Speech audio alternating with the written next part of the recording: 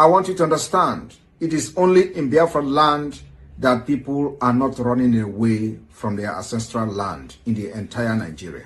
In Yoruba land, people are fleeing the ancestral land. In the northeast, northwest, middle belt, people are fleeing from the ancestral land. It is only in Biafra land, and the government of Biafra made it possible. But you know what?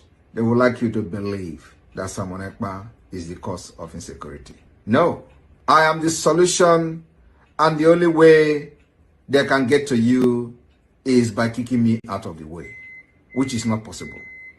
I have come. After I am done with Nigeria, Biafra will be free and enjoy freedom. Biafra will know the importance of freedom and what I'm doing today in 5 years to come. Thank you.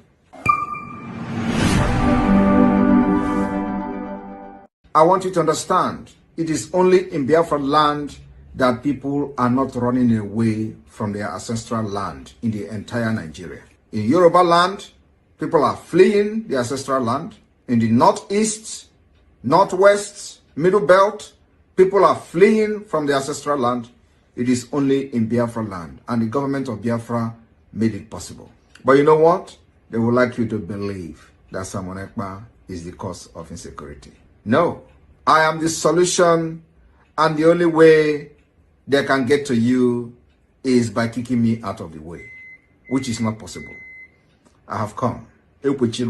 After I am done with Nigeria, Biafra will be free and enjoy freedom. Biafra will know the importance of freedom and what I'm doing today in 5 years to come. Thank you.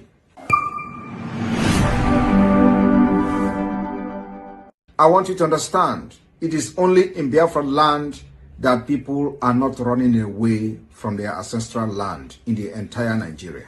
In Yoruba land, people are fleeing the ancestral land. In the northeast, northwest, middle belt, people are fleeing from the ancestral land. It is only in Biafra land, and the government of Biafra made it possible. But you know what? They would like you to believe that Simon Ekpa is the cause of insecurity. No, I am the solution, and the only way they can get to you is by kicking me out of the way, which is not possible. I have come. After I am done with Nigeria, Biafra will be free and enjoy freedom. Biafra will know the importance of freedom and what I'm doing today in 5 years to come. Thank you. I want you to understand, it is only in Biafra land that people are not running away from their ancestral land in the entire Nigeria. In Yoruba land, people are fleeing the ancestral land. In the northeast, northwest, middle belt, people are fleeing from the ancestral land. It is only in Biafra land, and the government of Biafra made it possible. But you know what? They would like you to believe that Simon Ekpa is the cause of insecurity. No, I am the solution, and the only way they can get to you is by kicking me out of the way, which is not possible. I have come. After I am done with Nigeria, Biafra will be free and enjoy freedom. Biafra will know the importance of freedom and what I'm doing today in 5 years to come. Thank you.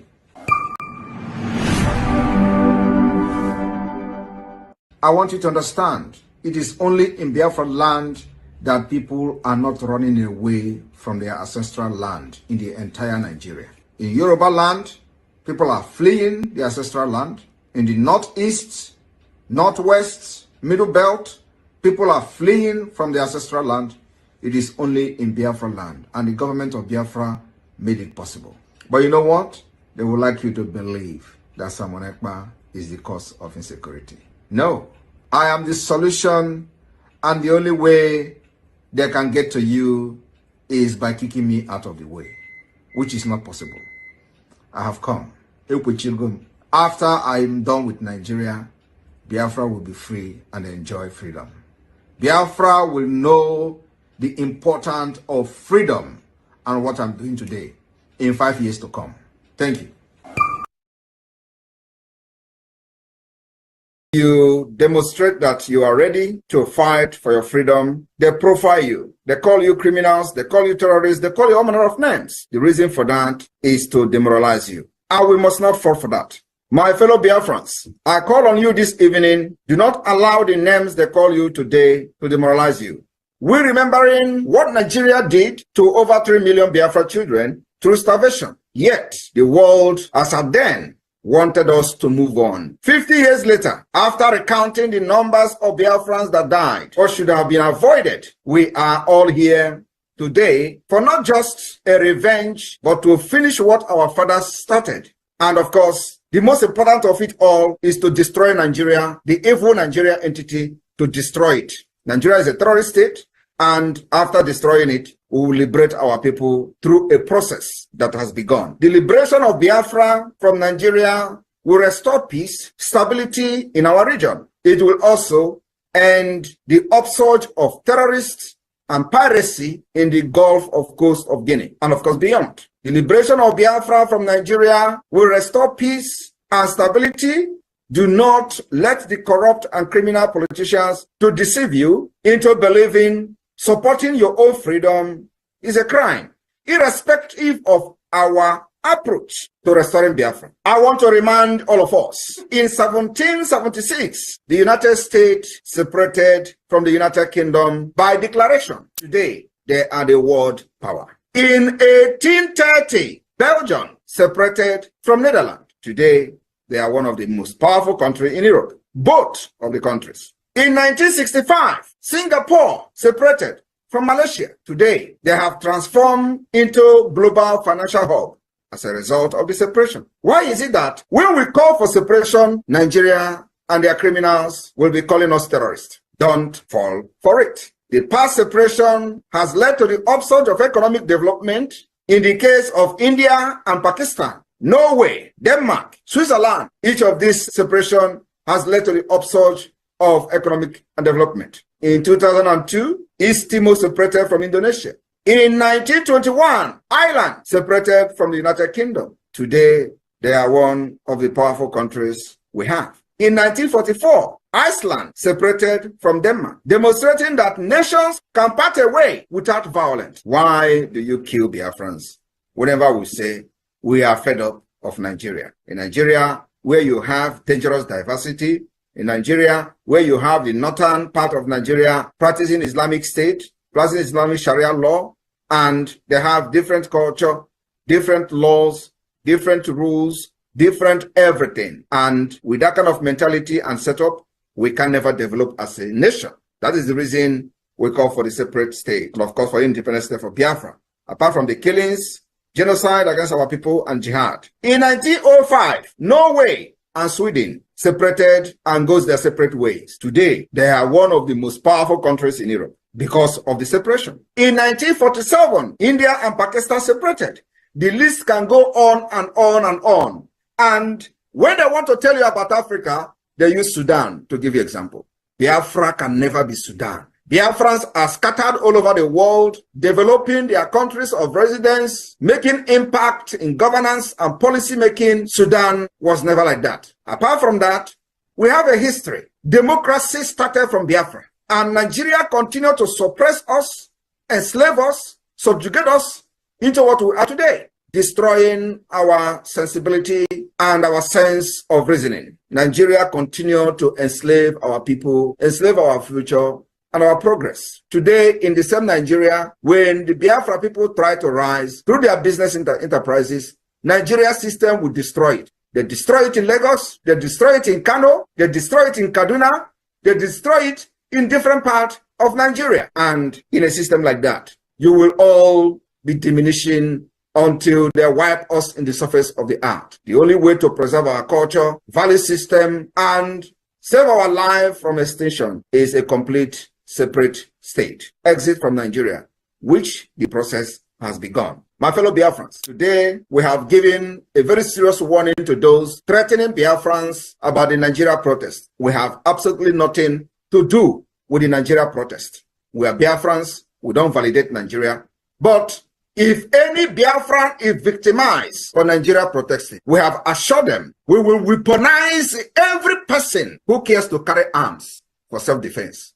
The weaponization of these protesters, any Biafran has been killed, will start from Lagos and Abuja. We will weaponize every protesters that cares to carry arms for self-defense. I rest my case. This is a warning to those threatening Biafrans as Nigeria are planning to protest. We have nothing to do with it. But once a Biafran is killed in the name of Nigeria protesting and target P2B into this protest, we will do wonders.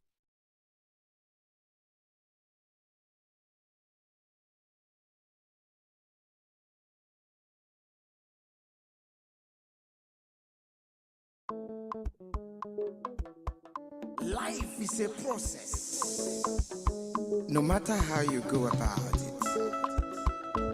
Masi Okechukwu-Nkere, Omalicha Nwoke, the Biafran Republic Government and Exile Finance Minister, is humbly campaigning for global Biafran financial support for the purpose of Finland Convention, Biafran Defense Forces, and redeclaration-related activities. I appreciate all Biafrans who have been supporting our liberation movement.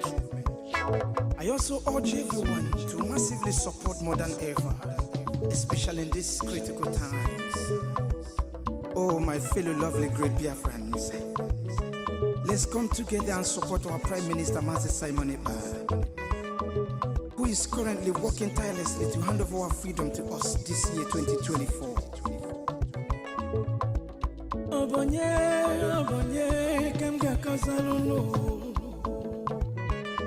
Freedom is coming, yeah, yeah. Yo, yo, yo, yo, yo. Masi Okechukwu-Nkere. Salute every Biafran especially. Yeah, yeah. Okechukwu kama. Okechukwu kaina yo no no no no no. Okechukwu kama. Onyamana gidi gidi bakulo wunu. Okechukwu kama. Welu ndidi chukwu kasebele. Okechukwu kama. Okechukwu kama. Si Okechukwu-Nkere nekelunu. Okechukwu kama. Okechukwu kaina yo no no. Okechukwu kama. Okechukwu kaina yo na nyasi. Okechukwu kama. There is no magic to progress and success in life. Life gives back what you give to it. It takes a man who believes in himself to create wealth. So keep working hard and never lose hope in what you believe in.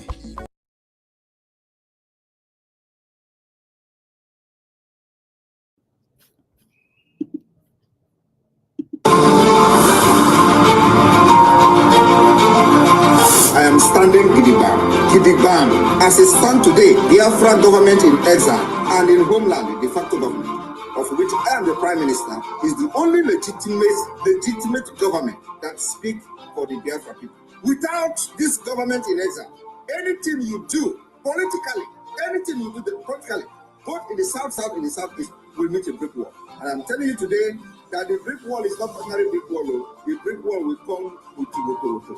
The more you go ahead in building in this false foundation, the more you provoke people of Biafra. The more you provoke us to do things that will shock the world. You see, today we are well armed. And this is not the time when you come to our land and do anyhow and go free.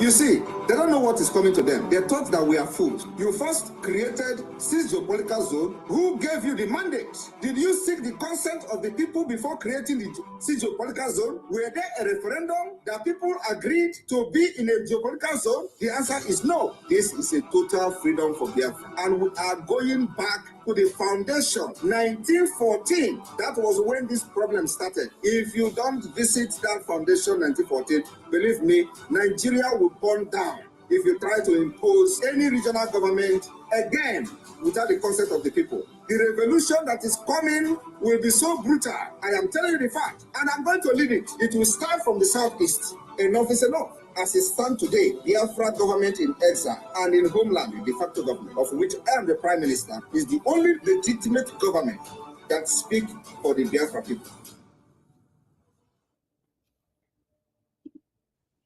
All right. Greetings to all Biafrans and lovers of freedom. Because of time constraints, we will go straight into the order of the day. I salute all of you listening to us from all over the world. Let me start by congratulating the Biafran people and saying a very big thank you to all of them, most especially Biafrans in the homeland, who are paying the price of this very freedom in the hands of the terrorists of one Nigeria. Yes, if there's any sacrifice that you have done, is being the one paying the price for the freedom of which we are all fighting for from all over the globe. A very big thank you to all of you again that are back home, who have continued to observe the sit at home, the voluntary sit at home, which you all have made it to be mandatory.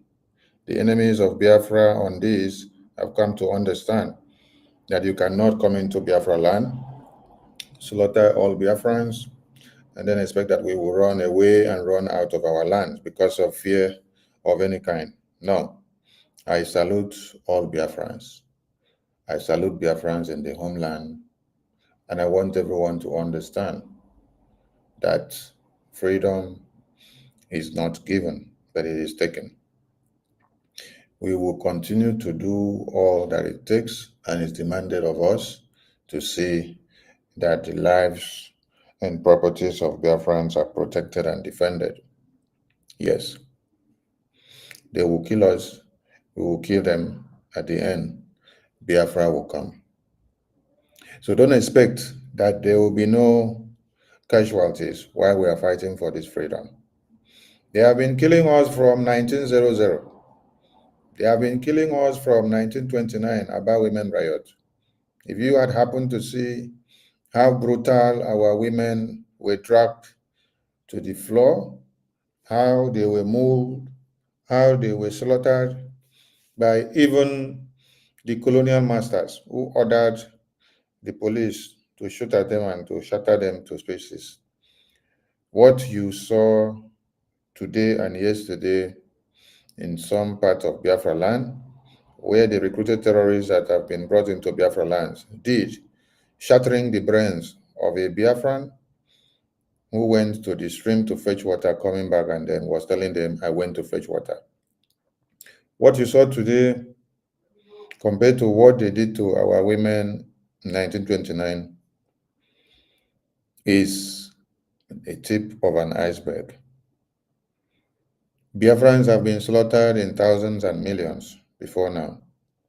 It is only this time that the Biafran people have fought and come to a crossroad, have fought and come to a point of no return. They have fought and then set up a government and then stood their ground and say enough is enough, no matter what happens. Even if you kill us, we will continue to fight. We will continue to fight. We will continue to defend our land. We will continue to stand in to see that the restoration of the independence United States of Biafra, which we declared in 2024, is not scrapped overnight. So I sympathize and condole with the Biafrans that have been massacred and slaughtered in one way or another in the homeland because of the cause of this liberation. These are prices that Biafrans pay on daily basis because of this Biafra liberation. That is why I get angry when I see people trying to destroy everything that Biafrans like this have suffered for. The Biafran that was shot to the head and the brain cells shattered to the ground said, I went to fetch water. And then the terrorists that have been recruited to massacre them were asking, where is Papa Biafra?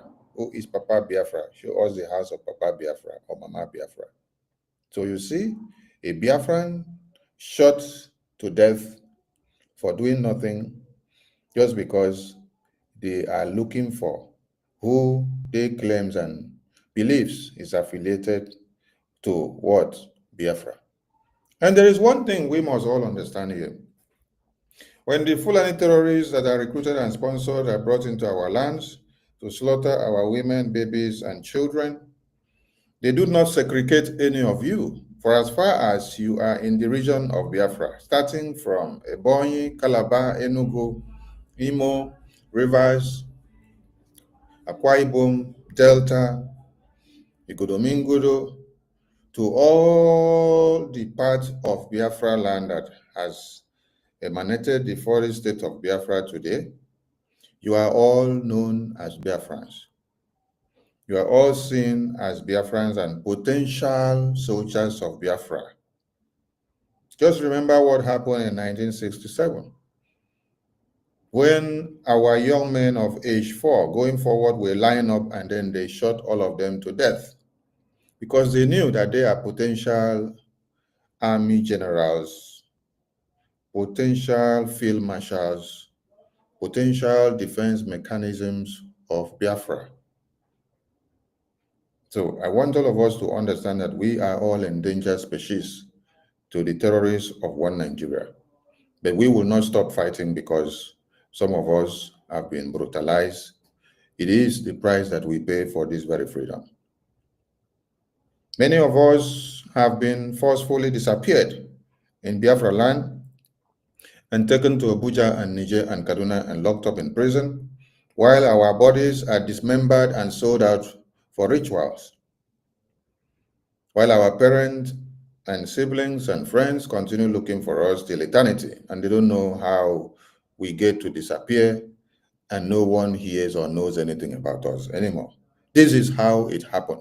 The same way you saw that those brothers of ours and sisters were slaughtered in broad daylight is the way they would have just picked them and put them inside the van, zoom off, transfer them to wherever they want to transfer them to, then excavate their organs, sell them to whatever price they want, use the race for whatever rituals that they want to do. There are thousands and many more prices that Biafrans are paying on a daily basis in the homeland because of this freedom. Are we talking about the Biafra Defense Forces who have been in the bushes right from when ESN was constituted? No. They have paid humongous prices for this very freedom. And they continue to pay on a daily basis. Because being in the bush, where others are in comfort zone, relaxing in their bed, caressing and taking a peck from their concubines and sugar mummies and wives and husbands and friends and girlfriends, but they have relinquished all that, and they are in the far bushes. To do what? To defend motherland.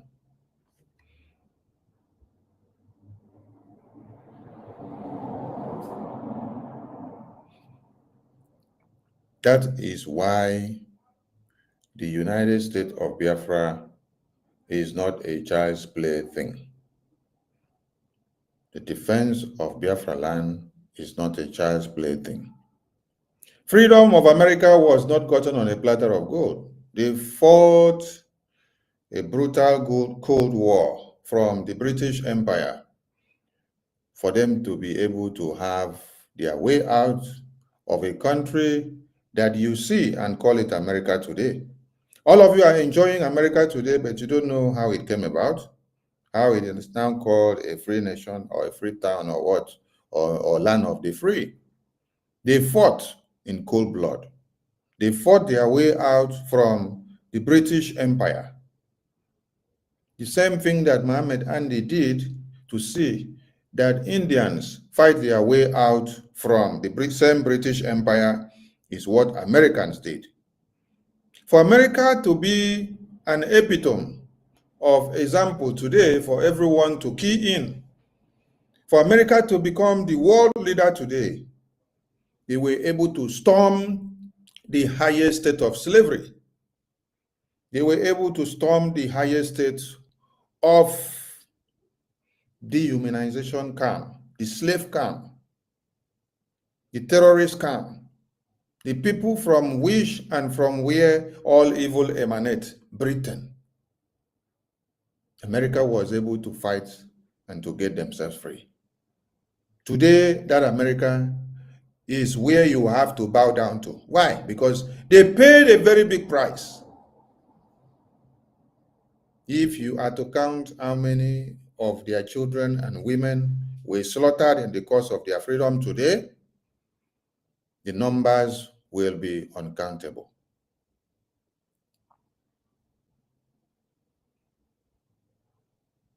Finland paid more than the prices we are paying today for their freedom.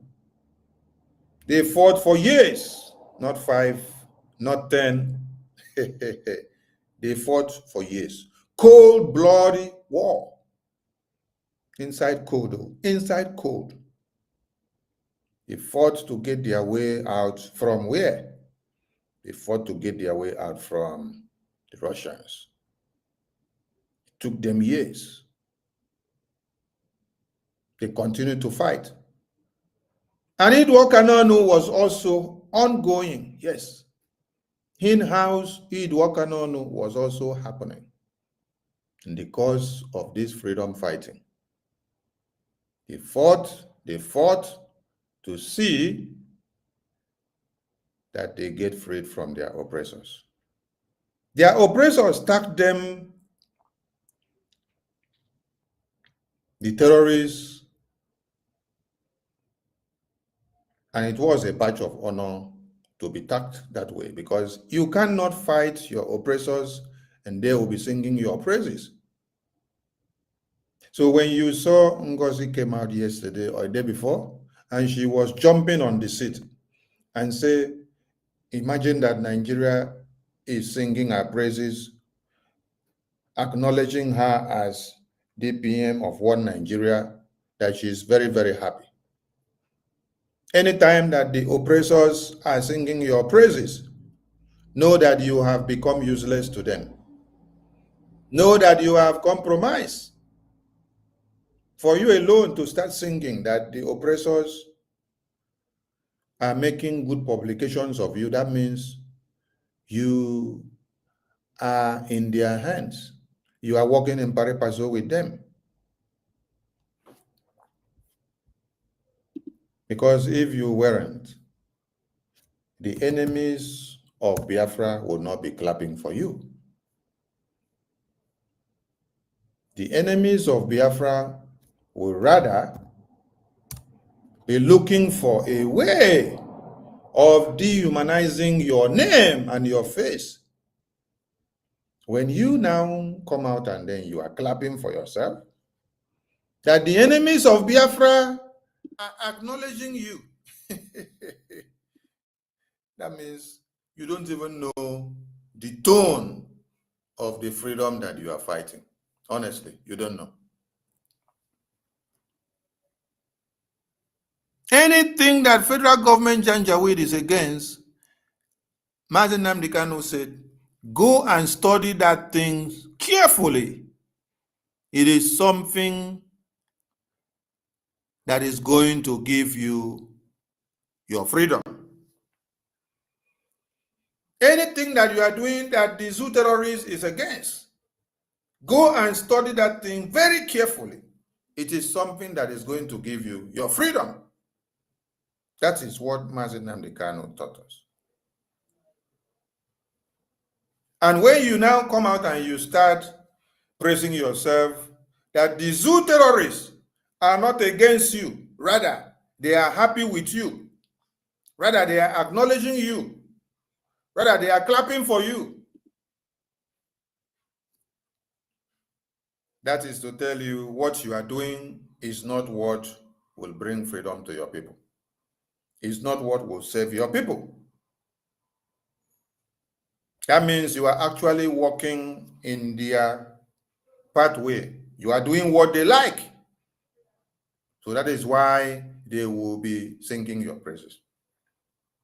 And it goes on to say again, pay a zoo terrorist journalist and they will write and sing the praises of Satan.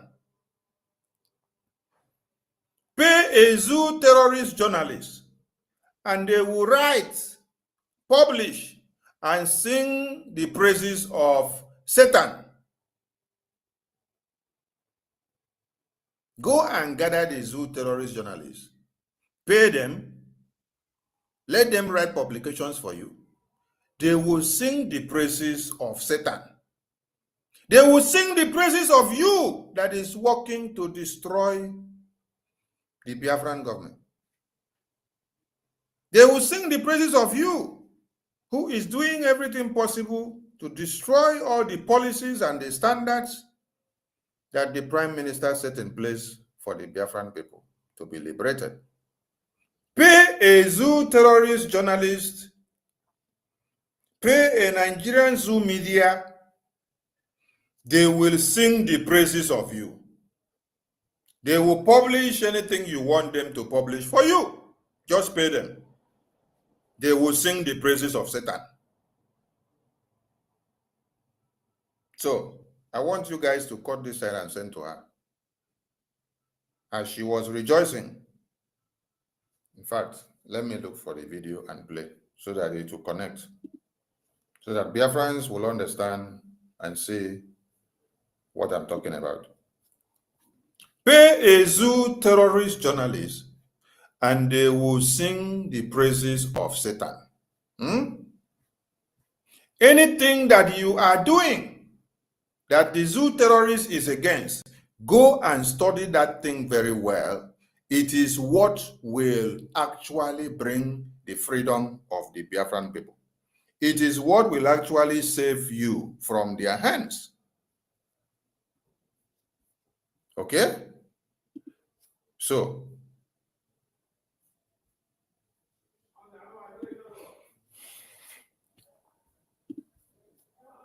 also happy.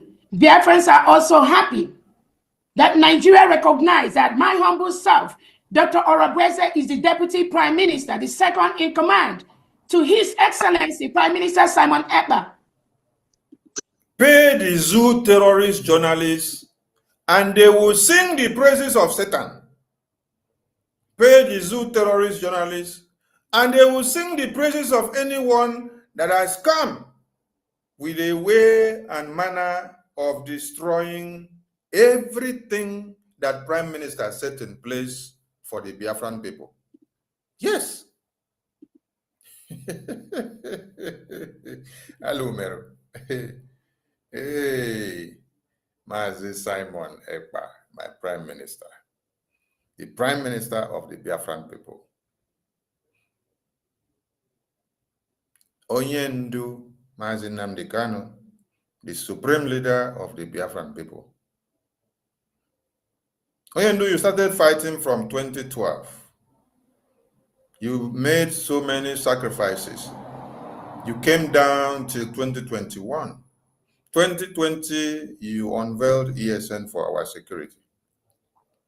The plan for the unveiling of the ESN has been in the pipeline for a long time. Any time that you had wanted to bring it up, they quenched the fire. Anytime you had wanted to bring it up, they quenched the fire. And then it finally happened. Today, Ejiofor had gone to eliminate that man that happened to be the godfather of the foundation of ESN. What's the name again of that man? You see the Obo. Please, someone that remembers the name should remind me the name of that man. And today, all of you have been watching that. I can't call it very well. I think Ubochi, something like Ubochi. God bless you. God bless you. It's Ubochi. Yes, God bless you. It's Ubochi. Thank you so much. It's Ubochi. You're right. Today, all of you can remember that all these men that you see today in the Biafra Liberation Army, their mandate is to liberate Biafra land, defend it with the defense mechanism that Biafrans are giving to them to defend Biafra land against the terrorist assailant. that are coming to cut heads of women and children on a daily basis. They have been there since 2020, metamorphosing into the Liberation Army, which Biafran people unveiled. Biafran people unveiled the Biafra Liberation Army. And I don't want you guys to be taking it that it is Prime Minister that unveiled it. No. So that you don't use it against him. It is the Biafran people that unveiled the Liberation Army. As the name implies, Liberation Army. To liberate their people. To defend themselves against the assailants that have cut off heads of babies and children and destroyed brain cells of people within the past 3 days, which you all saw the evidences all over the media. My Prime Minister did not single-handedly do it. So don't go and tack it on his head. Put it the way it is. The Biafran people have to give you a mandate and say, we trust you. Stand in and speak for us before you can speak. All these men have sacrificed so much. I listened to some non-entities from left, right, center, castigating these people, giving them bad names today, including NGOZI here, calling these hallowed men and women who have been dying in the bushes to defend Biafra. She calls them online commanders, criminals, saboteurs. And yet, Prime Minister said, in as much as you people have caused so much damages, vacate the media. Leave whatever you're doing. Stop it. Stop causing more chaos because it is weakening our resolve. The enemies are capitalizing on your diversion and your division and your personal hatred and interest against each other to do what? To divide us and to come in to destroy our liberation. If a man that is in detention answering questions for this same Biafra, which the two of them have sacrificed their lives, and the other men and women are in the bushes who have sacrificed their lives, they are now telling you what to do.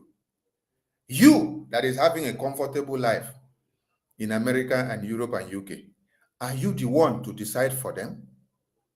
Or they are the ones in the bushes, they are the ones which their legs are inside the millipede pit.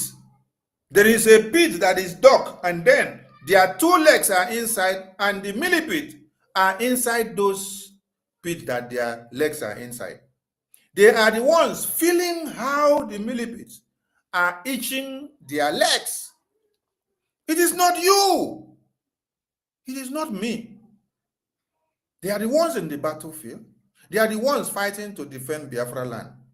They are the ones that knows the secrecy of the terrain. When Okokondem was giving broadcasts in 67 to 70s, telling you that the Biafran army under Ojukwu, that they have taken over the terrorists of one Nigeria who came into Biafra land. Was it the Ojukwu that was not in the battlefield that knew what the Biafran army was doing in the battlefield? Okokondem was giving you the message based on situational report. Gowon got shocked and said, hey, Ojukwu's boys have finished my men. Even when Ojukwu's boy, according to Gowon, took down 500, Okokondem will tell you that it is 1,500 that have gone down. And then Gowon got mad. How was it able for the Biafran army under Ojukwu and Philip Effiong to take down the Zoo terrorist army? The secrecy is built in their terrain. Terrain. You don't come into my terrain, which I master from January to December, and then you defeat me in battle. No. I opened the front for you to enter. And as I open the front for you to enter, your flanks are open up. I'm the one that determines when to release the first bullet, because it is where I release the first bullet that I am going to send you signal to. That is where I have laid ambush to you. As I send you one grenade to one place, you will run down to that place. Do you now know my terrain? You don't know. I know my terrain. You are a visitor. You're coming in. So I understand my terrain more than you. At the end of the day, as you come in, I put you where you should go. You fall for it. I will release my next target. That is how Ojuku's boys consume the terrorists of one Nigeria. And it is what Butuzor's boys and men and women are using to destroy the terrorists of one Nigeria. So when Butuzor is telling you, I know the terrain that we have been fighting, I don't need any distractions now. Even the prime minister that has been with them for years, he's advising all of you and say, there is no new pattern or decentralization or dissolution.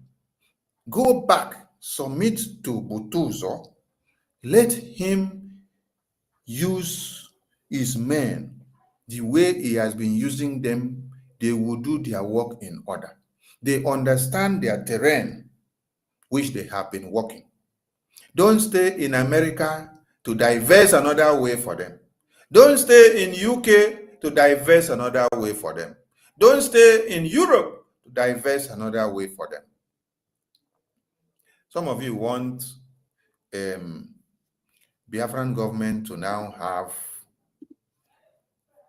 two factions of government, where you will now say, oh, NGOZI's government is USB. Then you now say, Prime Minister's government is Brgie. Then you say, I am making my contributions here. I'm making my contributions here. Yet, you want to now go and submit the same different contributions to one commander of the armed forces. Are you not stupid? Is it that this envy, jealousy, backstabbing that has entered your blood from time immemorial cannot allow you to bring yourselves down and then listen to simple instructions? You say you love Biafrans in the homeland, but yet you cannot obey the instruction that Prime Minister gives you, which will favor the Biafran people. All your love is for NGOZI, not for the Biafrans in the homeland. Because if you love Biafrans in the homeland, you will listen to the instruction that Prime Minister gave. Prime Minister told you that every Biafran should fall back to BRGIE and give all their support to the Chief of Defense Staff, General Igwe Butuzor. And you should all come back in one fold. There is nothing like this one know how to do best, or this one sabi pass this one, or this one should go through this side. No, he said, fall back to BRGIE. The instruction was very clear.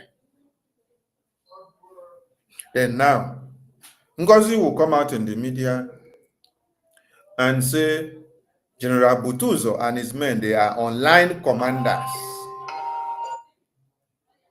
They are online commanders. Excuse me.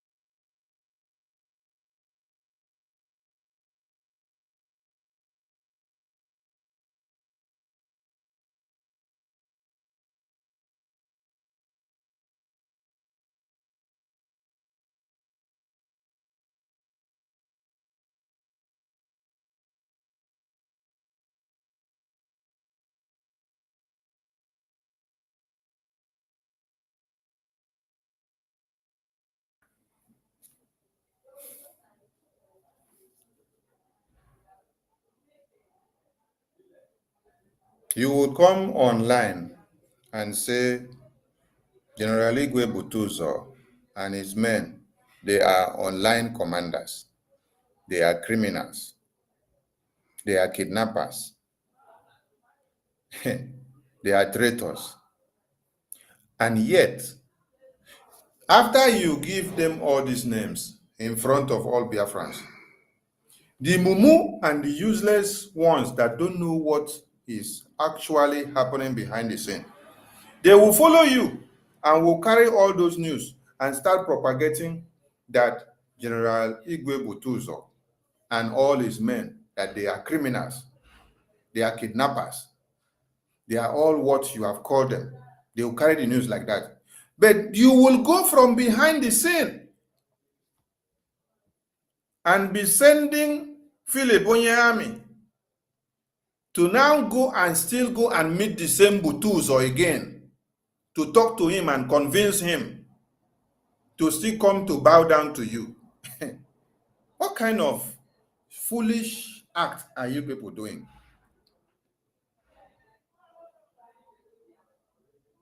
Adarama came out after she got a message that the money that you people are doing donation is not actually going to the Chief of Defense Staff, General Igwe Butuzor, which is the way it is supposed to go through there. They will know how they do their work.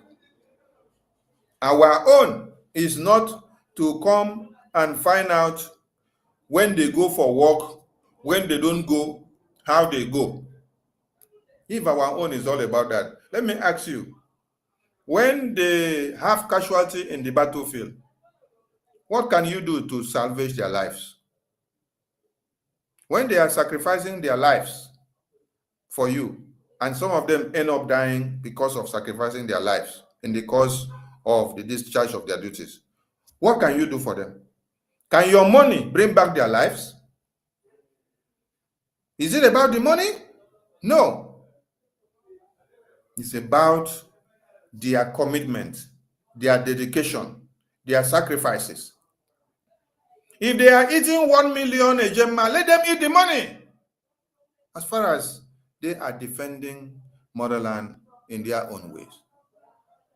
Oh, it is now that Prime Minister was called up for interrogation. It is now all of you are now coming out to say that General Igwe Butuzor and his men have not been doing anything. You have not been seeing anything that they have been doing since the Biafra Liberation Army was unveiled. You did not see anything. Since Biafra Resistance Fighters was unveiled, you did not see anything. Hey, hello, Mero. When I listened to Onyami was telling General Igwe Butuzor that the money that people are donating and sending to them, that they are not doing anything. They are not seeing what they are doing. And I laugh. I say, imagine. Invariably, you are telling me that Prime Minister was never doing anything. The Prime Minister was never achieving anything. The Prime Minister never did anything. You didn't see anything as evidence to see, to show.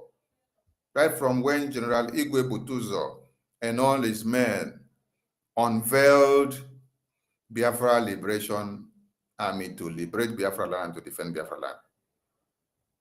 Till this day, what Onye Army with NGOZI are making people to see and know is that the Biafra Liberation Army, whose work has been to defend and liberate Biafra land, that they have not been doing anything. They have not been defending Biafra land, but it is through their work that they have been doing that that spark the outrage from Federal Capital Territory, from Musa Table, which Musa was summoned in National Assembly of Nigeria to come and tell them what they are doing with Nigeria money of their defense. Because Nigeria were kind of, how can Biafra government, with the little money that Biafrans are contributing, be able to defeat Nigerian terrorist army and their foot soldiers and their Islamic jihadist terrorists who are coming into Biafra land to kill Biafrans on a daily basis. Musa was confessing with his mouth that when they come to kill Biafrans, the vegetation that they see, the forest, the BB trees, obscures them from doing what? From getting direct hit on the Biafran people to kill them in their homes and in the forest that they find themselves. So if General Igwe Butuzor and the entire Liberation Army, whose work is to defend Biafra land and to fight, to defend our women and children from being slaughtered on a daily basis, if they were not doing something, if there were no result, if they were handicapped, if they were just waiting for us to do liberation funding and then we send it out and then they don't do anything, you don't see anything coming out, will all of you that were convinced of what Brgie had achieved, will all of you started coming out to come and join hands? Onyami, were you with us from 2021 when Onyendu was kidnapped? No. NGOZI or Rabese, were you with us from 2021 when Onyendu was kidnapped? No. We'll go 247. Were you with us when Onyendu was kidnapped in 2021? No. Many of you got convinced of what we were doing and how the men that are sacrificing their lives in the bushes on daily basis, you got convinced after you saw the good work that they were doing, how they were pushing the terrorists and decimating them in Yamufu, how they were pushing the terrorists and decimating them in Osu, how they were hitting the terrorists and working on them in Iyala and Oli, in Idemili, in Izombe, and every part of Biafra land. You all saw how they were doing it, that Hope Jesus Odima could not sleep in Imo State. All of you saw what General Igwe Butuzor and his entire men were doing on a daily basis. You all saw their good works. That is why you were able to be convinced to now come out and then decide to join to bring your support. All of you, many of you were in DOS before. It took you time to see the conviction. You were still donating money to give IPOB DOS, and they were using it to scam you and deceive you and say ESN, when ESN was already dissolved. You were still being deceived, and you still went on donating money for DOS. Until when you saw the good work, the way and manner that General Butuzor and his men were defending motherland, decimating the terrorists, and the terrorists were crying on a daily basis. Musa was crying from left, right, center, from one television to another, from one TV to another. Musa was crying everywhere. You all saw all these convictions and evidences of good work before you all decided to come and support Brgie under Prime Minister. Today, you are all opening your mouth to say, NGOZI is opening her mouth. Onye Army is opening his mouth. The rest of them are opening their mouth to say that they don't see the work that Biafra Liberation Army under General Igwe Butuzor are doing to liberate and to defend Biafra land. I laugh. We'll go to 247. Someone sent me your video today where you spend hours deceiving people and turning their brains upside down for those that do not have sense. Telling them that there is nothing to show for that the Biafra Liberation Army have been doing. It's not only you that have been doing this. Remedios have been doing it. Adarama have been doing it. And the rest of them that do not know much about the Biafra Liberation all this while and the Biafran government, they just follow suit to be picking the nonsense from some of you, which they had thought you people know best, not to destroy what we have worked for to this time. I heard you saying from the video somebody sent to me today that you are calling on Sonny to come to a debate, to come and debunk what you're saying. I am open for anybody that wants to come and argue 1 or 2 points as far as the Biafran government is concerned. You said you want to come and tell more lies so that I will come and debunk it. You can come. My space is open anytime when I am on. I don't block people like you who have decided to be working to destroy what we are doing. No. You can come in anytime. When you are coming, come with all your proofs of what you're saying. Because today you are the one that was playing the voice of Butuzor. I don't know if you even played that of Onyami. I don't know if you played that of Okechukwu Nkere. I don't even know. And you were telling people that Okechukwu Nkere told Biafra Liberation Army not to go and defend motherland, that they should allow people to die. Because we want everybody to follow Okechukwu Nkere. See? Those that do not know anything will listen to you and then they will believe you. And when you were playing one other lie that you were telling your people, you told them that Okechukwu Nkere was crying that the burden of this Biafra liberation on his head is too much. And then they are now telling him, bring this burden down so that another person will carry it. He now refuses because he is a billionaire and now he is using it to destroy Biafran people. Another lie I see heard from there is that Prime Minister on several meetings called Okechukwu Nkere to come and give account. Okechukwu Nkere will say he is driving. Okechukwu Nkere will say there is no money in the account. There is no account to make. That Okechukwu Nkere was running away from giving account. If any of you can swear with Ofo of Biafra land when you are talking, it would have been best. And then when you swear, you say, if what I am saying, that Prime Minister has summoned Okechukwu Nkere to come in a cabinet meeting to give account or accountability of the Biafran government, and then he refuses, he runs away, you carry the Ofo or you carry salt, or you carry alligator pepper, or you carry bitter cola, then you swear with it and say, if all these lies that you are lying are lies, the end of your progress in life will start that moment. Miserable will be your life.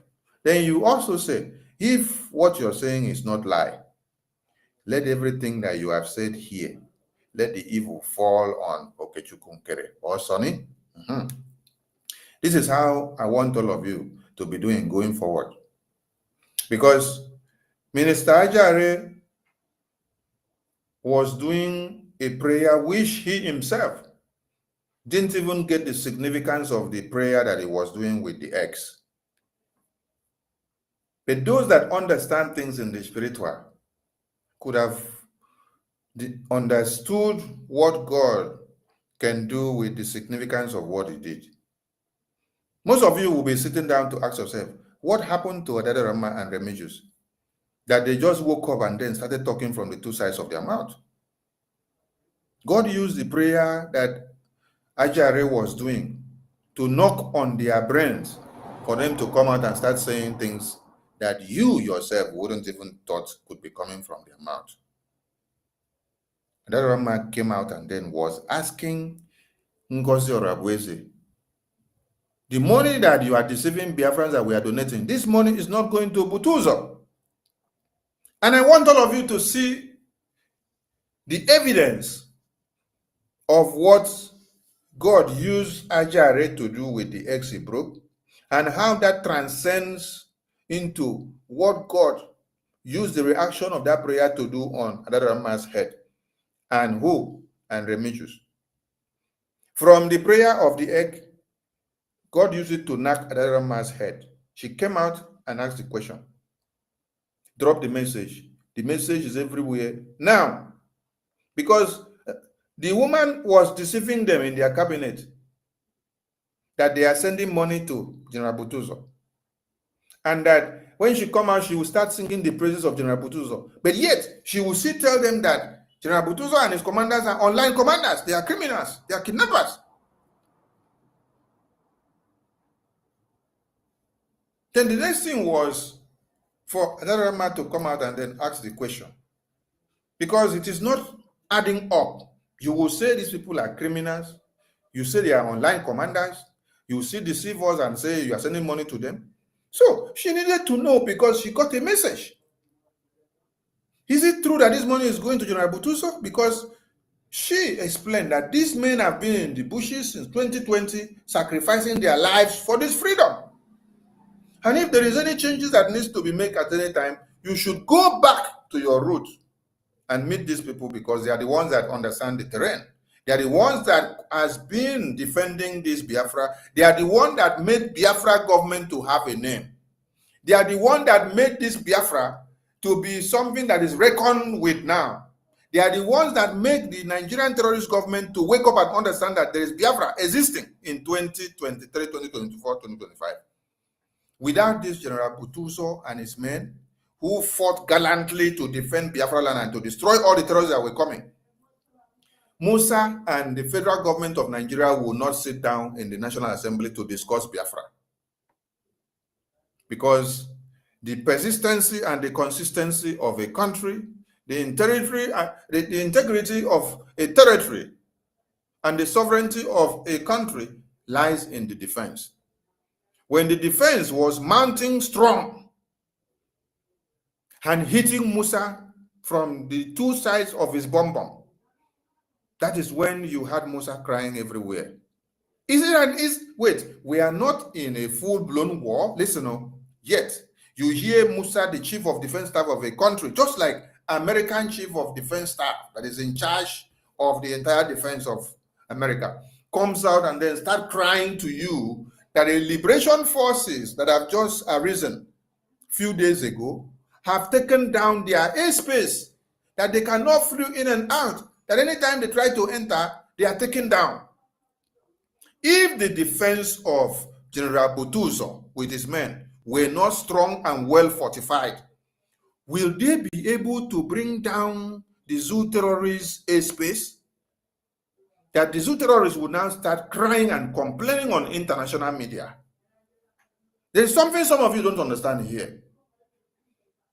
It's not an easy thing to take over the airspace from existing country that has sovereignty for over 60 years. While you, a liberation force that just came into be from 2023 October, then you are not even up to a year. You were not up to a year of 2024. You were not up to October 2024 when Musa started crying and surrendering to you. And there's something some of you should understand here. Because Musa could not get down to the red zone to get hold of General Igwe Butuzor and his men, he had to be shouting Simon Ekpa, Simon Ekpa. Simon Ekpa is in Finland. General Igwe Butuzor and General Gentle and General Oligos that you see, all of them are in the Biafra land battlefield. That is where you need to go and settle the scores. As I speak now, I'm not in the battlefield. The people that are in the battlefield are the ones that are giving you the hot stomach. That is where you should go. So when some of you are making noise in the media, oh, they have taken prime minister, oh, this is Finland, this, Finland, that. I see some of you as buncoms, honestly. I see some of you as non-entities. I see some of you as idiots. Idiots are people that do not care about what happens around and what goes around. If God had given us prime minister to align the defense mechanism for the Biafran people, and then we have a chief of defense staff who is there in the homeland. Who is there in the homeland? It's not a chief of defense staff that is in abroad, so that the country where he is domiciled will now say they want to deport him or repatriate him or kidnap him or send him over to Nigeria. No, he is there in the homeland, ready to fight and defend motherland. They are gallantly waiting. Just give them what they need to defend and liberate motherland. That is what they are asking you. If God had given us prime minister to set up a template for us, a template of us moving from a mere organization into a legal entity of a government, where we now conduct a referendum, the Biafran people unanimously came together and did it, and the results are there. We now gathered in a democratic way to do what? To cast our declaration. We rectified it. We adopted it. 517 delegates made the declaration of the restoration of the independence United States of Biafra on the mandate of the people unanimously. And then, before then, our liberation wing in the homeland is already waxing strong. And they were doing wonders.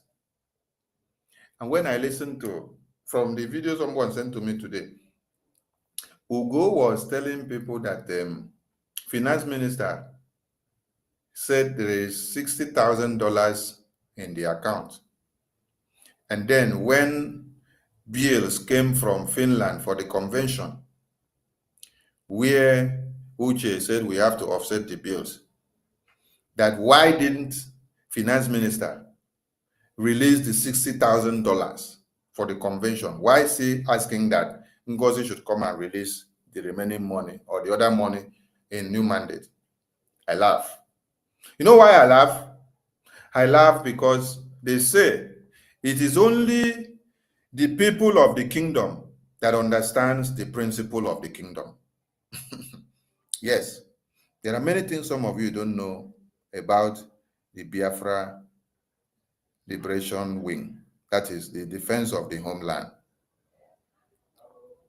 If all the contributions that everybody made for the convention, the ticket, the hotel, the accommodation, the feeding, and the event ticket, and the ID card and every other thing, every money of this sort were all paid into New Dimension account.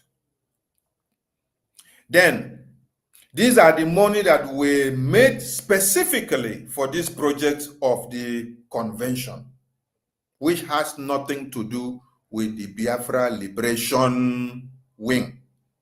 Listen to me, Biafra Liberation Wing. PM adopted and endorsed that new dimension for the payment of those funds that has to do with the convention, with the payment of those funds that had to do with the ticket, with the payment of those funds that had to do with the ID card, with the hotels, with other things that people bought and paid their money, so that it will be well accounted for, so that it will not mix up with the Biafra Liberation fundraising that you are doing on a daily basis. The Biafra Liberation fundraising account is quite different, which are the two websites of the IPOBinUSA.org and the Biafran Gov website. These are the specific two places that the liberation fundraising that we do every Saturday goes to, because that is specifically to the homeland liberation. So that we will not run short and out of anything and then say, oh, the money that was for fundraising of liberation Oh, we took it to go and use it for convention. And then while we are in convention, we now need that money in the liberation in the homeland for logistics. That's why I said it is only the people of the kingdom that understands the principle of the kingdom. The money that you said will go 247 that you used to deceive your gullible followers today, who knows nothing about the Biafran government and the way it was structured and the way it has been running, especially in the liberation wing, that liberation fundraising that we do is a separate entity. The money that was meant for the convention were all in the New Dimension account, which NGOZI was the one in charge. When we called for that meeting, which Uche brought that bills, the first one that we brought, what happened?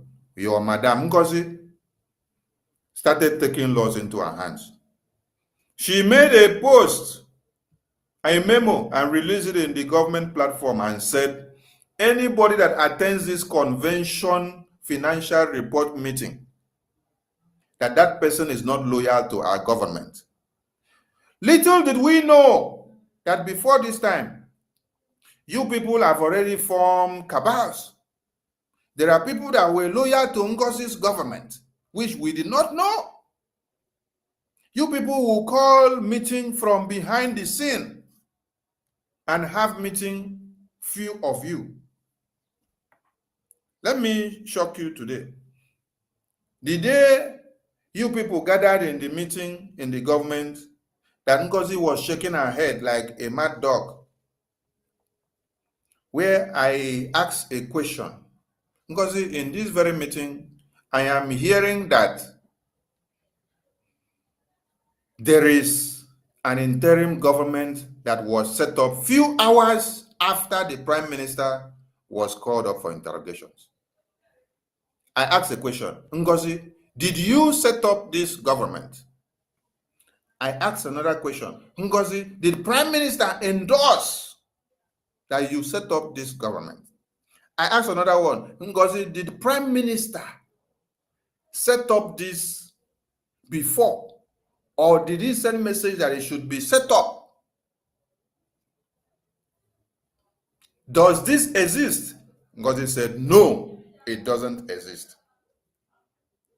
And then all of you that were part of that new interim government she has set up, you all knew yourselves. I asked the question again. Then I said, anybody that is in this group, please indicate. Everybody kept quiet. And then I laid a course. I casted a course in that meeting and said, any of you that is in this group that you have set up against this existing Brgie government, the God of Biafra will expose all of you. It will not be too long. It shall not be well with you. After I laid this course, NGOZI now opened mouth and said, let me explain. Let me explain. Let me explain. I want you people, you guys are very good at doing what? Bringing out the video and the recording of the private meeting. Go and bring out the video of this meeting. I will tell you the date. Let me finish talking so that you know the right one to go and bring. And when you are bringing it, bring it from the very beginning. Don't go and cut part of it like you did in the meeting of PM, which I asked PM question that has helped all of you today. When you are bringing the meeting recording, bring the full meeting recording from beginning to the end so that everybody will hear how evil some of you are. NGOZI now took mic. Let me explain. After I have laid the course, let me explain. After PM was called up, I thought it wise to myself, that it would be best I set up this group. I called this person into the group. I called this person into the group because this person is serving this purpose. This person is serving in this department because this person is serving in this department because this person is serving in this man. The next thing I asked, NGOZI, okay, fine and good, you set up this group. Now, since you set this up, it's been many days now. Have you cared to inform the entire cabinet that you have done something like this so that everybody will now vote and adopt it? Ngozi did not answer. Okay, Ngozi, before I asked this question, you denied. Why did you lie before that it doesn't exist? And why are you now accepting now? That is when Ngozi got angry that Sonny is asking too many questions.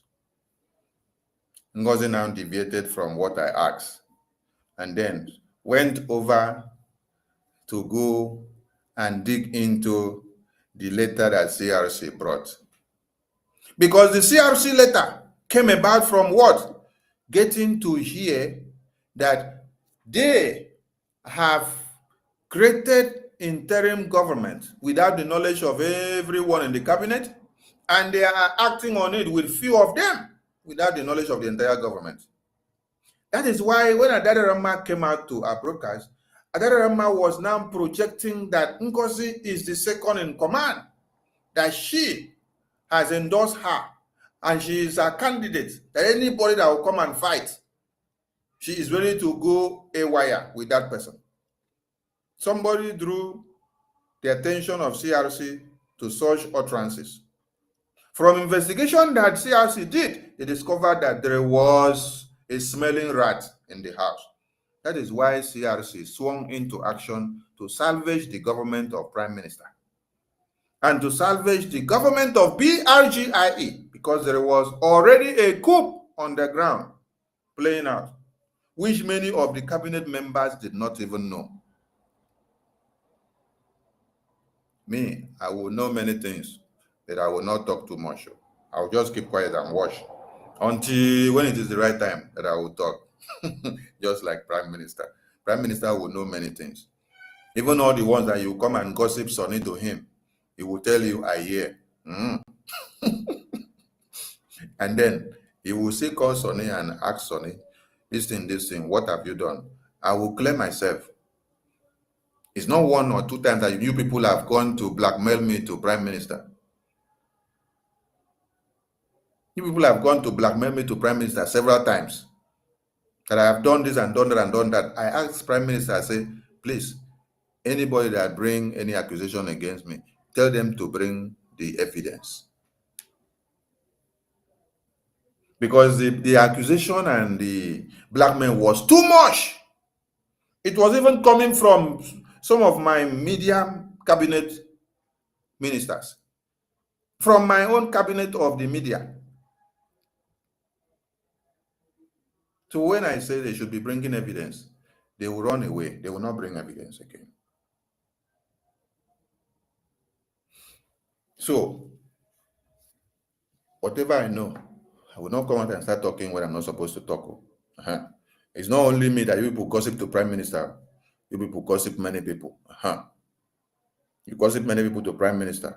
And it's only those that can defend themselves with proofs before Prime Minister that will not stand a chance of seeing the wrong side or being seen as the enemy. When you're able to defend yourself because your hands are clean, you come out clean. So, little did we know that Ngozi and our group have already set up interim government, few hours without the notion of the government. So when I raised the issue, they all denied, and then I laid a course. At the end of the day, they started talking. Then they saw that I am trying to open more kind of worms. They now ran to the letter of the CRC. The same letter which Uche told the CRC minister, when CRC minister called him and said, this is what the Biafran people have brought to the notice, and we have done some investigation.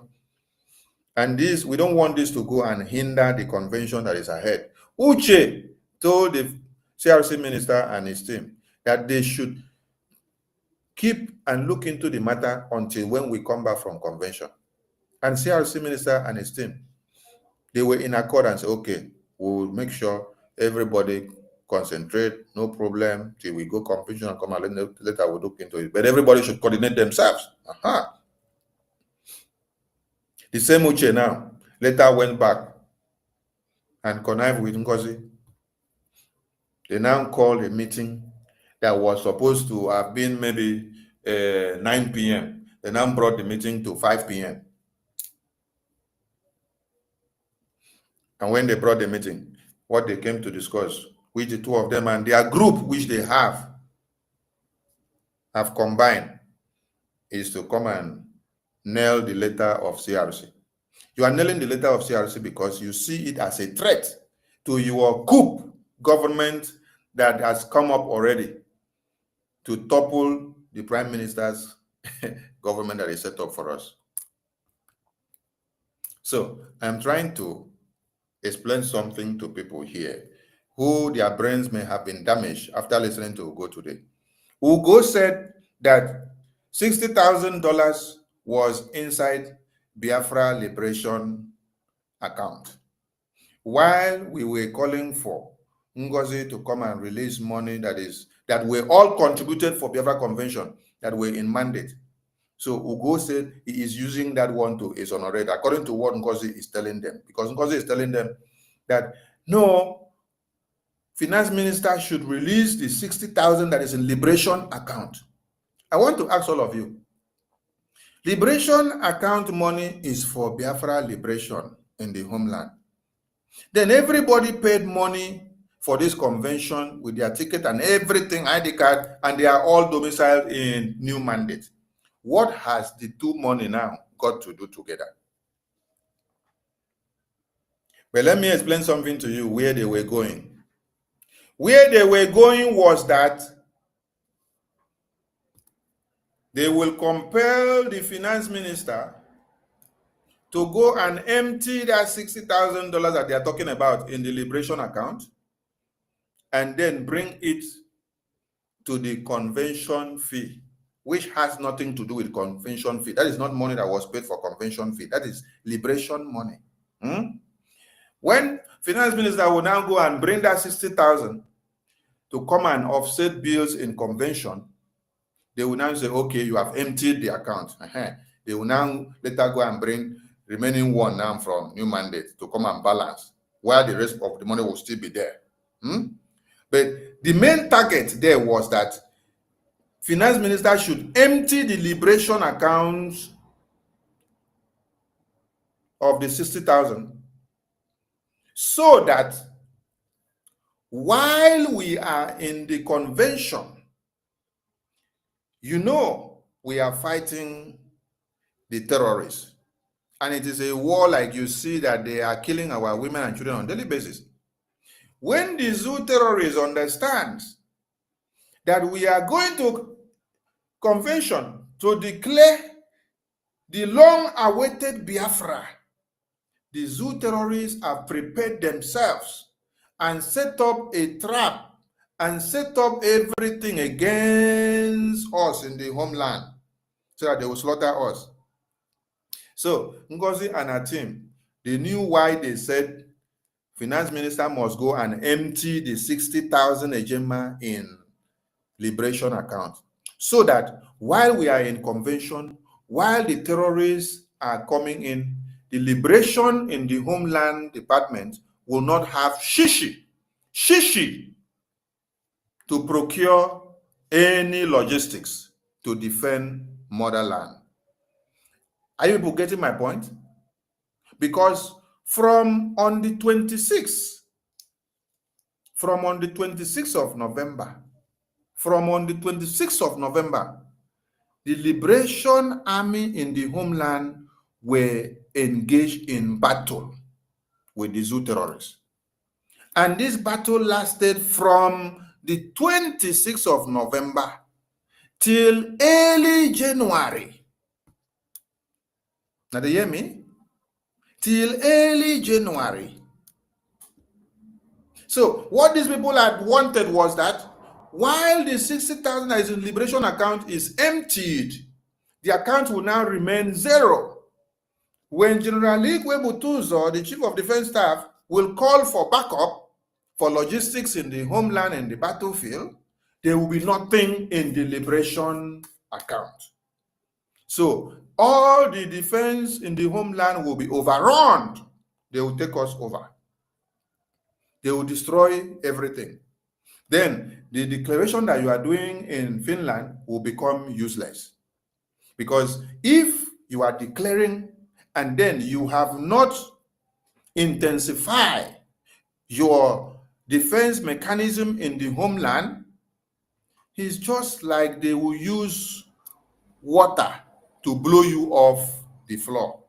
When they blow you off, the declaration becomes useless there. Because somebody will be telling you, oh, your liberation army has been taken off already, and you are here shouting, I declare Biafra. Can you see where they were going? Yes, this is where they were going. That is why after the convention, and before the convention, let me tell you people something. Before the convention, do you people remember that Prime Minister was singing that there is going to be sit-at-home declaration on the second day of the declaration? Aha. Now, I made a flyer, and many flyers were coming out to this effect.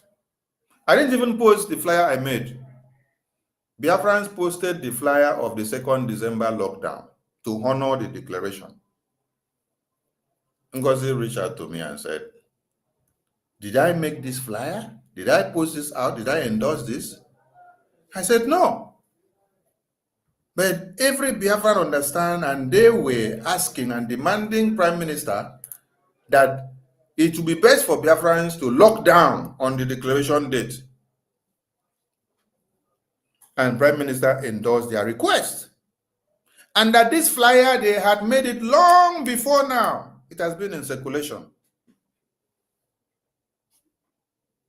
Do you know what NGOZI told me? NGOZI said, there is a change of government. NGOZI said there is a change of government. This is few days to the convention. There I understood that these people have already started playing Kiriwawa in the government. I said there is a change of government? I then asked a question, so has your new government scrapped the sit-at-home lockdown? She refused to answer. She refused to answer. The next thing she said was, will it be possible that I cancel it? Oh my God. Hey. I did not answer anything because I'm not the one that brought about the sit-at-home. It is Biafran people that brought about the sit-at-home.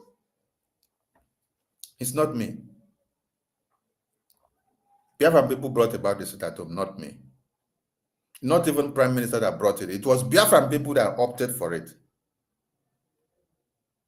That is why Biafrans prepared themselves on that second to sit at home and honor and do all manners of miracles, shoot, knock out, and shoot Ogbunigwe, and shoot everything that, shoot Kabai, shoot everything they wanted to shoot, even the gun salute that they wanted to do. But these people had turned everything upside down.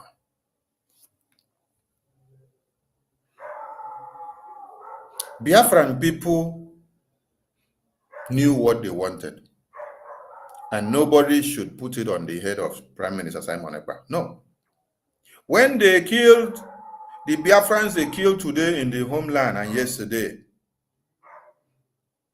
they killed them and said they are killing them because of Biafra. They did not say they are killing them because of Simon Ekpa, or that they are answering Simon Ekpa, or that they are brothers or sisters to Simon Ekpa. No. Or that they are defending Simon Ekpa. They said they are killing them because they are looking for Biafra. And that young man was not even shouting Biafra. The young man said, I went to fetch water. I went to fetch water. And they are now asking him, where is Papa Biafra? Where is Mama Biafra? Show us. Then they wasted his brains. All of it are donating money to NGOZI today. You don't love the Biafran people. You love NGOZI. You love NGOZI because NGOZI, he is doing what you like, and what you like is to destroy what the Prime Minister has set in place, is to disobey the Prime Minister, is to disobey the Biafran people, is to disobey the Biafra Defense Forces. Between the Biafra Defense Forces under General Butuzor that are in the bushes defending Biafra, and me that is seated here, who should have more power? It is the men that are sacrificing their lives that should have more power. I cannot command them. They should be the one to command me, because they are the ones that are shedding their blood on daily basis for me. That is why what I can do is to be loyal to them for what they are doing for us, is to give them everything that they need and let them defend homeland the way and manner they know how to do it best, because they understand the terrain. So when Ugo was deceiving some of you today that there was 60,000 in the liberation account, now did you hear me say there was no 60,000? I am accepting it based on his analysis, based on his propaganda, based on his blackmail and slander. Yes. I am accepting it based on that. I'm using it to now base my analysis for you. That the money for the convention was in a designated separate account. The liberation account money has nothing to do with the convention. The liberation account money is for the liberation of the homeland. And this is what you need to understand. You are planning for a declaration. It's like you are planning for war. Let me put it that way, because a declaration is like a state of war. Yes. Because as you climb that pulpit, as you are arranging everything, as the nations of the world were saying, put your eye on the Biafra referendum result. This is what the nations of the world were saying. They said the next administration of America should put their eye on the referendum result of Biafra under Brgie, because it's going to spell our doom to the zoo terrorists. So as everywhere we're standing in ovation, waiting in aspirations, with their enthusiasm to see the display of the declaration of the restoration of Biafra, will you do that declaration without mounting your defense mechanism in the homeland? Now, do you people know other arrangement that has been made before that time, before Prime Minister was called up for interrogation, so that the liberation of Biafra land can be well defended when the terrorist comes? You don't know. You don't know. Only those in that defense department knows about this. So even before then, good arrangement has been done ahead. And then if we still reserve 60,000 ejema in the liberation account, it is for contingencies that will come to be in the middle of the declaration. You don't go for that kind of battle and then you empty the entire house to go and sit down like a nest of bird, so that when they now carry you and do like this, everything will be empty. When the liberation in the homeland will be now calling you and say, we have emergency, we have this. How many of you observed that in the 2023 referendum convention in Helsinki, while the convention was going on, there was serious battle in the homeland? The liberation forces were fighting. So Prime Minister will always come out from the control room and control one or two and take situation report and come back. The same thing has to be happening in the 2024 declaration. Somebody must be watching something and taking reports from one control room and be giving the situation report back to the center. And we don't need to sit down and have nothing in the account of the liberation. That is why the Prime Minister made it that you don't mix up the convention logistics with the liberation account. Liberation account is liberation account. Convention logistics is convention logistics, specifically for the convention. So that we don't need to come and say how much enter, how much is not enter. No, we account for it based on the numbers of people that are signed up for the convention. Then when we have other things that we need to pay up, if we have to go and borrow from the liberation account, we can go and borrow. Then later we return it back. But not that you will say and you will mandate that the 60,000 that is left there for contingencies while we are about to fight a serious war during the convention, which this war started on the 26th. From 26th of November, the Liberation Department were in battle. General Butuzor and his men were fighting battle because of the declaration ongoing in Finland. They were in battlefield till January. I want all of you, till late December, I want all of you to go and check. If you saw General Oligus or any of these generals or commanders having time to make video to you during this time that I'm talking about, so they were busy in the battlefield. They were in serious battle. And as their logistics were going off, they were making more demands. They were making more demands. And while this was happening, this same finance minister was making sure that the liberation account is doing their work. Even when enough was not there, he had to use his brain to see that the liberation account is able to respond to the liberation wing in the homeland while the convention was going on, while they were in battle. Because you cannot put all your focus inside the convention ground and then forget where we are defending this convention. We are defending this convention from the homeland. We were not defending this convention from Lati. No, because nothing is going to happen in Lati, like any danger of any kind. Nothing. Because Prime Minister was not there. Where the battle was ongoing was in the homeland.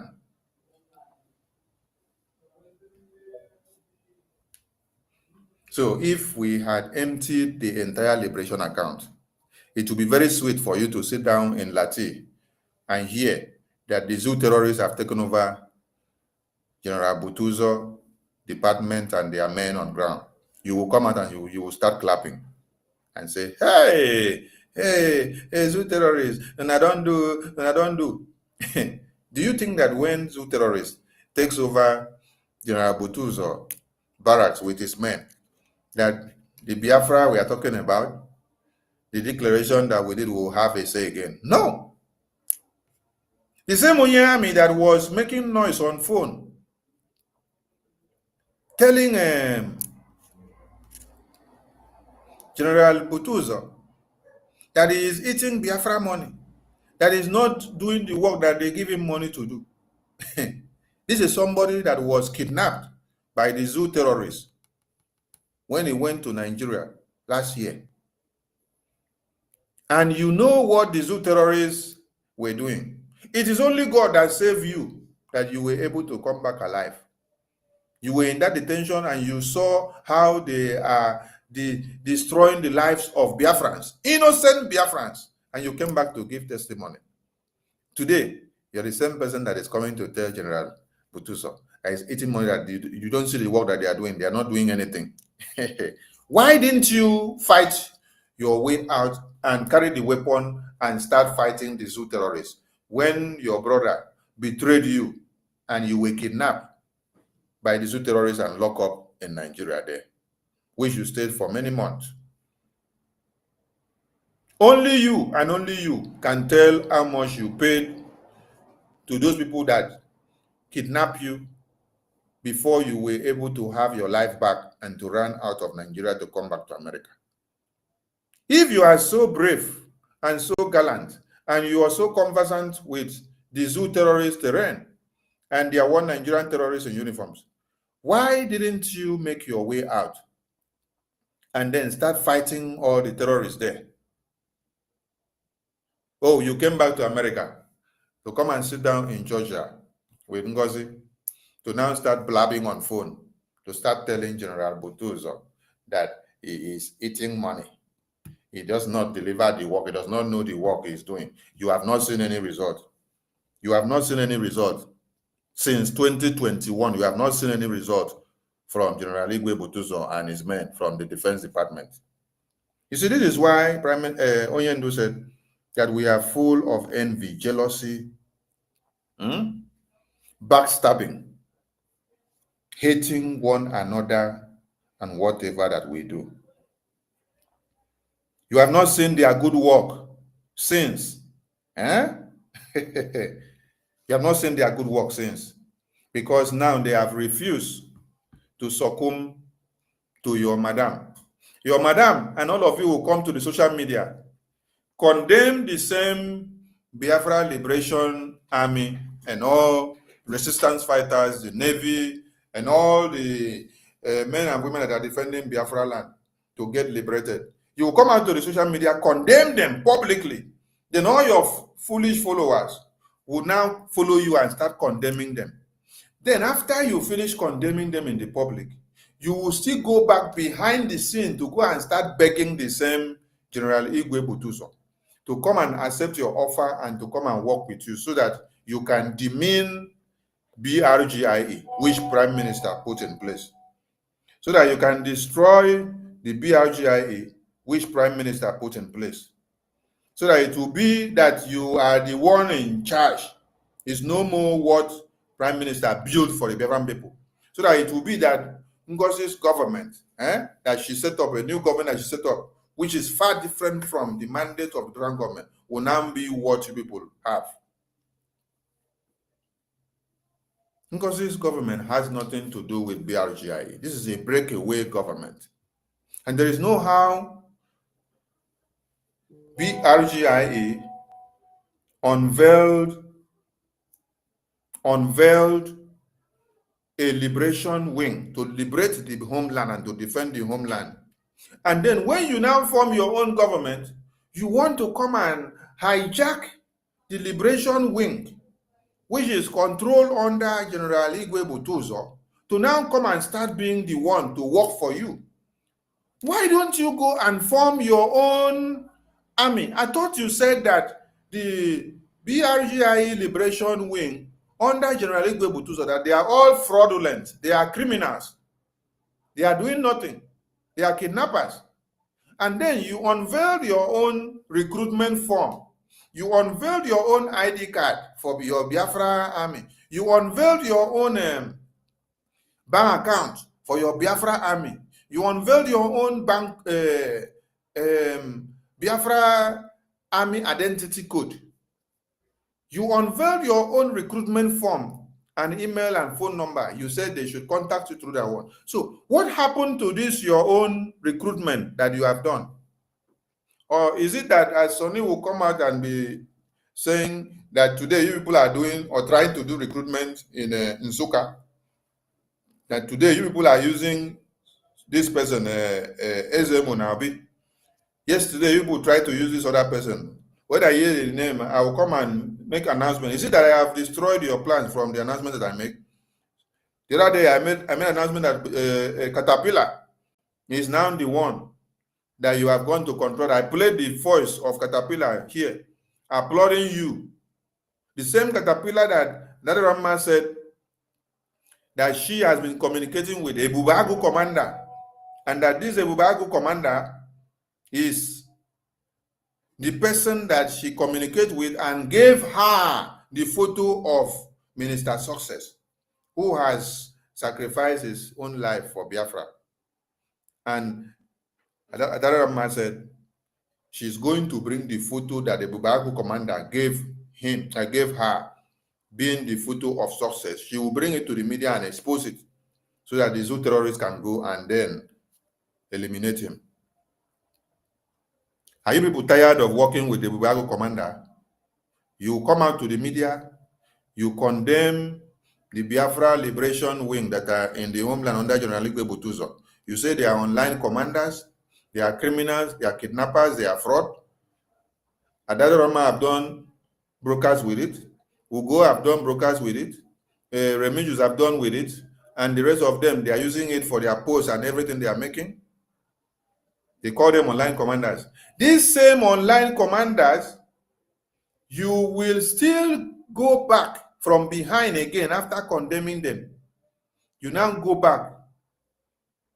Since you went the first time, you yourself, NGOZI, General Butuzor blocked you and sent you off and told you, go back to the instruction of Prime Minister. Go and follow what Prime Minister laid down for us, because we are not scrapping the protocols. Because scrapping the protocols will not only be detrimental to Biafrans, but it will be detrimental to us. Because if we, the Biafra Liberation Wing in the homeland, our security is breached, that means we cannot secure Biafrans again. So go back to where Prime Minister said, follow. If you don't want to follow, go and stay outside. Now, NGOZI is sending Onye Army, who claims that he has been an ex-army personnel in America, who was kidnapped in Nigerian terrorist country and weeks his way out, whichever way, and how much he was able to pay to make his way out. He's now coming to go and then contact General Igwe Butuzor, the Chief of Defense Staff of the Homeland, to now persuade him to now come and comply with NGOZI. So, can you hear that? That person that was speaking, nobody should remove him more. Let him wait so that they can come and speak more when I open the line. Let him just wait. Nobody should remove him because I'll open the line for people to speak. I said, today, I'm open for debate. I'm open for question and answering. So, nobody should remove him more. I've just muted everyone. Let him stay so that he can come back and ask his question. But he should not interrupt when I am saying something so that everybody can get the point. So, you come out, you make caricature of General Butuzor and his men who have sacrificed their lives since 2020, just like Mazi Nnamdi Kanu has sacrificed his life since 2012. Prime Minister now came in, sacrificed his own from 2021 to today. And today, all of you gathered in a meeting in the government few hours after he was called up for interrogation. You are asking for his accountability for the things that happened under his watch, how the government ran in the defense under his watch. You are summoning the finance minister to come and give report of his boss under his watch. You did not ask for this report, this accountability when he was here. You asked for the accountability just a few hours after he was called up for interrogation. The shocking thing is that you come out now to brandish these liberation men and women in the homeland, sacrificing their lives every day to defend motherland.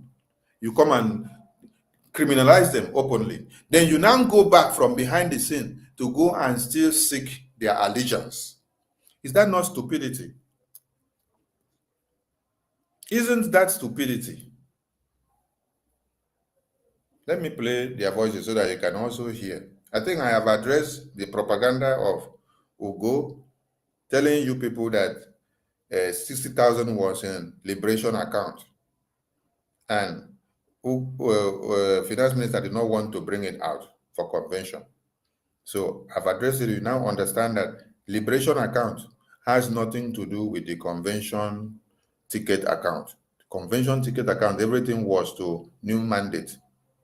And also, they had wanted us to empty the liberation account so that it will be zero, so that while the convention was ongoing, we will empty all the money for convention, which was not supposed to go to convention. It was supposed to stand by for logistics in liberation. So if we had emptied the liberation account, according to them, of the 6,000 they proclaimed, the account will now be empty. Then, when it is time for us to do any logistics while the battle is ongoing in the homeland inside the convention, we will be left with zero. So that our liberation now will be overrun. We will have nothing to be able to defend ourselves. And tomorrow they will say, oh, our liberation wing has been taken over. But you see, when God gives you wisdom, you will know how to handle every issue that comes around and goes around. Let me play their voices as they are going around to beg the same liberation wing, which they are coming out to the media to do what? To blackmail.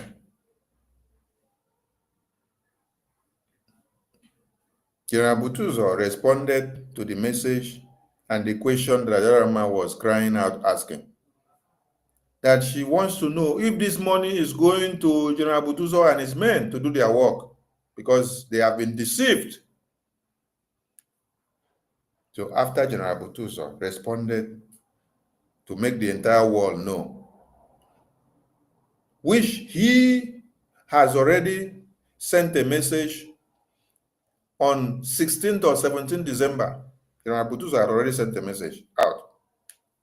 I played that message the other day, before I later played the message of a day before yesterday, which he released in response to clear the air on what Adarama was asking them. Listen to them all. After they come, they deceive you, call the liberation wing criminals names. Now they now go back from behind the scene to go and look for the same liberation wing to now come and submit to them, because they want to carry name. They want to carry name. They want it to be that it is their own name. It is not, they don't want it to be that it is the government of Brgie, which the Biafran people endorsed and set up for themselves. The convention that we went was brought about by the Brgie. The ID card was brought about by the Brgie, and it is a property of Brgie. So on this very note, I am reiterating and making another announcement. The ID card database was unveiled and set up by Brgie government. Brgie government. The sole responsibility is on Brgie. Biafrans paid their money and had their confidence on Brgie. When Prime Minister unveiled and made the announcement, let me play it again here so that some of you will get the point before I continue. Presented a better solution. Solution is that you will do everything at your own comfort zone. And of course, decision will be made based on the information you presented. We'll go into investigation to know the information you presented. There are a lot of requirements. Once you meet the requirement to be recognized as a Biafran on your data application, it will be approved, and you are going to receive the information that your application has been approved as a Biafran. Also, when that is happening, when you register yourself and your family, you are going to monitor and follow the process of the application from reviewing period to the decision making. Once a decision is made, you are going to see that the decision has been made on your application as a Biafran citizen. And at the same time, you are also going to follow the live procedures of the database collection system. So once you register yourself in the Biafra security and database website. You will have your own account and your own details where you can monitor the progress of your application, and of course, in that of your family. So if you meet the requirement to be verified at this early stage as a Biafra, yes, you can do that with your phone, with your laptop, and in the comfort of your zone.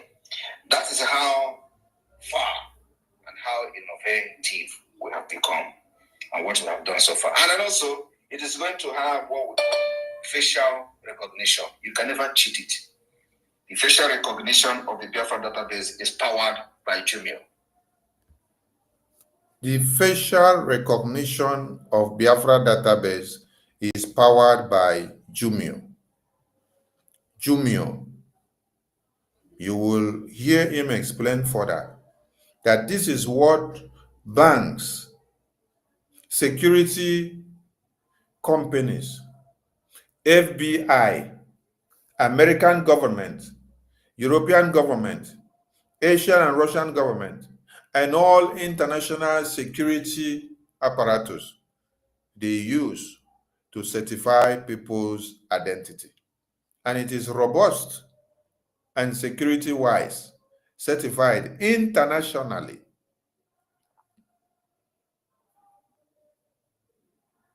He looked for the best for the Biafran people so that it will be of standard. But you had NGOZI telling you people that she has modified the processes, that the Jumio verification was difficult, that she is modifying it to her own test, that you will now only come to Zoom to do verification.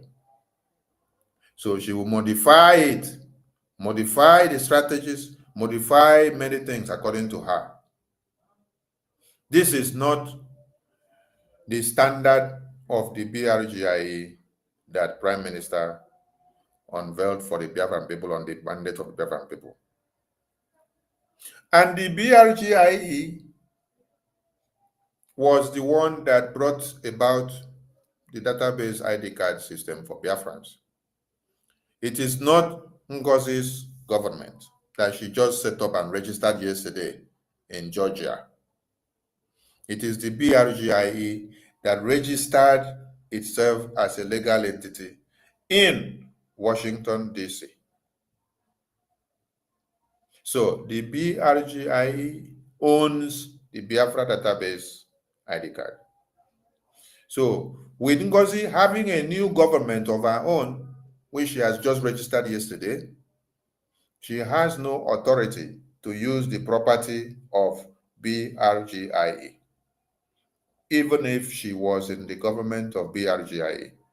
What she has the right to do is that she go set up her own database system, use it for her new government that she just registered, and then hands off the BRGIE database of the Biafran people.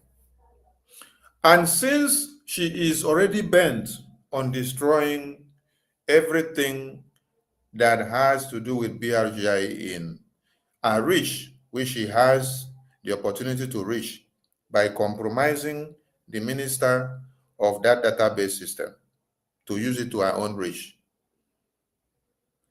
every Biafran I hereby advise to suspend everything that has to do with the ID card application on the database, because NGOZI has compromised it.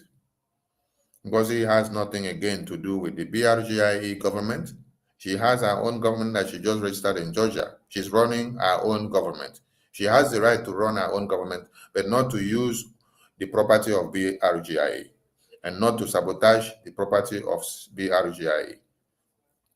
She has to return everything that has to do with BRGIE and then go and set up our own government, set up our own database, set up our own army, set up our own group, continue with our own government and our own banks and do whatever she wants to do.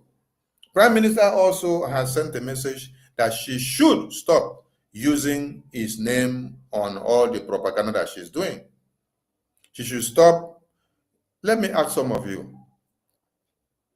A prime minister that is in detention, somebody is writing a memo and publication and is saying on behalf of him. Did he speak to you from detention to write a letter on his behalf? Did he speak to you from detention to release a press memo on his behalf? If you say you have your own new government and you are acting on your own, why can't you just write your letter and then you don't put his name? So that somebody will hold you accountable for what you are writing. Why are you putting the name of a man that is in detention? You want to implicate him, right? That is why you are putting his name on the letter. That is why you're putting his name on the publication and say on behalf of him. It's not on his behalf. We have removed him from that your nonsense. So go and write your letter, continue your government. Do not use his name on your official letters. We have no problem with your official letters because you have a different office and branch. It's in the psychiatric hospital where you have it in Georgia. You have the right to own your own organization and do whatever you want to do. But do not use the name of the prime minister to implicate him while he's in detention. Remove his name and stop. And when you get the litigations that will follow you up, respond to it. Yes.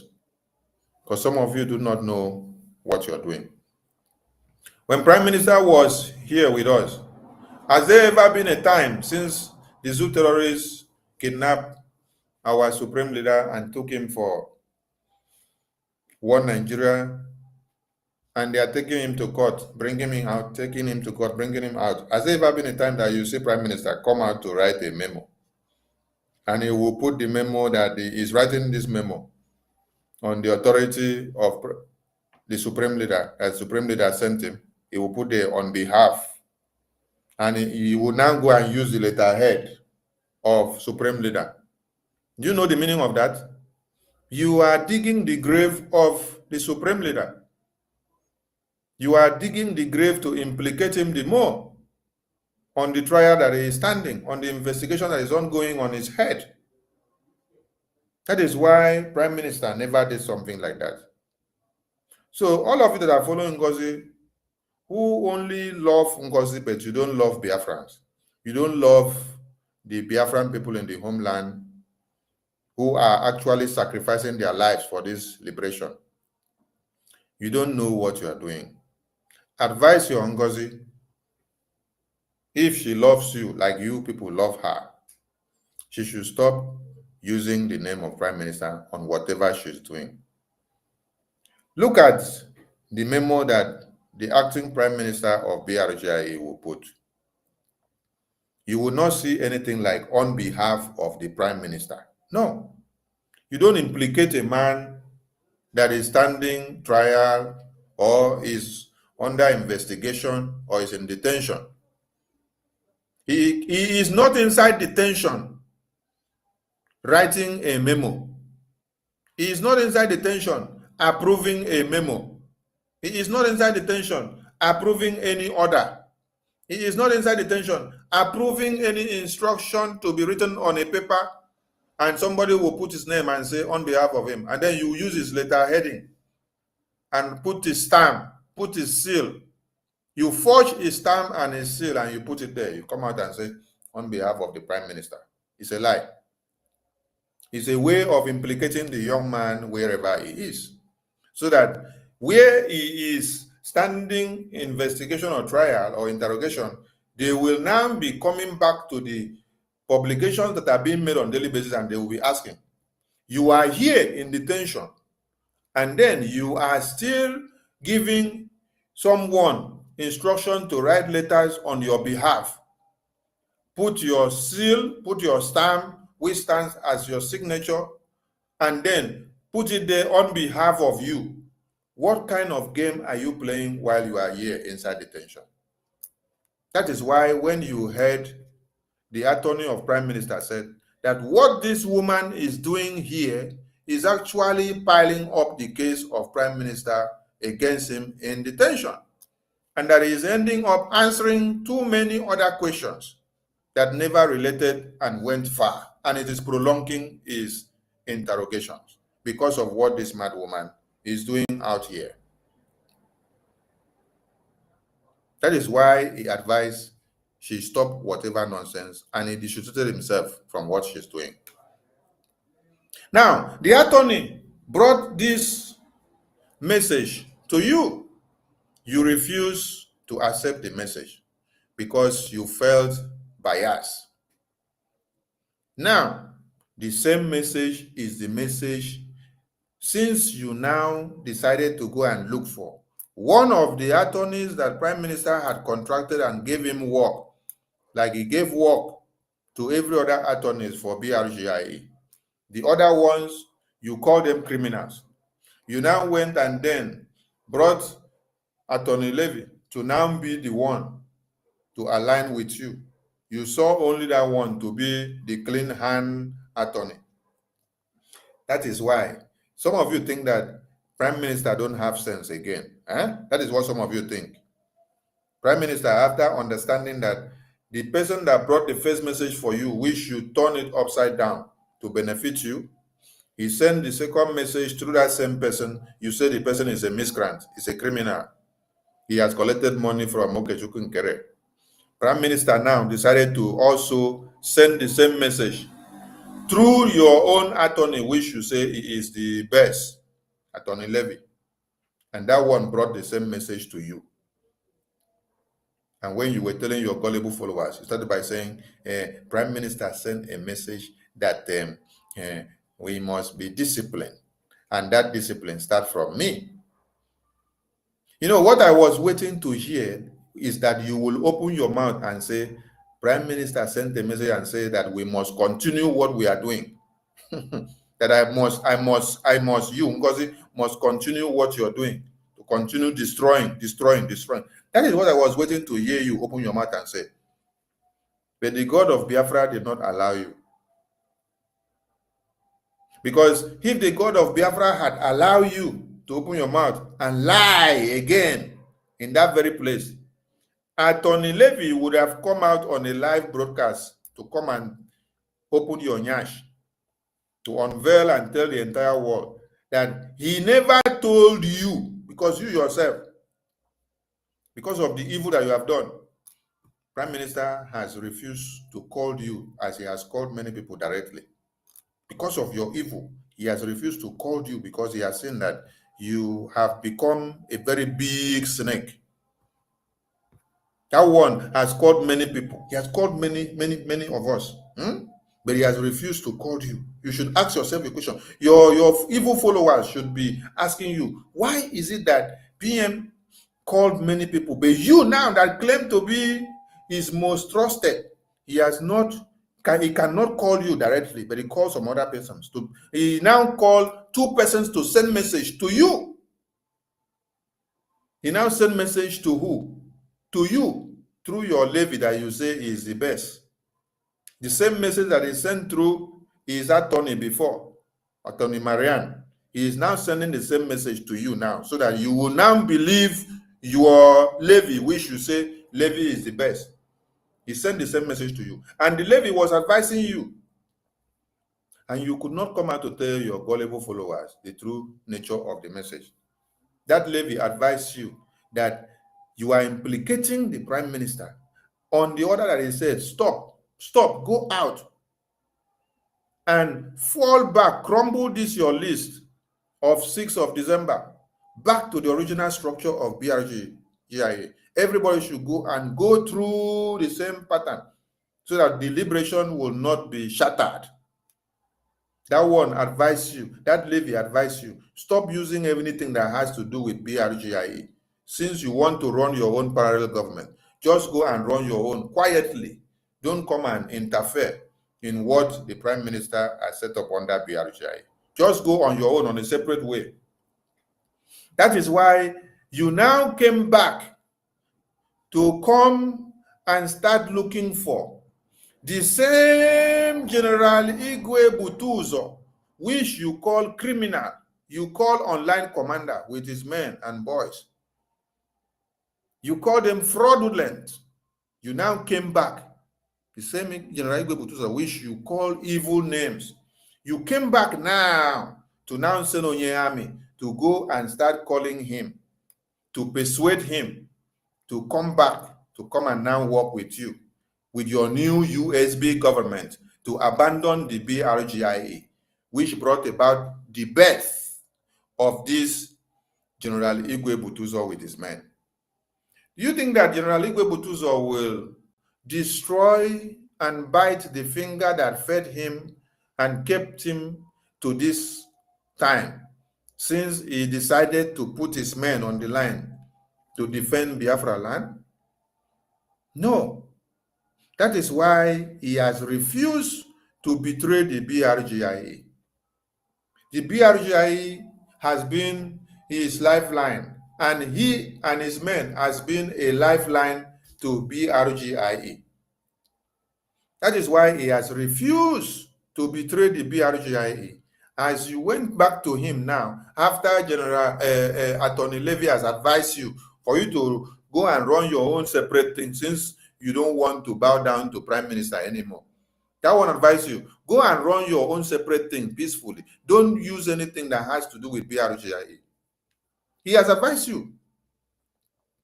And he has even advised you that you should not drag him into your mess again, because he stands to be, do what? He stands to face sanctions, him, Attorney Levy, because of coming to stay out of or act out of his line of duty. Because he was contracted for BRGIE. He was not contracted for your new registration. But he has the right to still work for you now with your new registration of USB in Georgia, and can still work for BRGIE if he wants. It is his right for him to work for any person he wants to work for if he likes. So he can still collect money from you and be working for you. You are his client. And then he can still come back and then be working for BRGIE. It's his own to decide. That is left to him. He's advising you, go and do your thing separate so that you will not drag him into trouble. Stop destroying what Prime Minister has put in place for Biafra people. And stop destroying what Biafran people build on the legal entity of BRGIA. He advised you, and also deliver the same message that came from Attorney Marianne, which says, stop the nonsense you're doing. Your list of new government of 6th of December that you brought out, scrap it and dualize it. That doesn't represent BRGIA. If you don't want to scrap it, you are on your own. It's your new government. Now, for you to make your new government and your name to come out, you now came back to go and drag the same General Butuzor and his men, which you have condemned all this while. You say, oh, I want to buy your men and your army to now become your own army. Those ones refuse to betray the BRGIE that has brought them to fruition. So you come to the media, destroy them, call them all manners of names. Your boys and children are using them to do mockery, call them all sort of names. Then you now go back in the behind. You go back in the very behind to now still go and start begging the same General Butuzor to come and then bow down to you so that you will not become a mockery. Biafrans should listen up. Hello, General Butuzor. Well, Onyamineku.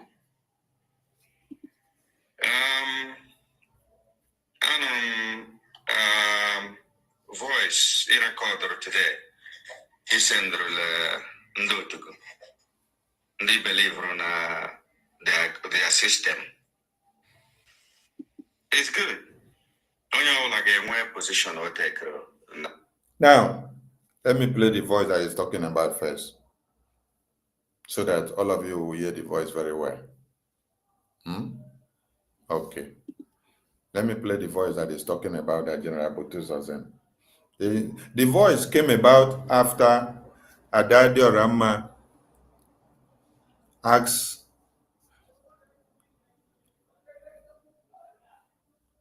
Madam NGOZI, where is the money that they are doing fundraising? That she got it on a good report that this money is not going to General Butuzor and his men to do their work, that she's deceiving them. So that one now replied. After that one replied, before, when that one spoke before, they said it's a miscreant, that is a fake voice. So the people that said that the voice response of General Butuzor in the public is Sonny's voice, is Ajare's voice, is AI's voice, is a cook-up voice that is not General Butuzor. They went back from behind to see, go and talk to the same Butuzor and acknowledge that the voice which they themselves claim to be propaganda, to be fake voice, they went back to go and still acknowledge the same voice and the same person, and then started another play. Let me play the voice first. Ndị ọma na-ege ntị, udo dịworo unu. Ekelekwara m unu. Dịka na-esikwa ekwu, since ọ bata obi ya gbara summit ya to Finland government ruo now as I'm talking to you, nothing have come from NGOZI Arabeze to men on ground. Maybe ya nyere anyị. And ha echefukwara na ya echefu. Sọnsọ onye na-emekwa o ji dịka anyị na-asọ nsị dị today oge okere and success. Success. So sọnsọ mmadụ na-abụ awụ ndị chetara na-eme anyị recognize. Others, ama m ife afa na-arụ arụ. Ma NGOZI Arabeze and co. I don't know them, they don't know me. So onye ji whole cabinet agbata obi ya OPM Simon Ekpa na hapụrụ ilekwa the men on ground, but still yet enwekwa ihe a na-emere anyị, enwekwa okwu, enwekwa ihe a na-emere anyị. So the little favor anyị na-enweta from oge okere, onye nwere ike ikwu for now, udo dịrị na ya gazie ya. Ndị dị 5 naira, faden 10 naira, 15 naira nke ndị zu gọọmenti abatebe n'aka anyị si ọwụ from NGOZI Arabeze. Ndewo. Ndebe anyị ekele m ụnụ. Onye nọ na n'olu ya General Igwe Butuzor, the Chief of Defense Staff, whole of Biafra land. Ama anụ ka ada dị ala mma na-ekwu gbasatara NGOZI Arabeze na fundraising na a na-eme na a na-enye ya Igwe Butuzor and the men on ground. And ọkwa na ya ka nọ na n'olu ya, so ka mba clarify ya kwa ụnụ. NGOZI Arabeze and co. Since December, PM have been in. Since December, declaration of Biafra, these people have abandoned us. Even penny, 1 naira, 500, 200 have not come to my purse. And the highlight and the men on ground, except Ogokuri and the sources. These people have the one who can then imagine would not sustained till now. So our way, as you can calculate, both diaspora, both home, both on the blood. And onye nọ n'ala olu ya ụkwa dị General Igwe Butuzor. Udo dịrị ndewo. This is the voice note that General Igwe Butuzor used to respond to Derama when she dragged NGOZI out to come and tell them what they are doing with the money that they are collecting every day, deceiving Biafrans. Because she will come out and say, we praise the Biafra Liberation Army. We praise the Biafra resistance fighters. We praise the Biafra Navy, the Biafra Air Force. But later she will say they are online commanders. They are criminals. So then I ask a question and say, I have it on notice that this money you are deceiving us to contribute, that is not going to General Butuzor and his men. Come and clear the air. After God of Biafra told her to talk, finish, General Butuzor responded with this voice note.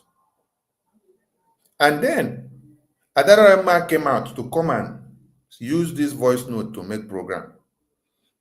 Their CAM were calling her and say she should shut down the program, that she is destroying the show, she's exposing something, she's exposing everything. That this audio that she made, that it has escalated and General Butuzor has responded and everybody are coming back to their senses. That she should shut down the program she wanted to do, she should come back later and come and say that it is a lie. She shut down the program. Then she came back again. She came out to say that this voice of General Butuzor is a lie. And that her own voice, her own video she made before calling NGOZI out, that she was joking. Then, from the response of this General Butuzor's voice now, listen to the people that said in public that General Butuzor's voice was a lie, and that is propaganda, and that is not General Butuzor. Listen to them. They know General Butuzor very well, but they come to the media and tell you that it's a lie. Yet they now come back in the private to go and still persuade the same General Butuzor. Why they are telling you that General Butuzor is fake in the open, but they come back from behind to be looking for the same General Butuzor. Listen on. Hello, General Butuzor. Do well. Onyami neku. Onyami is NGOZI that sent him. Since General Butuzor slapped NGOZI out of his phone, NGOZI cannot enter his phone again. Now, it's Onyami that NGOZI now sent to go. Hello, General Butuzor. Do well. Onyami neku.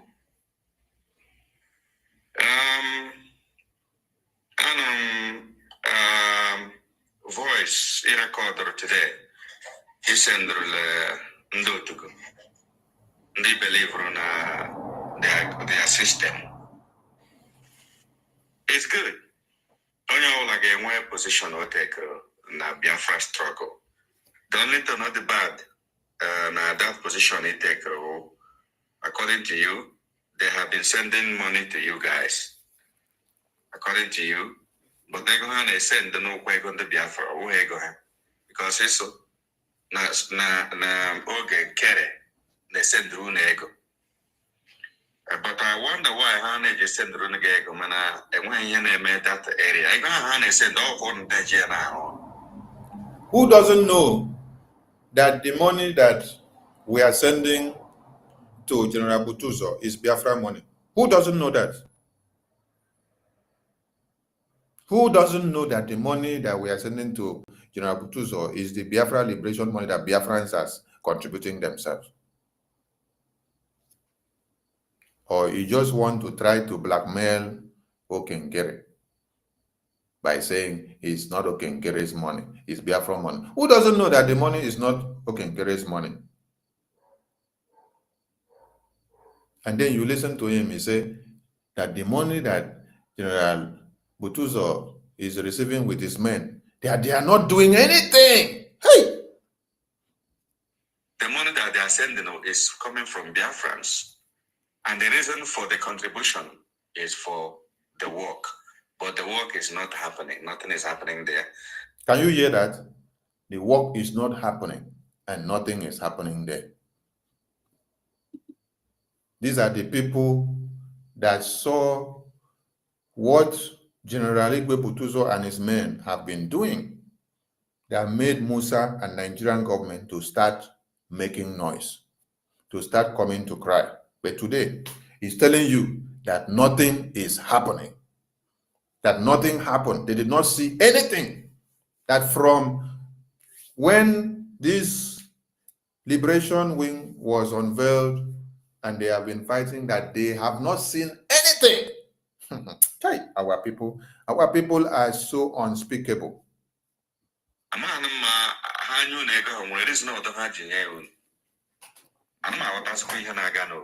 I don't understand. I want you all to just listen. Let it play all through. Look, my friend. Hello, General Butuzor.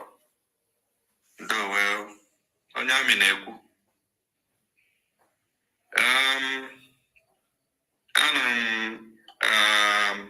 Voice I recorder today. He sent the Ndotugu. They believe in their system. It's good. Only like a one position or take na Biafra struggle. Don't need to know the bad. Na that position he take. According to you, they have been sending money to you guys. According to you, but they go and send the no going to Biafra. Because it's so na organ carry they send rune ego. But I wonder why Hane just send rune ego mana and when you made that area. I go Hane send all on the now. The money that they are sending is coming from Biafrans.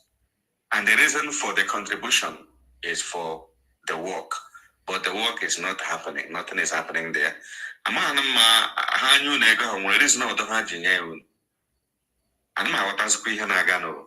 don't understand. Look, my friend, I called you, brother. I think this week was the first time you heard from me and the opportunity to talk with you. I don't usually do this. I'm reason because I've been following you for years now. So let me talk with you first. But I'm not like, according to you, You have been following him for years now, and you don't see anything that General Butuzor has been doing. You don't see anything that these men have been doing. Hey, ungrateful people. These are people that these men are in the bushes sacrificing their lives for, taking bullets, leaving the comfort of their own wives and children. And you say you don't see what they have been doing for years now. So everything that these men have sacrificed and done since 2020 to these days, you don't see any of it. You don't acknowledge. It is now that you want them to come and bow down to NGOZI that you believe is what you will be doing that will show up. So you guys don't appreciate anything that Prime Minister has been doing since 2021. Now I understand. Since 2021 to this day, you people don't appreciate it. You people don't see anything that he has been doing from the homeland. Nothing, nothing, nothing. Nothing. Try. General Butuzor, that word general, I'm a mean. General, I gave you yes, no. You gave something more people. Don't know a believer no again. So maybe believer no go ban NGOZI now. So maybe PM don't say that you are confused, because right now you're not confused. Because I will get to nail the truth about it. I guess was it because of ego. How them share what I say now. Which means I forget only the reason the volunteers no fight this fight. We all volunteered. I volunteered as well. That's why I spend my money, because I'm older than you and I am not there. But all the mother gave a and plus all these diplomatic moves. Oh, Mother Nemia. So I'm surprised. Now, after talking with you, you don't know me. You don't know me. After talking with you, you still send that kind of voice at your mega program. You are mocking the movement. Or is it because Simon was more problem? Kiji tap like this. You know what Oga is doing, but you are enjoying the money. When Simon did not have problem, according to you, did you, Philip Onyami, have the privilege to go and be looking for the number of General Butuzor, the Chief of Defense Staff, to talk to? No. It is because Simon has gotten problem. That is why you now have this privilege to be going to look for General Butuzor. NGOZI has now made you people to infiltrate the Biafra Defense Council to try to go and persuade them. Who is actually the one mocking the liberation or the government or Simon now? It is you people. Because when Simon was here, you dare not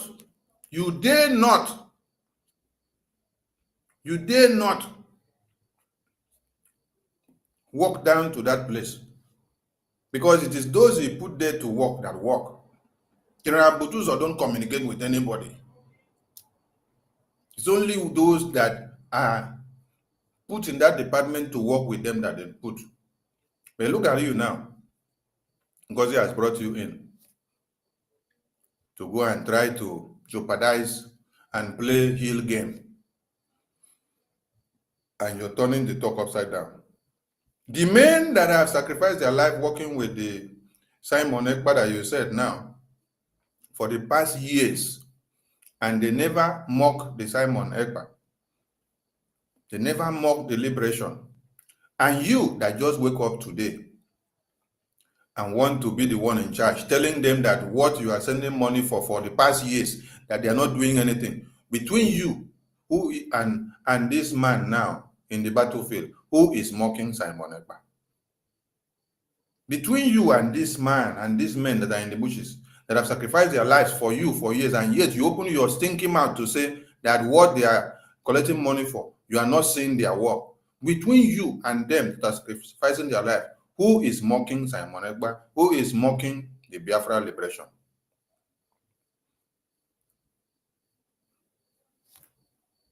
Just because you want to blackmail your brother, you go ahead to start calling your own brother Okechukwu Nkerena criminal, with no evidence of the criminality, nothing to prove, just because you people want to use the opportunity of character assassination to destroy him and thereby taking over the government of PM, to scrap it and do what you want the way you want it, because you have already said you have not been seeing anything they have been doing. So you did not even believe in PM. That means you saw nothing that came out from what PM was doing for the past years with this man. So they are useless. It is you people now that want to do something useful. That is why you want them to scrap the strategy and the pattern and the ordinances that PM has set up, the BRGI has set up for them to work. You guys want to destroy it, to put it your own way, because people know better. And when they can say, oh, the way PM was doing it was never good. Hey! The way these people have been doing it was never good. You people have the best template. BIAFRANS. Che! You people cannot cease to amaze me. Just few days that the Prime Minister is not here. That is sending to you. Let me tell you something. Since Oganega, when the Biafra contributed that money, you have to know now also this struggle. Biafra were 40 states. We have to make sure that the 40 states are equipped. So again, around other states. Are you selfish? Come on, my brother. Are you that selfish? See, Charles, he may in other places and when I Biafra. So once I go to Hala, Butuzor, problem is solved. But in Kogan and you, I hope one problem on solved ever. Are you the one that have been strategizing for them all these years? This is where people are getting it wrong.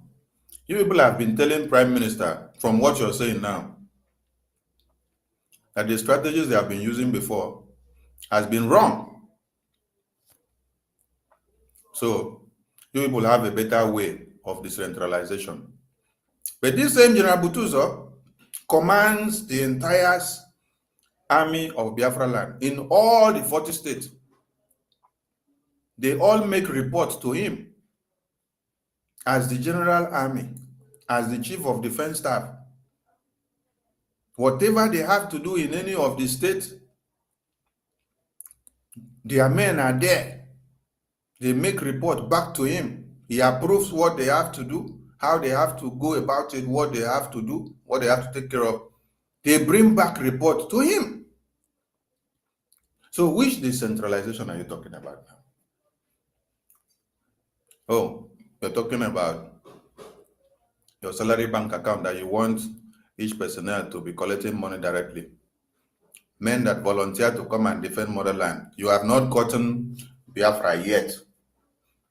And then you are claiming that you want to decentralize a liberation force, a liberation army that are still fighting to liberate the entirety of Biafra land. Common for you people to bring money for us to do this liberation and fundraising on Saturday. You will hear somebody from America coming out to donate 10 ejema, 20 ejema, 30 ejema. Somebody from America and Europe, Asia, Australia will be donating 10 ejema, 20 ejema.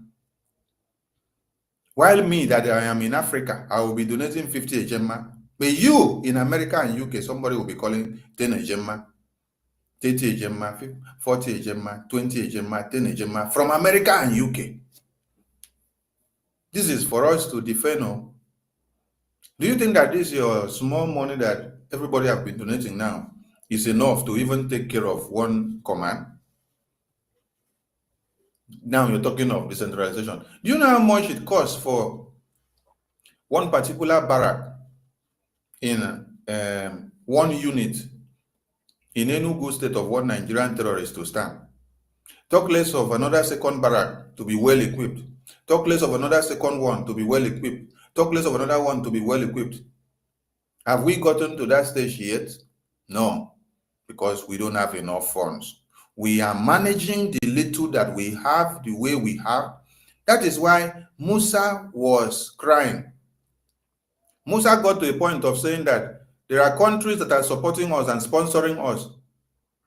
They got to a point that they said America, Israel, Finland is supporting us with money, because they were asking the question, how come we only do fundraising that you hear 10 ejema, 20, 40, 50, 500, 1,000? And then with this little money, we are able to make one Nigeria to cry. It is not the money or the amount of money that is donated. It is the strategies, the pattern that General Butuzor and his men have been using. With their few numbers decentralized to all the 40 states of Biafra, where they have highest necessity, they are there. Where they don't have, they are not there. Where they know that this place is hit, they have to be here, they have to be there. With the small amount of money, they were able to manage it. They were able to manage it.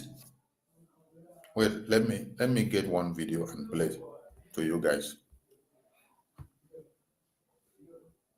Let me get one video and play. They surprise. They zoo. They surprise. These people never get everything they need. They have already defeated us like this. It become a surprise to them. And most of you have already surprised. You never believe what you have been seeing. You can never believe what you are seeing. Because you were thinking, can Simon Ekpa do this? Simon Ekpa are proving to you beyond. That little money you give Simon Ekpa, he surprised those who were calling accountability. They are Nassau. Where is Livingstone? Where is Ife? When Simon Ekpa was doing something, they were saying, all our money contributing, come and do account. They wanted to bring distraction. The same way you people are bringing distraction now.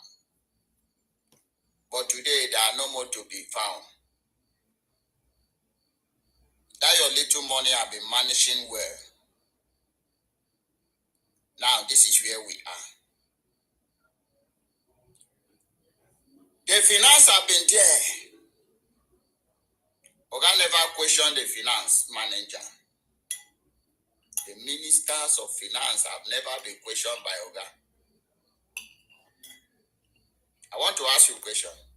Is it these 3 weeks of Oga absent that the finance will squander the money? You see, some of you did not know.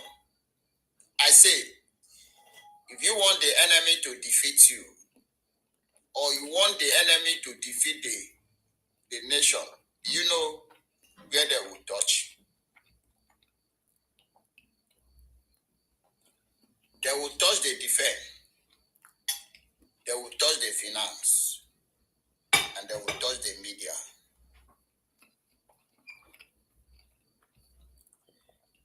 Break the defense,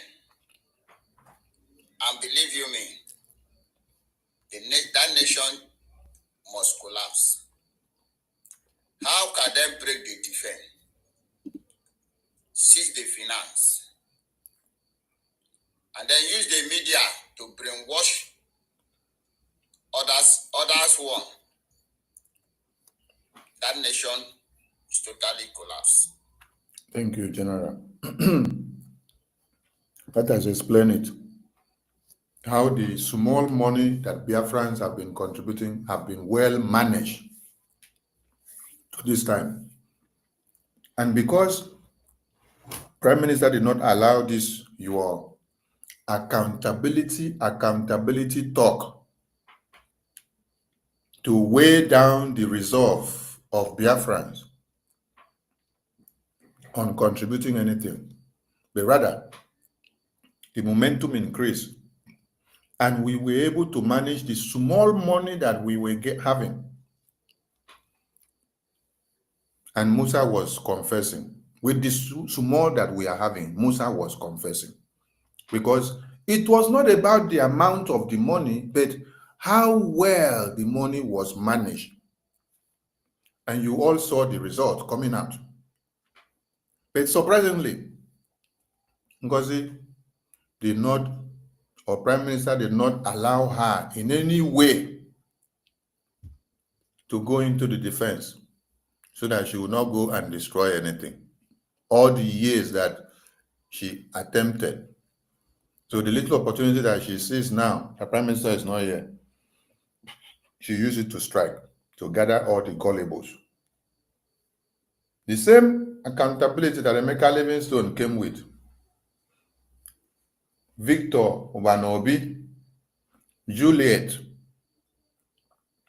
and many of them, Miri, they all came together asking for accountability.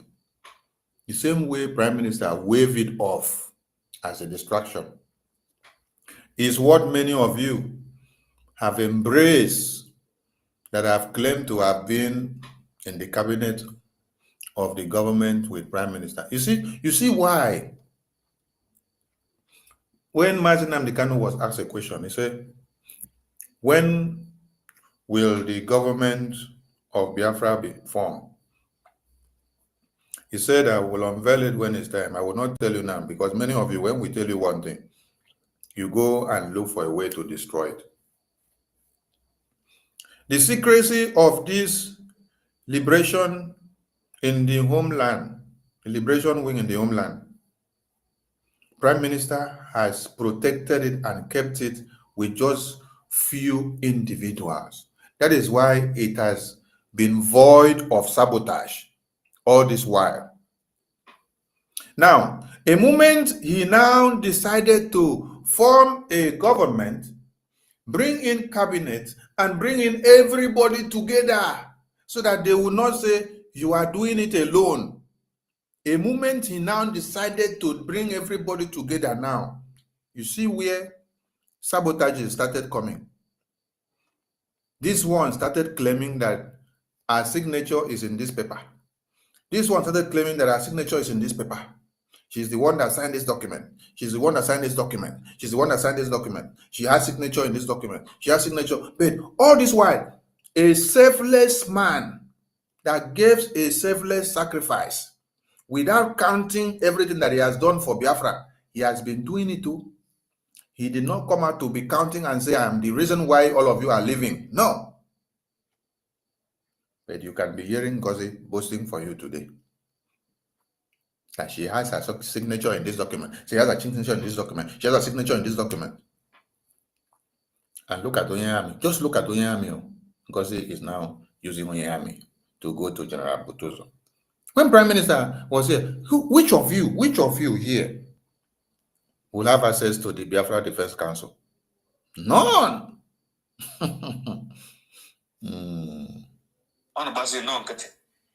Anyways, we are brothers and we will continue to be brothers. Chekwe ihe na-eme eche were irego ezego ọgụ ihe na-eme all the right thing. Ihe na-eme now General Butuzor, ihe na-eme now all the right thing. You know that what we are doing is wrong. Our people are dying. Instead of you to face Biafra first, and ego is good. Ọkwa mmadụ na-atọ ego ha na-ese ndrun ọ na-echi n'elu ada. Will these generals use their saliva to fight the Biafra for you? They are using their blood to fight the Biafra for you. Now you still want them to use their saliva to fight the Biafra for you. When they are asking for ego, they are not asking for the ego to use and build house or to buy car or to wear clothes. It is ego that they will use to buy materials, logistics, to fight and defend motherland. Between you, Onyeyami, and your NGOZI, that is now telling General Butuzor that is not putting Biafra first. Between you and this General Butuzor now, who is putting Biafra first? These people have been putting Biafra first on the table since 2020 that they have been in the bushes. They have not been complaining to you, even if they have their minor differences or when things are not coming in time. They understand, because all of you that will come to fundraising, you will donate 5,000, 1,000, 2,000, 3,000. Not all of you will remit that money ASAP. Not all of you will remit that money that time. Even me, when I make my own donation, I don't remit it immediately. I can remit it after a week or two. I can remit it maybe immediately, or I can remit it the next day. I can remit it maybe 2 or after 3 days. So some people will see that we do fundraising, we record maybe 4,000 ejema or 5,000 ejema. We don't see all that money within the next 1 week. Some people will remit till the end of the month before they remit that money. Some people will remit till the next 2 months. Some people will remit till after 2 weeks or 3 weeks or 1 week. Some will remit it immediately. So when you hear 5,000 ejema total in fundraising of a day, within that week, you may see maybe 1,300 or 2,000. Before the rest of the money will come, it will take time. And this is the money that is needed for logistics, for Biafra liberation in the homeland.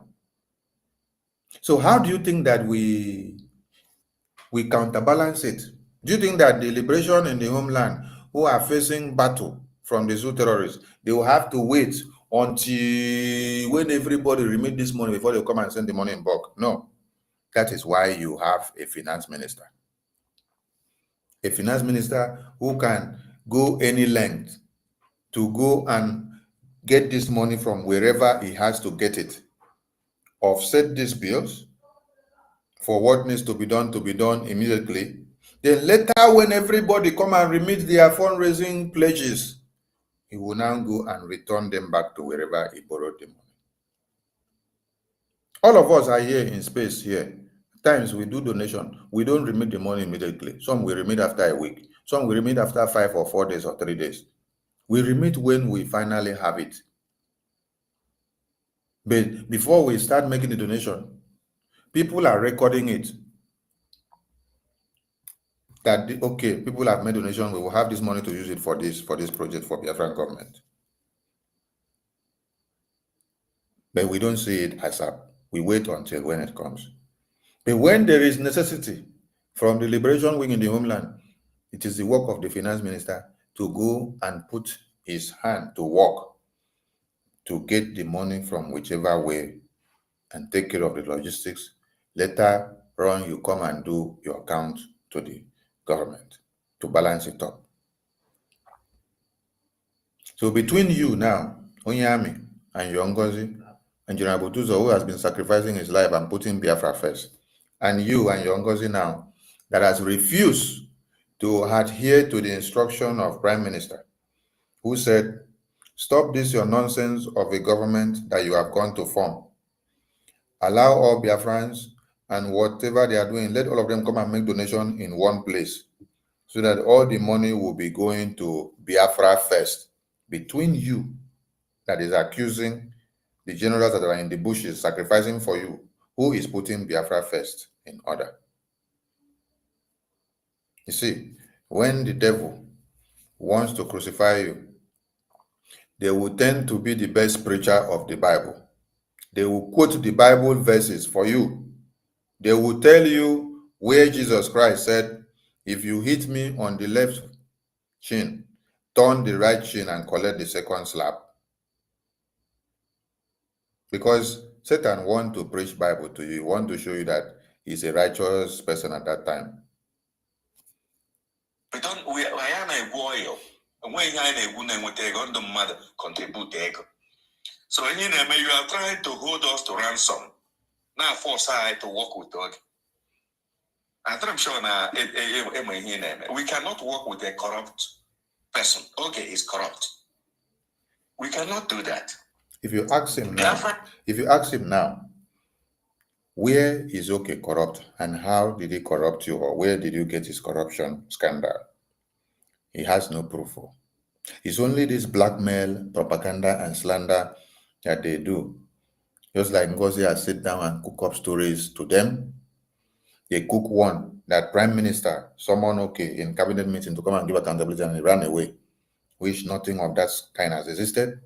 Now, you have had the Biafra generals fighting in the war telling you here that Oga never questioned the finance, that there is a problem when he was here, that he never for once come to complain in their meeting and say there is discrepancy in what people are doing with the money, or the finance minister that is in charge of the finance department that is eating the money or is not sending the money as allotted to you guys for whatever you need. But you see, when they are coming to speak to these generals now, they say the finance minister is a criminal. Now, this is why, from what he is saying now, you will hear how the general now will reply him, because these generals, they know the finance minister that they are trying to blackmail more than them, because they have been working with him for a long time. So they know when somebody comes to blackmail this finance minister to them. Because you're just coming to talk to this general for the first time, and you are already laying so much of allegations against this general, this finance minister. Whereas the person that you're lying or trying to blackmail this finance minister to knows this finance minister and has been working with this finance minister for a long time than you. And you're coming with a cheap blackmail that the person is corrupt. What corrupt charges do you have against him? What are your evidences? None. Just deceit and blackmail and propaganda that NGOZI has sold to them is what they are using. Like the one Ugo was using today, that we refused to release $60,000 that was in a liberation account for convention, which the two of them does not add up. You listen to him speak. People that have brain cannot ask him. You say this one is liberation account, and you say this one is convention account. So how does the two of them now add up? Why will you have to go and take money from liberation account, which is for liberation, to now come to put in convention account, which is for convention? Why? Was the convention account not meant for convention money? Why do you need to go and carry the one of liberation to go and put in convention? Is now a country, though being occupied, but it's been declared. Oh, you acknowledge that Biafra is now a country, though it is being occupied by the terrorists. So that means it has not gotten sovereignty yet, but you have declared it. So how do you now want to decentralize an army that is a liberation volunteer force who has not gotten sovereignty, who has not gotten Biafra land fully liberated, who cannot own banks and bank accounts, who cannot own ID card because they are still under occupation? They cannot take full control of their land yet. They are still working to take control. But you're already claiming that you are going to print money and they will start using the money in Nigeria. Mad people everywhere. And you want to implement everything that a sovereign nation is implementing already. Yet you know and you say, we are yet to get sovereignty. We are still under occupation. The occupational terrorists are still in charge of us, still taking us.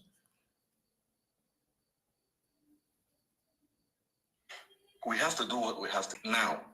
This early stage may establish system that will work in Biafra. We will not succumb to that threat on the Jabia. Or how to do it. Is no problem. Nobody is stopping you from going to establish what you want to establish. But leave Butuzor alone. Go and do your thing your own way you want to do. He doesn't want you to betray his men. So go and do what you want to do. Lay your foundation and continue. Because it has ever been in our blood that anybody that come out to put things right for you, people will sabotage the person. And then will tell the person he doesn't know how to do it well. He doesn't have the right template. So you people know how to do it best. The same thing that Nnamdi Azikiwe wanted to do to Ojukwu. Achuzie wanted to do the same thing. and many of you, Ifejuna, wanted to do the same thing to Ojukwu. Is it not the same thing you people did to Wazirike? The same thing you people did to Mazi Nnamdi Kanu. Now you people want to do to Prime Minister Simon Ekpa. Chai. Hello, Mero. Hello. We'll find other people to do it. Find other people to do it so that you allow Butuzor to rest. But don't go and be doing donation money, collecting money from Biafrans and deceiving them and using the name of Prime Minister. Just go and say this is NGOZI's government. It has nothing to do with Prime Minister. Let everybody know that this is NGOZI's government. Separate. Prime Minister has no affiliation. Then you go on, you do your fundraising, you go and find other people to do your thing. Whenever you hear Butuzor talk, don't come and start calling him name. And you don't have to go and write on the official Twitter handle of the Defense Headquarters of Biafra Liberation Forces, which is under the supervision of General Butuzor, that they are fraud, they are criminals. This is what you people wrote. You people wrote this thing, because he wrote this thing on the 19th of December. You call them criminals and fraud. Then today being that this message was, what was it, 2 days ago? 2 days ago should have been on the 2nd. You people now came back to come and start going to beg the same General Butuzor. What a shameless and shameful people. We can rapport. They hear begging. They hear begging with hope that they can rapport. So this thing was about begging and persuasion. Begging and persuasion. They still went to go and beg the same General Butuzor and persuade and beg. But when they finish, they'll come to the media and call them criminals. Criminals. Kidnappers. Kidnappers. Fraud. It's not good now. You see, because General Butuzor denounced them, They say he's doing them 419 now. How about you people that decided to do BRGIA 419? You people decided to do Prime Minister 419. Just few hours after he was called up for interrogation, you people set up a new interim government for yourselves. Decided to start scrapping all the structures that they put in place so that you guys can hijack and become the one in charge. Now, Butuzor has not even done you guys 419 because you people did not send him any money that he collected the money. No. He just told people what he said. He said, Prime Minister has given instruction that our defense cannot be shrinked at this time. That all of you should go back, fall back to BRGIA. Whatever money, whatever donation that you have, go and make it through the Liberation account and let everything come to us through one channel. We don't want diverse channels of money coming. We don't want to have 3 government or 2 government bodies sending us money. No, let it go through one source, which is BRGIA. From there, we can continue to do what we are doing. No, you guys want to carry name so that it will be NGOZI name that will be flying, not the Prime Minister's name again. No, they don't want Prime Minister's name to be flying again. They want NGOZI's name to be flying. Politics. Politics of one Nigeria. Stay there. But when you Can you hear him? Somebody that is in America enjoying himself is the one shouting on a man that has sacrificed his life inside the bush since 2020 and is telling him, stay there. As if the General Butuzor and his men, they decide to drop their arms now, if all of you will have a place to call Biafra again. You're shouting on him and you're telling him, stay there. Okay. Chai. Some of you need to be flogged with koboko. We're going to Biafra. I'm happy now Biafrans. No, when you know GM. So, case the moral standing, you know the one as NGOZI where they go and well, go. General Butuzor did not say he doesn't need money from BIAFRANS. So don't deceive BIAFRANS. He said, go and he doesn't collect money because he's collecting money because he's defending Biafra land. No. This needs to be corrected. The money that they are telling people to send is money for the logistics. It's not for their personal use. It's not for their upkeep. It's not for his family. You will even hear General Butuzor confessing here how far his family has paid price for this liberation. How far the Zoo terrorists have taken their families because of this liberation. And he cannot see their families again. So he has sacrificed everything for this Biafra. And you are here telling them that they are collecting money to eat and you don't see their work. He did not tell you people that he doesn't want to collect money from Biafrans to continue to do their work or to buy logistics and do their work. No. He told you people, go and obey the instruction of the Prime Minister. Go and obey the instruction and the structure of BRGIA, which is our standing rock. Go and send this money through the BRGIA recommended channel. We will get the logistics and we continue doing what we have been doing. But don't come and divide us. Drag one of our leg, go to America. Drag another one, go to Kafanchan. Drag another one, go to Enugu. Drag another one, go to Lake Chad.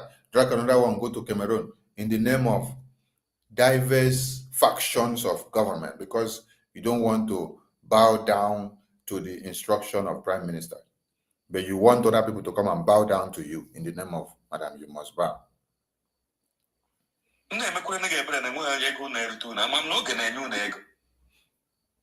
least I'm not going to go Biafra since Jesus in your non on any because one does on any pen. So this no stand down, don't do anything, let our people be killed in order to force us to come back. No.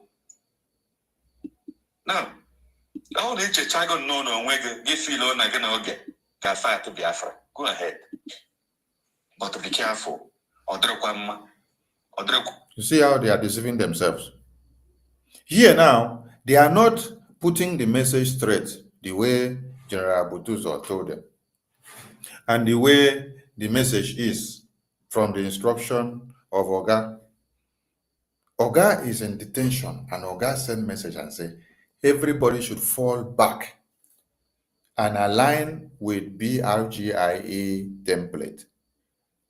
Any contribution you have to make to the liberation of Biafra, make it through BRGIE. Every logistics will get to the liberation in the homeland. But when they are talking, they are not quoting that part so that those that are listening will get the point. They are now using okay. They are now saying, okay, you want to work with okay. You want to collect money from okay. It is not okay. It is not okay. Put the instruction correct. That Oga sent instruction and said everybody should fall back to BRGIE and make their liberation donation from there. Everything should go from there. There should be no divided house. There should be nothing like NGOZI Cam. And you're giving another name and say, okay, Cam. Okay doesn't have a Cam. No, it is you that have Cam with NGOZI. Oge is acting Prime Minister of BRGIE. That is where Oga acknowledged the election that was done democratically by the Biafran people, conducted by the CRC. Oga endorsed that election and then said, okay, continue to keep the BRGIE going. Everybody should fall back to the BRGIE and go with BRGIE. Everything that BRGIE put on the table, follow it and go with it till the day you see him again. They are not taking that one as the point of order. Whenever they want to talk, they are telling you, okay, okay, okay, okay. They try to hide the real message that came from Oga. They try to hide the real message. So that they will now point Oge as the real dog. They use it to give him a bad name. Evil prevails. Evil. The wrong one. Don't eat the wrong one. Be careful. So okay, now is the wrong one. Prime Minister now is the wrong one. The same Prime Minister that has been with these people since 2021. They have now branded Prime Minister the wrong one. They have now branded Okenkere now the wrong one because General Butuzor with his men have refused to bow down to NGOZI. So they have now become the wrong one. So everything that Prime Minister has been doing with General Butuzor and his men and put Oge there to be doing something with them now, they have become the wrong one. NGOZI now is the right one. Hey! Our people. Yourself. Don't eat the wrong one. You know it. Cause division. You know it. Can you just send that kind of voice and cause division in Biafra land? Why? Oh, when you people were deceiving Biafrans, when the attorney of Prime Minister sent message, that NGOZI caught the message and used the part that suit her and brought it to be shouting surrogate, surrogate, surrogate, surrogate. She used the surrogacy word to destroy many things. That one was not causing division and causing confusion. When you people are deceiving Biafrans, it is not causing confusion. But when someone is telling the truth now, it is what is causing confusion. When the Prime Minister's attorney still came back again with another message from Prime Minister and explained to Biafran people what Prime Minister meant before when he said NGOZI should just stay by, answer his calls, attend to his messages, reply, and then continue to run and work as his personal secretary or COS until he returns. When NGOZI overturned the message and told all of you that the message from the attorney on the second return, that she is a miscreant, that message is not from Prime Minister, that was not confusion. That was not chaos. When Prime Minister sent message and say everybody should abandon what NGOZI is doing and fall back to BRGIA, then NGOZI still say that message is nonsense. That is not from PM, that we are cooking up the story. That did not bring confusion, right? Now that Prime Minister has now sent the same message that is sent through the attorney, through Dr. Levy, to NGOZI, to still emphasize on the same instruction that he gave through the attorney that he sent before. You people now still say you cannot obey what Prime Minister said. That is not confusion, right? Oh, it is only what you people say. That somebody says no, that you are going against Prime Minister. When somebody says what you are doing, you are going against Prime Minister and his instruction, that is when that person's own is now confusion. Yeah, you people can confuse the gullibles that are listening to you, those that don't have senses. So, Simon Patana, case only Geji Patagas to be name a mistake. It's no mistake. I want you to know that Biafra is not your own alone. The same thing in him when you also get me. So, I have tried to be your friend. Never go like this, no problem. On no game, I will know, and we will know in defense. You see, thank you very much. Oh, I am disappointed. Why wouldn't you be disappointed when you say when Prime Minister come back that he will say he made a mistake? You yourself, you are not accepting that you will say that you made a mistake by not listening to the instruction that Prime Minister is sending. You're now telling somebody that the person should ignore what Prime Minister said and then listen to you. And then that when Prime Minister come back, Prime Minister will clap for that person for not listening to what he said, but rather listening to you. And you are disappointed. You're disappointed that the general refused to take what you said. Rather, he decided to take what Oga said. Oga sent message, and then all of you are hell-bent on discarding that message, while the generals are taking the message, and you're now against the general for taking the message that Oga gave as instruction.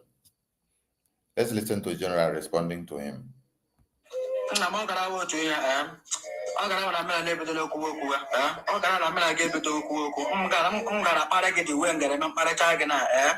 get to know me. I swear to my life. You got to that I respected you. I say here, does not mean I fear you. I am telling you the truth. Because of an American or because of an money to contact, I'm not adding to the next that I accuse me. That not Mediago Biafra, and I'm wrong. Biafra Kubodio, a Grammy Hill, Kushono. You don't know me, I don't know you. You don't know what I'm suffering here for, and you don't know what I'm doing. Which I get the pay out, I'm not paying the Buma allegation here. I could come on Biafra Kubogi. Never call the Bimagam, the call the Bimago Jamaican, which I get the pay out. Also, now the Biafra, when I'm a politics, also now the Biafra, when I'm a propaganda, also now the Biafra, when I'm a business is great for you people. But then when I go to Royal Blood, I'm going to remember that. So you put another comment on your don't accuse me for what I do not know. Do you know what I'm fighting for? You may have Naga Bigaba, you may have now, but be among there is things like this. But be among there, in your nose, you ready? That is the point. When PM was here, did you people do all this that you're doing? Did you start fighting PM and start fighting this Okenkere that has been here doing PM, sending message you would do? Did you people arise and start calling for this accountability in the meeting in the middle where Prime Minister is there? Did you people come to this Biafra Defense Council to come and cause all this confusion? No. Prime Minister has set everything in place. Everyone should follow their department, continue to do their work no matter what happens. NGOZI was supposed to sit down as a COS secretary to the Prime Minister and also be taking our own files, coordinating our own things. But in the absence of PM, they want to come and turn everything to become NGOZI. NGOZI, the one question you should even ask, did they even have time to come back and be asking one question and say, NGOZI, how did you elect yourself Deputy Prime Minister? No, that one has override them. And as far as NGOZI has appointed them, appointed many of them, you see, self-appointment.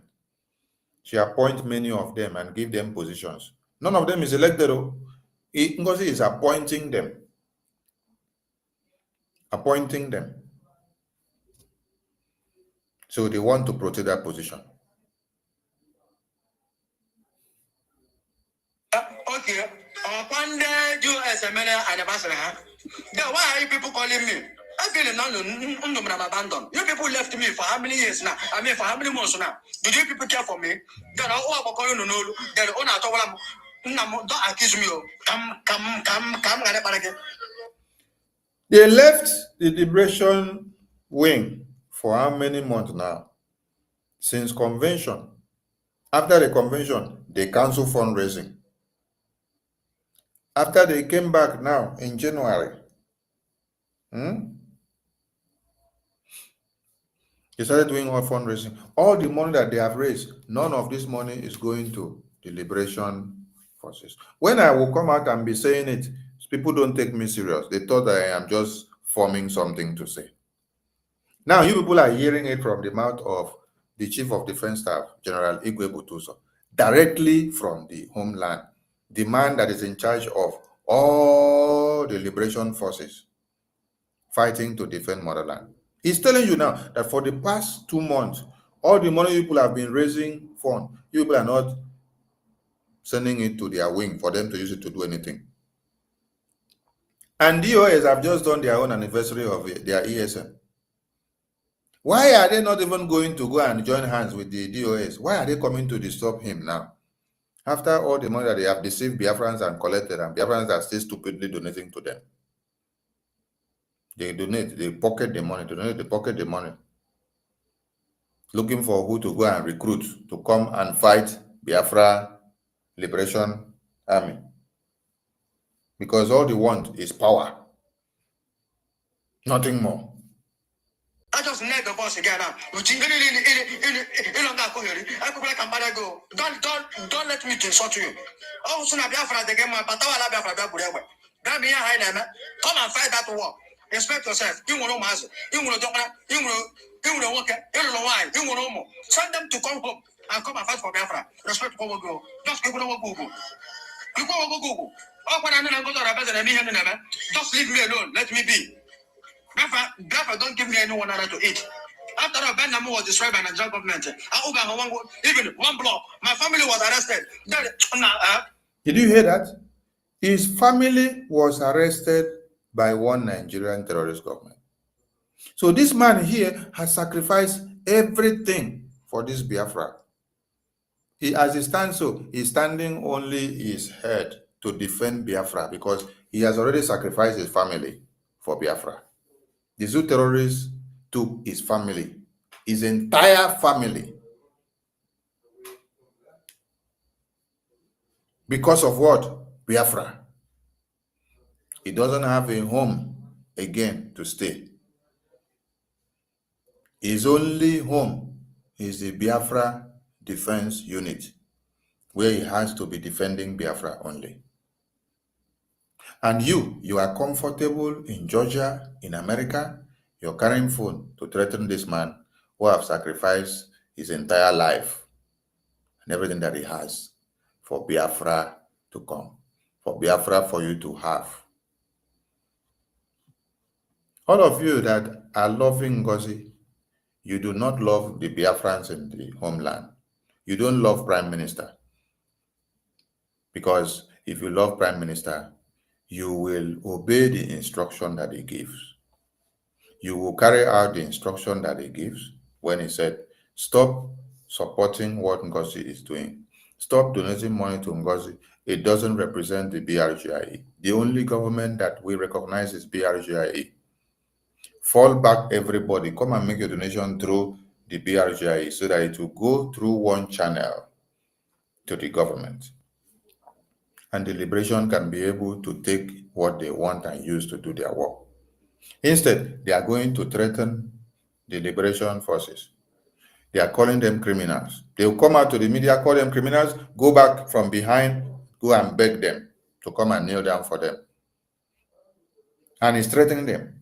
And these are men and women that their families have become sacrifices to Biafran government. They have sacrificed their lives to Biafran government. They have sacrificed their lives for Biafra to come. And somebody is threatening their life. Somebody that is comfortable in far back America and UK and Europe is carrying phone to threaten the life of somebody that has sacrificed his entire life, sacrificed his entire family, sacrificed his children, sacrificed his wife, sacrificed his mother, sacrificed his father, sacrificed his relation. Do you know what it means for these two terrorists to know the whereabouts of your family when they know that you are fighting for Biafra? Do you see what they did to that young man today that was going to the stream? They did not see him with any weapon. They did not see him with anything Biafra attire. But they opened fire on his brain and they shattered him on the ground. This is what the zoo terrorists have done to the family of Butuzor. Starting from the mother, the father, the siblings, the children, everything that has to do with Butuzor. So Butuzor have sacrificed everything that he has for Biafra. So let me say that Mazi Nnamdi Kanu still has his own child and the wife in UK or America. While Butuzor own the children, the wife, everything is gone. Zoo terrorists have destroyed them. So let me also say that Prime Minister still have his own wife and children in Finland. But General Butuzor own, they are all gone. The Zoo terrorists have destroyed them. It's not only him that has this kind of confession to tell. Many of the generals in the bushes have gone through same situation because of this Biafra. They no longer have a home or family. They have sacrificed everything for this Biafra. And these are not people that you should come out and be making jest of them anyhow, simply because NGOZI sends you to go and do so. You should have a rethink, Biafra first, because this is why they are putting their lives on the line to see that all these things comes this far. They are there for us, and they are not there for themselves. They deserve some respect and regards. They're welcome. They say, "Why am I saying Philip? Respect for go. If you don't know what to say, don't keep quiet. Don't keep quiet. Try to send a man out go. Respect. Just keep on go. You go. Oh, when I'm going to represent any hand in them, just leave me alone. Let me be. Biafra don't give me anyone other to eat. After a Namu was destroyed by the Nigerian government, even one block, my family was arrested. They're welcome. They say, "Why am I saying Philip? Respect for go. If you don't work, you don't know why. You want more. Send them to come home and come and fight for Biafra. Respect for go. Just keep on go. You go. Oh, when I'm going to represent any hand in them, just leave me alone. Let me be. Biafra don't give me anyone other to eat. After all, Benjamin was destroyed by the Nigerian government. Even one block, my family was arrested. They're welcome. They say why I make a civil. Respect for go. If you don't know what to say, don't keep quiet. Don't keep quiet. Respect to go. Respect to go. I'm not a politician. I can't do it 419. Respect to go. Oh no one is Zuzu. Oh no one is Zuzu. Oh no one is Zuzu. Oh no one is Zuzu. From Ghana, know how the cabinet of NGOZI are best. I don't know Zuzu. Welcome, respect to Congo. Hey, got me here. You go for this phone. Block me, or else I will block you. If you don't block me, I will block you. Don't tell me rubbish. I will come rubbish you. Respect to Congo. Respect to Congo. I will not need the politics. I will not need the mayor. All the leader want someone up and get the mayor born. You people just kill just someone up and rest someone up and get here and fill up prison. So that I can bear the image of a Biafra Liberation Army. Out here, I have seen out here, we go now notice that on our plan. You people will never get me. You people can never buy my mind. You people can never buy my conscience. You people will never buy my conscience. And they call me. And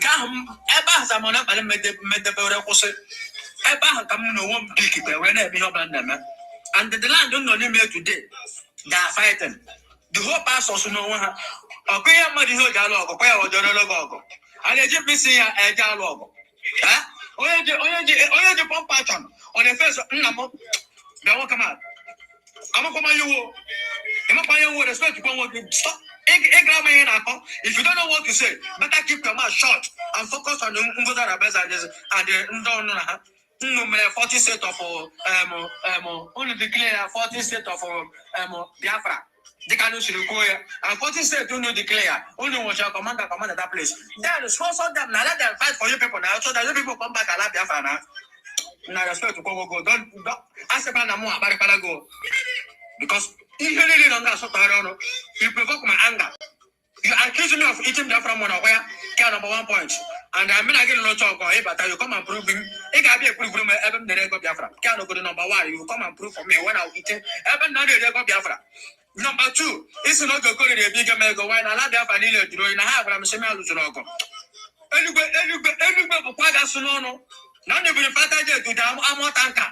I am seeing most set a little more jam. I have said, inside the set a little more jam upon his ship on a little more Abia. He said, Abia, damn it. Now, what come on?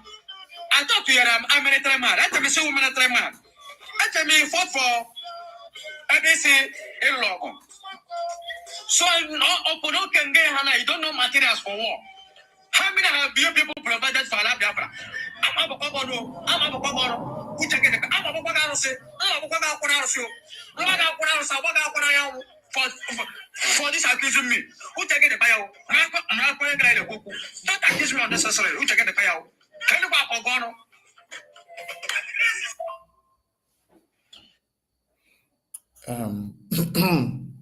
You guys have heard it all. The line is open for those that want to say something now. Master K, are you there? Master K, you don't sleep. Ekwensu, Master K, okay, I think say you don't sleep. Over to you, Master K, so that those that want to speak can speak. All right. Thank you, my honorable minister. I greet everybody.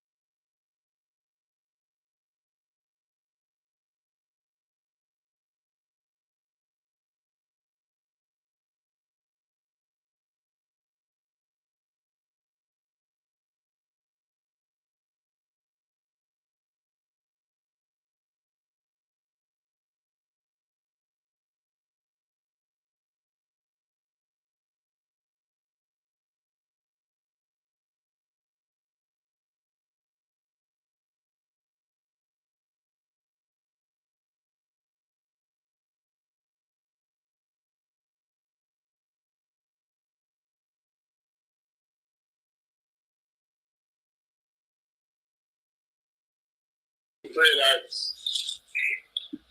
Chukwukike, the ancestors, the gods of the land, continue to strengthen you, strengthen the government, all the cabinet members, the APM, our liberation army in homeland, everybody, to continue to push this ahead. So my question is just, everything that has a beginning has an end. The reason why this deluded shaft is relevant is because of anytime she come out and display us, she come out and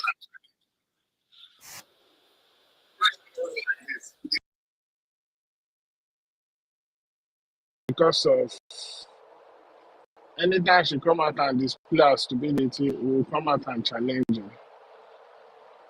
My question goes like this. Is there a time when it's going to be that we're going to just have to stop talking about this woman and move ahead? Because for me, I believe like those gullible Biafrans have gathered enough evidence to know that that woman is fake.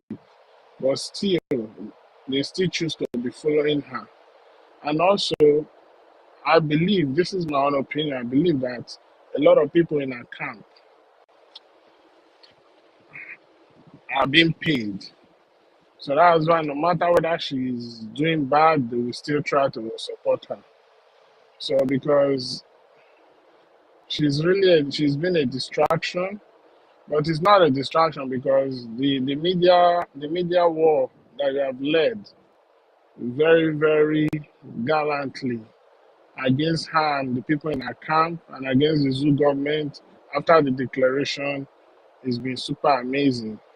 But at some point, I feel like just as how our PM handled the DOS, because I know there was a time he said that we should stop talking about them and do the needful. So when is that particular moment going to come? That's my first question before I go to the second question. Because hearing that name NGOZI gives me headache. You understand? She's irrelevant as far as myself is concerned. Thank you. Yeah, thank you. My Honorable Information Minister, are you there? I think you would be the one to give the best answer to this. Yeah. We will stop talking about the enemies of Biafra when they need arise. But for now, since they are on the verge of destroying many things, we have to continue to keep Biafrans abreast. When it's time, I will signal Biafrans. You need to understand the damages that these people have done. As we speak now, there are many people that their brains are knocked out already, who have been so misled, who don't know the true nature of things, who believe in their lies and propaganda and deceit, which if you ask them questions, they will still speak based on what they hear from them without knowing that they are all lies and propagandas.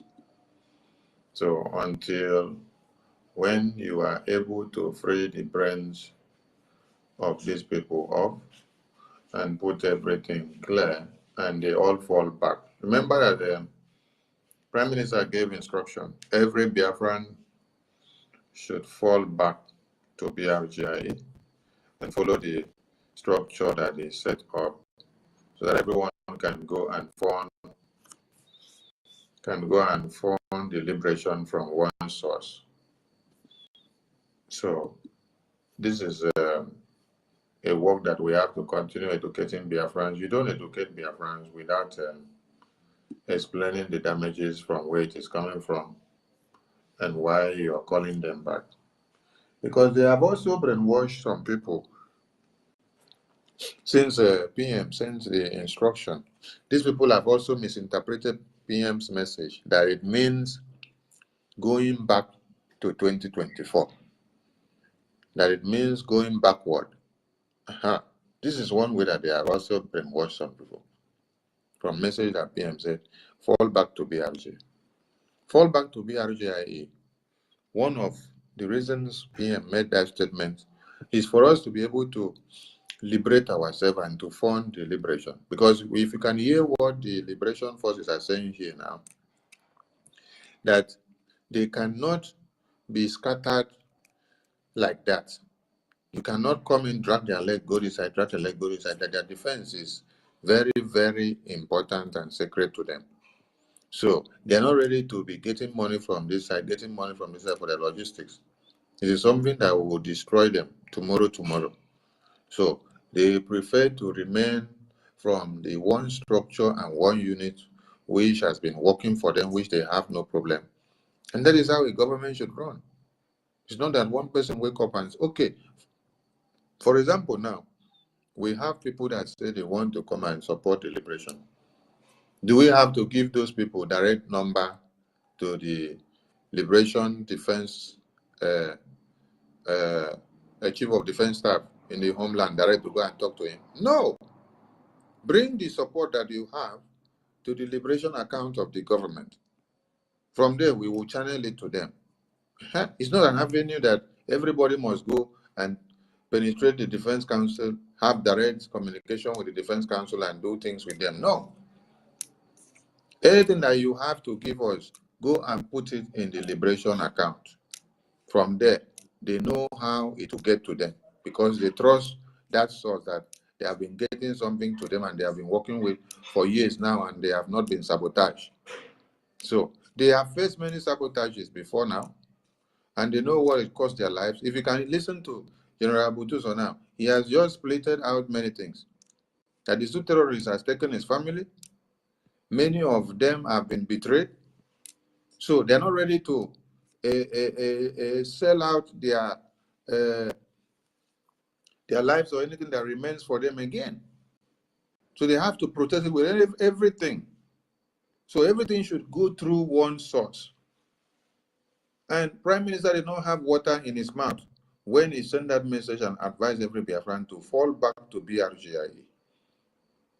So these people deceive and mislead many people by now misinterpreting the message of Prime Minister that it means that you have to go backward when you have declared Biafra. No, that is not what it means. We're talking of the living structure, the foundation, the way forward that is bringing us far and taking us to where we are going.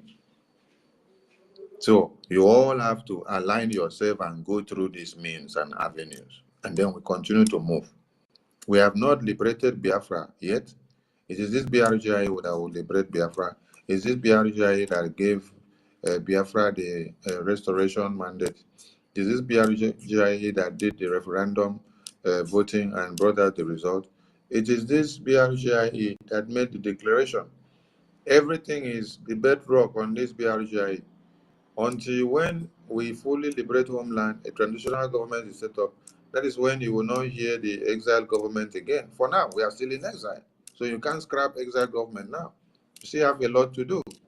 So go back there, put everything in order in that pipeline and let it go to where we want it to go. So talking about these people, when it is time, we will stop. Not now yet. Now our house is on fire, so we have to continue to quench the fire. What we are doing now is quenching fire. Not talking about these people. We are quenching the fire that they have set in the house.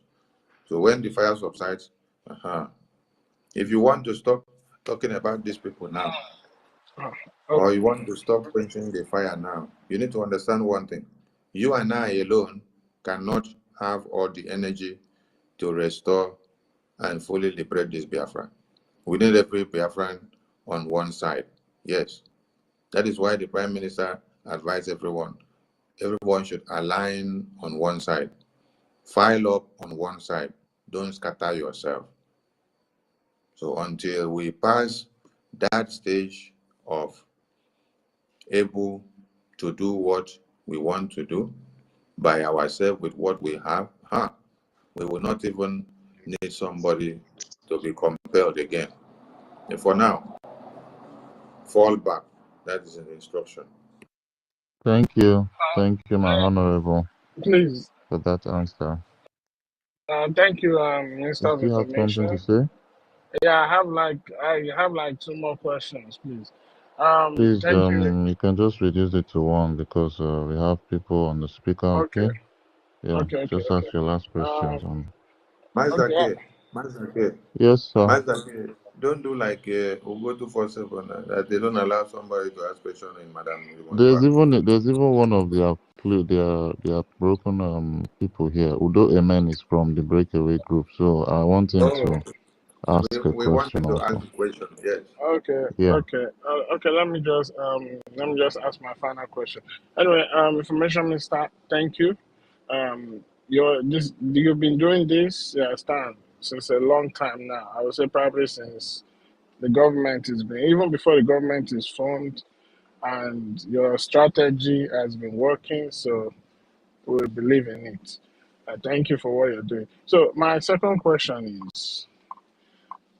is it possible that under no circumstance that even tomorrow now, if this deluded shaft called chief of stupidity decide now that she want to change, and maybe whatever money she's raising in that platform, in that charitable organization platform, and she decide now she wants to give it to our liberation army.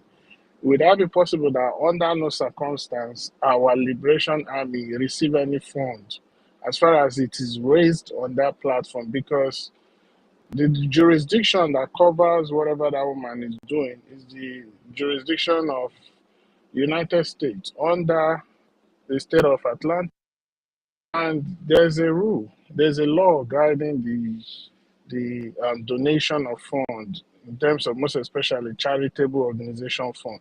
You have the 501c rule and the 501(3) rules that prohibit any money raised through charity organization should not be used in any form of military affairs or any form of combat.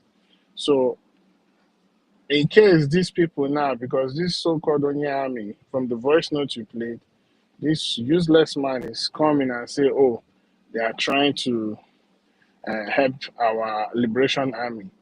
Because, we have a lot of enemies. And the enemies are waiting for us to make one mistake so that they can use it against us. And also, we don't want anything that will come back to haunt our prime minister. So even though they decide they are changing, we should make it clear that under no circumstance we will receive money from them as far as it is raised under that charity organization. Yeah. So that's my last question. Thank you. Let me make one thing clear here. If somebody can go inside the toilet and collect money and bring to support Biafra liberation and put it in the Biafra liberation account, as I am seated here now, I don't care where your money is coming from. If you go and collect the money from zoo terrorists, and zoo terrorists is able to release the money and tell you, go and use this money to buy weapon to come and destroy this my Nigeria, bring the money. Oh, I need the money, please. Yes, bring it. So I don't want to know where they are making their money from. And I want Biafrans to understand one thing. Any money that NGOZI has deceived Biafrans to raise all this far is not her money. If she's taking it to a particular account or a particular place or wherever she likes, it's not her money. It's Biafran's money. She deceived them to collect the money to wherever place she likes to take it to. So Biafrans will hold her accountable for it when it's time, if she doesn't bring it back. And any money that somebody is bringing tomorrow back to the Biafran liberation, you take it to the Biafran liberation account. So I don't so care whether you put your hands on the block to raise the money, or whether you were swimming in the ocean to raise the money, or whether you were jumping on top of the wall to raise the money. Why I'm saying that is that I don't want to stress the emphasis on where the money is coming from, or whether the avenue from where the money came, the stream where we swam to bring the money. Whether that swamp is prohibited or it's not prohibited, it's not my problem. As far as at the end of the day, Biafrans are bringing their money, which they suffer and work and raise. They bring it to the liberation account, which is what is endorsed for this liberation. I don't care. We need every Biafran to be back on deck. Bring your liberation fund to come and support the liberation. Biafra is not for me alone. I can't do it alone. It's not for PM alone. I can't do it alone.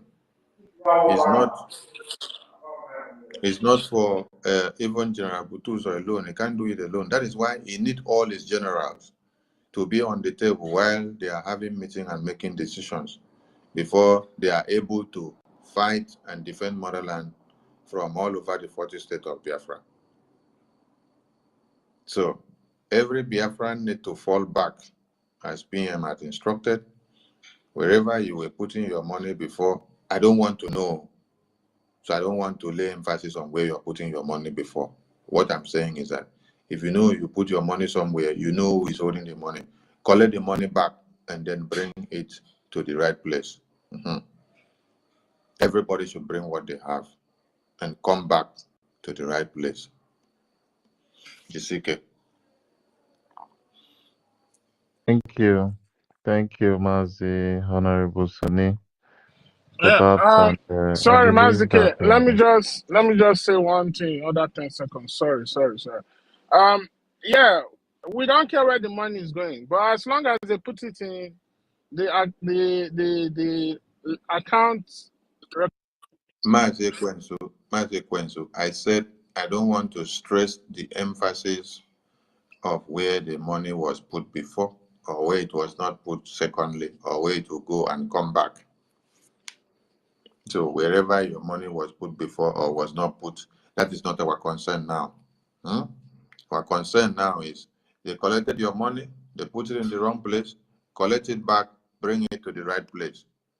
So I don't want to care and know where your money went, whether that place is approved by America or UK or Europe, or whether it's not approved. I don't care now. What I care is that bring your liberation fund to the liberation account. That is it. So let us not flock about where they have their source of the money coming from or not coming from now. Thank you, Mazi Sunni. And I just wanted to add something to what our Honorable said. We, like he said, we are not, we don't care where the money is coming from. The most important thing is for you to put it at the right place where it's going to help our liberation. And any other thing as regards anybody that's putting his or her money, like adding to the government, is just the money that is relevant. You understand? It's just the money. And once you put the money, you stand by the side and watch us liberate our new nation. You understand? Get liberated. Because the main important message now that we need to pass to that we need to do is liberation. We need to be liberated. That's the number one thing, and that's what we're using our money for. So yes, I just wanted to add that.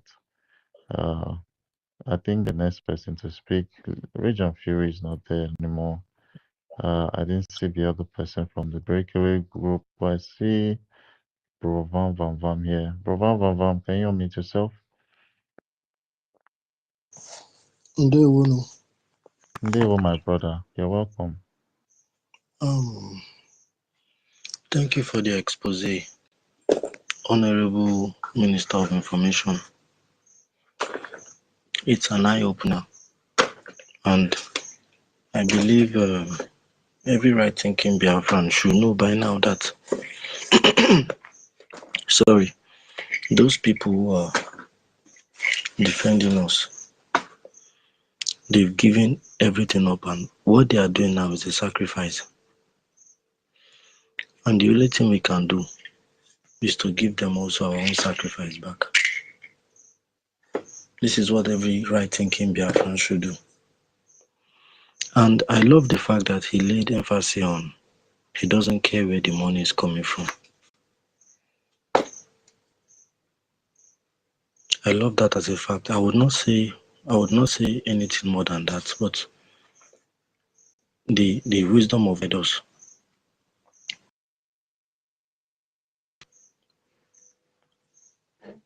So I don't really have a question because everything is self-explanatory. I don't really have a question. Probably if I do, I would come back on and ask it. Thank you so much. Thank you, Mazi, bro, Vam, Vam, Vam. Thank you for your the little that you had to put in. I see ancestral warriors. I don't see any other requests. So if you all are having one or two things to add, I know it could be midnight there, but as long as you're listening and you have one or two things to say, you can request for the mic and we continue the conversation, especially those people that have questions. If you know you're from the breakaway group, please, this is an open floor for you. Like we said, we are going to entertain questions today. Our Honorable Information Minister is here. Through all of your questions, he's going to answer them. Today's question and answer session. Okay, Ancestral Warriors, over to you.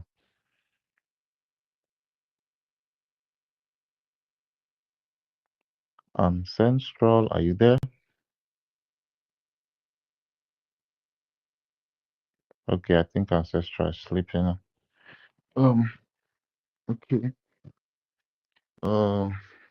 In absence, while we wait for other speakers, I'll have to be throwing the mic to some people on the speaker section, so you can join us here. And like my information minister said earlier, that we don't care about where the money is coming from. If you like, you can literally scam the Nigerian government and bring their money forth. We don't care how we are going to get the source of the money. All we need to do is just to fund our liberation. We need a lot of equipment as regards liberating ourselves. Right now, that is just what's up. That is really, really what's up. And anyhow you can do it. If you have enough, you could channel it to the IOU loan. You know, we could just issue you a certificate after you've gotten the amount. If you don't want to donate directly, if you want your money back, we have a process. So you just need to read it and get updated on that aspect. You understand? So I see someone requesting. I see Prince Chika Amaokumara Amara Amukama Amuk. I don't know how to pronounce this name. This is really, really giving me headache. Prince, Biko, unmute yourself quickly. Yeah, good evening, my dear brothers. You know, Good evening. Please, can you pronounce that name? What do you say? Can you pronounce that name? Amakumara, right? Yeah, Amu Kamara. Okay, Amukamara. Thank you, my brother. That's a beautiful Yeah, name. you know, this is something I want people to understand. Even I'm so scared that these people have started calling Igwe Butuzor because, you know, Ikonso is a relation to me. And when people start getting their number like this, I'm so scared if he can change his number or block this guy. They are so evil. When they start getting your number now, that's the way they will be sharing your number from place to place. If he can, this is only what I want to say because Ikonso is a relation to me, not to far brother, blooded brother. Okay, no need of telling you who I am very well, but some people that knows me know who Ikonso is to me. So if Igwe Butuzor can able to change his number, I will appreciate that. I'm telling you, when this man calling himself Onyame in this country started calling him now, I'm telling you, you will hear tomorrow one idiot will call him. That is how they will be sharing his number. I'm telling you the truth. This is the way they started sharing Ikonso's number everywhere from this to this. When DOA started their nonsense, everybody started contacting them, and they think that everybody in this Biafra something is with them. They started answering call from a lot of people, and that's how all this nonsense started. So if he can take precaution from this, so as this man have started calling him, let him change his number if it's possible, please. Thank you so much. Thank you, Master. That is noted, and that will be done. I think after that conversation, that number will be blocked because the first contact number NGOZI used to reach them, that one was blocked. So I don't know how they managed to get this one again. So this one also will be blocked out. Thank you. Please, even if they block it, he should not answer any call he doesn't know who calls, please. Let him, I don't let them stop because this is the way they start. This is the way they start. Everybody now will be having the number. If they use this number today, call him. They will use another one. They will use another, he keep blocking number. Let him don't pick any number anymore or change the number. Before God, man, that is better. Thank you. Thank you, Mazi Prince. I believe our soldiers are very, very smart, and that is the reason why they are blocking, after use. This is a very smart move that will keep the enemies, they will keep asking questions, you understand? They will keep them in confusion. So, I believe they are using the best rule of engagement known to them and, without mistakes. They are doing everything with less risk, you understand? So, I think they know best on how to handle that part. Communication, for me personally, I don't know if it's possible for having social media accounts instead of number because that is far more protected than a phone number. But it's still, if he has an option of getting their number blocked, then that's fine. And he could get any other number anytime because they have to actually know the particular number for them to work on that number. So when it's blocked, they won't have reach. I think that is actually fine, and they are going through the right process of engaging with the terrorists. Thank you for your question. I see Can you Mazi give Samuel came up. Samuel? Give Samuel. And that Yes, question please. was I going to was be just my about third to call question. him. I wasn't. I was already about to call him. Thank you, Mazi Samuel. Oh no, are you there? Yeah. Thank you very much. Yeah. Thank you, Sonny. Thank you very, very much. I don't know the name to give you. Is it Sonny or Sonny the best? I don't know. That's you. Let me just give it. I don't know what to tell you. You have done what I didn't even expect. Before when you were dealing with Isima, nobody knows you can talk, and nobody knows you can analyze. Nobody knows you can be so coherent, but you have really, really, really, really. That is made. That is within this time around. Without you, I don't know what would have been happening. Thank you very, very much, Sonny. Thank you very, very much. May God continue to give you grace and strength because it's not easy. You don't even sleep. And You see, thank you, question. Thank you, everybody, you guys are doing wonderfully well. My little contribution this night is just one or two things. What they are doing from the security point of it, they are trying to track them. They are trying to track them because whatever thing these people are doing, by calling him down, all the words that soldier was saying, soldier man from, I know the man is I think he's from Texas. I think he's from Texas here. Has been saying it's not even worth of him as a military man. If he was really a military man in US, he should have known that really, really well that what he was saying is not like a military man. American military had never been decentralized. American military headquarters is in Pentagon, and everything comes from the Pentagon. He knows that one very, very well. So what he's talking on his own side is nonsense. It's unethical, it's unprofessional. They should stop deceiving people and thinking we all of us are not here and like them that don't learn anything. Another thing they are trying to do is that what they are trying to pursue is to understand how this money gets to the general. They are trying, it's not that they're going to give him money. All those ones are nonsense. They just want to know, how this money gets to them, how the logistics gets, where do they buy these ammunition? Who is the clearing person? How is it shipped? Who is the clearing manager that cleared it? Which shipping line carried this thing? These are the main things Nigerian government is looking at, and they are looking at it. They cannot get it. They don't know how the thing is happening, and they are aware because our PM has said it that we have so much enough ammunition, sophisticated in Nigeria, but they don't know how the thing came in. So all the thing NGOZI is trying now, with all these things she's doing, since our PM has said, go back to the basis, she refused to go back to the basis. She don't want to listen to him. So, it's to get this information. And I would suggest, as a person who looks at security at times, is that there's no need for our generals to be using these lines that attract regular phones.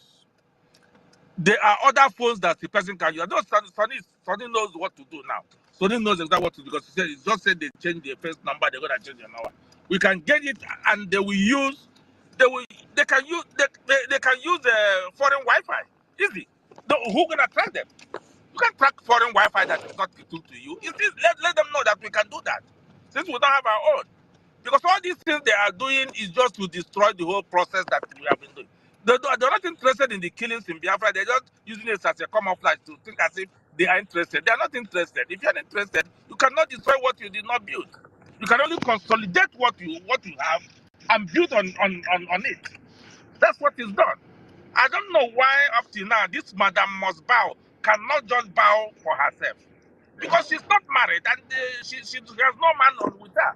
So if you have a wife and your wife is doing like this, you can call your wife to order. But she doesn't want to listen to no one. That's the little contribution I want to make. The work is going well, but most important thing is that these people should not be allowed to have access to them. Remember what happened to Ikonso? Not only Ikonso alone. I know I got intel yesterday of whom she's using to recruit some people, but I've not confirmed that intel. I've not confirmed it. So, but I got it yesterday. Actually, I got it yesterday. How she's recruiting people, even from Aludo and other places. All that she's doing. Yeah, I'm I'm still working on it to make sure that my information that I'm going to bring is accurate. If I'm asking for some names, if they can send me those names, let me know. Even the thing that happened in Ebonyi, Ebonyi had been fighting themselves. Ishago and Akeze had been fighting for months now, since they took our premise away. And there was nobody I can report this thing to. Ishago and Akeze had been fighting for most pieces of one piece of land. And that's not so this thing. But I don't know who to have to do so that our BLA can go and intervene and quench that thing. But I'm trying again to see how I can consolidate, because I got some names that time, but I didn't want to report it because there was a little crisis. We don't know how to channel our things. So it's something NGOZI is doing now. Even in Aludo State, there was what is doing. And the recruitment people, we are knowing about them now and what is recruited. And another place again, where she's recruiting, she's been calling people and threatening them that she did to Igwe Butuzor. She has used so many people to call so many people that I know that tell me, give me information. So I know what she's doing. But the only thing is that we have to continue what we are doing. And then I will just appeal to our people, like I tell them, mostly people in the US now. It's only US that you can work and they make up to $20, $25, or if not Europe. We know things are very difficult. We know it's going to get more difficult as these tariffs and everything comes down. But we can still make a little donation of little things. Those who have money in Biafra land that send their children here to be suffering overseas at this time, you are wasting your money. It's good for you to train your children overseas, but remember that your kids are suffering here now. You can be giving them money now, and remember that these people are no longer giving papers. What you have to do is, if you don't want to donate money, really good money to Biafra Liberation Army, go and do the IOU. It's 100% guaranteed. 100% guaranteed. Your return on investment is 100%. That has been guaranteed. So you don't have nothing to lose. Just give us that money. At the end of the day, you get back your money, because your investment is a secured investment. investment in a secured, well-managed portfolio. That's exactly how it works. That's all it this evening. Thank you, everyone. Thank you, thank you so much, Mazi Samuel Onoa. And that was a very nice submission. That was a very nice suggestion from you. You said about they could use other alternatives instead of using phone numbers that they can track. And yes, I actually support that part also. If there are other alternatives, it would be one of the best options.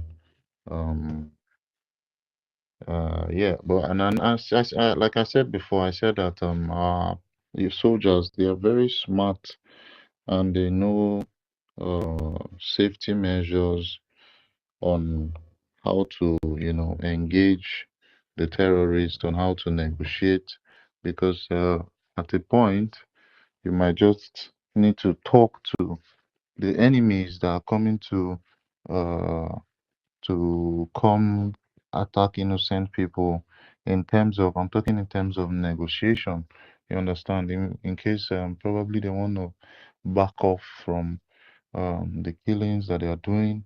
If they want to call for a roundtable discussion, you know that all these communications are very, very necessary. So I feel they know best on what to do and how to handle the situation. So I think your suggestion too actually is a very nice one because I don't look down on suggestions as long as it's anything that is right and is good. So yes, and I guess my information minister heard that. So we'll have to move to the next speaker quickly. I don't know if Ancestral is there. Ancestral, are you around your device? If you're not there, then I'll move down to Kelvin. Okay, Ancestral is not there. Kelvin, unmute yourself and give us what you have quickly. Good evening, everyone. Can you hear me? Hello, good evening. Can you hear me? Yes, good evening, my brother. Oh, thank you, my brother, my information minister. I greet you and I appreciate your work. You have done the very best analysis today for us. And or anyone that cannot understand this thing, that simply means it's not just a block brain, but it's cause. Because even a blind person that can hear will understand everything that happens here. And I thank God that you people stood your ground and never allow them to sabotage all the work. I'm very, very happy. I know we need money, and I'm praying very hard that God should touch everyone that has money to remember Biafra. That's the only sacrifice I can do. I'm an orphan, and I know how I survive as an orphan. That's why I'm praying that God that makes me to live up to today, He should help Biafra and restore Biafra. Because I know if Biafra restored, I can eat and give to others. So I'm very happy today that every doubt that I've been having in my mind is being cleared. I've been following you people, I've been trying my best doing my donation, but I know it's not enough. But I believe God will touch the hearts of the people that has this money, and they will do very important thing in this government.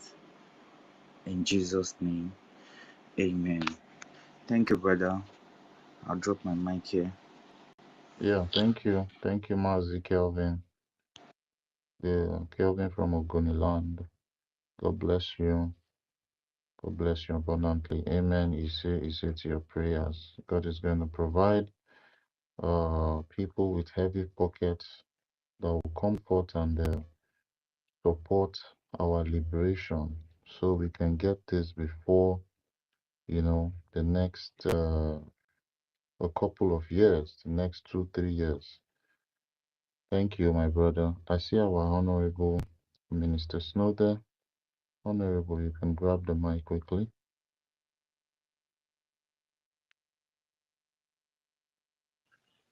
Yes, Minister good Snow, evening. are you there?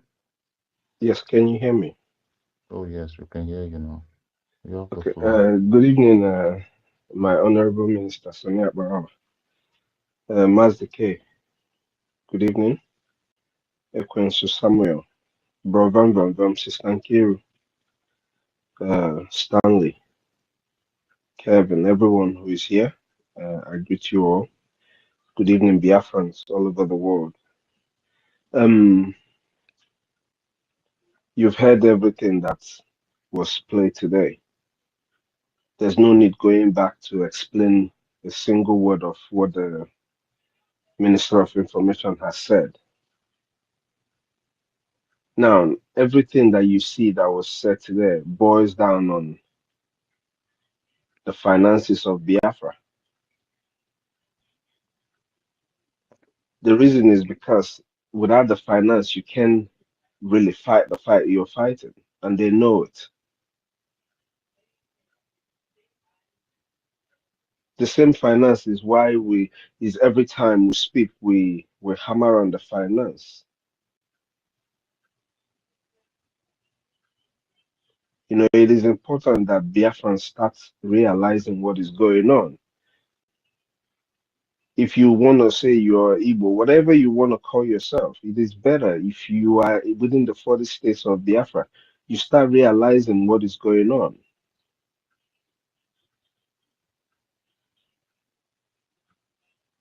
We are at war.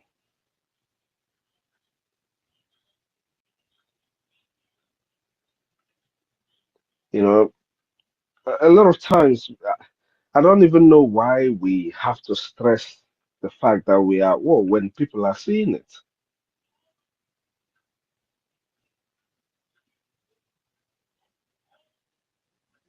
You're seeing it. Just for the fact that somebody mentions Biafra, he's liable to be killed. Isn't that war against Biafra and Nigeria? They're killing Biafrans.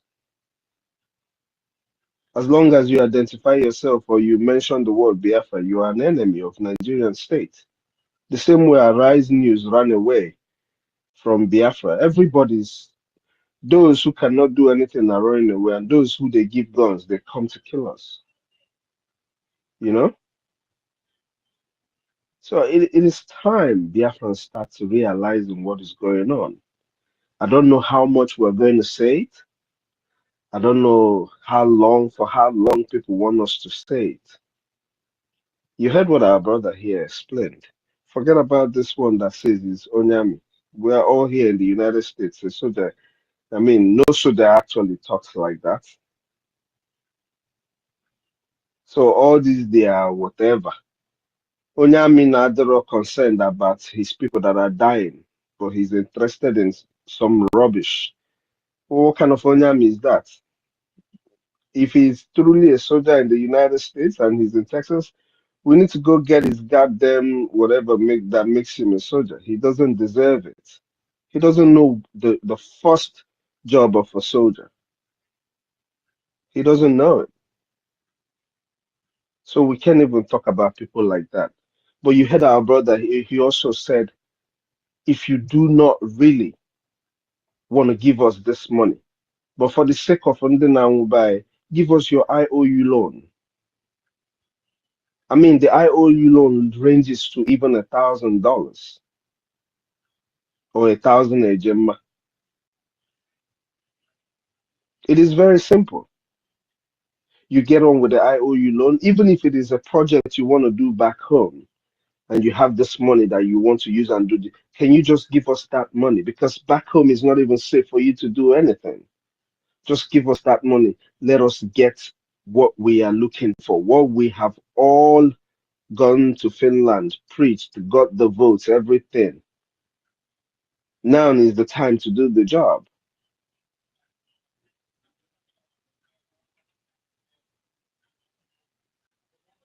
There's no other time to do this job besides now. It's now or never. You guys heard our commander's voice. You heard him. He lost his family, but he's still there. He's still willing to make sure that your family, my family, are safe.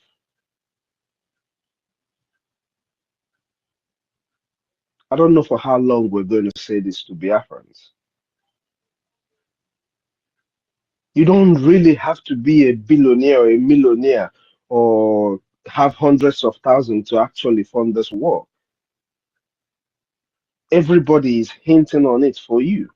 Everybody's talking about the population, the power of the number you have. Onyendu is there in jail. Onyendu told us just $1, just $1. With all that is going on right now, don't you think that that thing Onyendu said, this is the time you are actually supposed to activate it? He told you they were coming. They are here now. So what is going to happen? These boys that they are killing on the streets of Biafra, like they just within 5 minutes of, hey, stop there. Hey, you are a Biafran. Hey, who is Papa Biafra? Hey, you are looking at me. Hey, pa, in his face. A young man.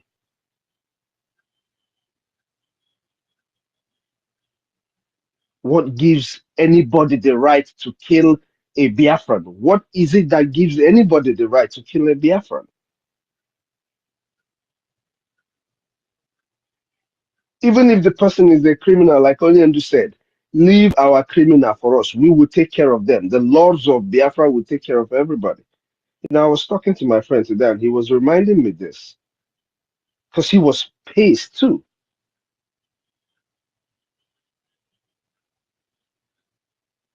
Left for me, it is time we ignore NGOZI and all her nonsense.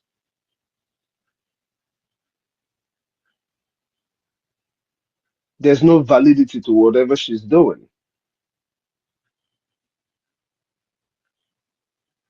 But if you're truly a Biafran, even if people like Ugo Biafra who was preaching and talking about the soldiers.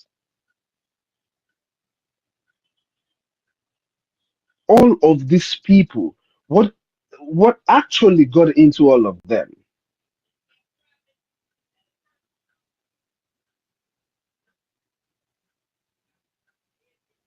But those ones have they've chosen to be on a path.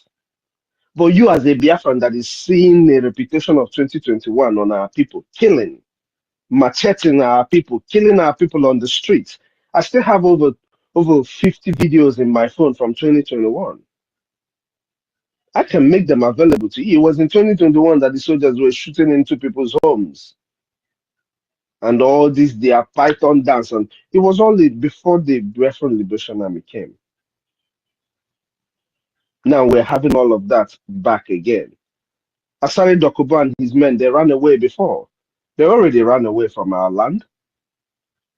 But today they are back with the same uniform making noise, killing our people in the streets.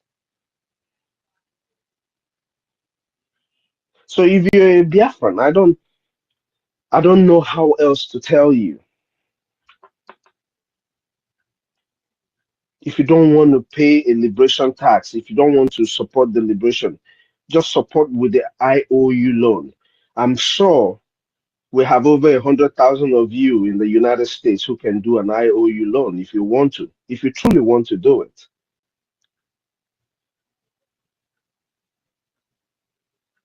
And it is as low as $1,000 or 1,000 a gemma,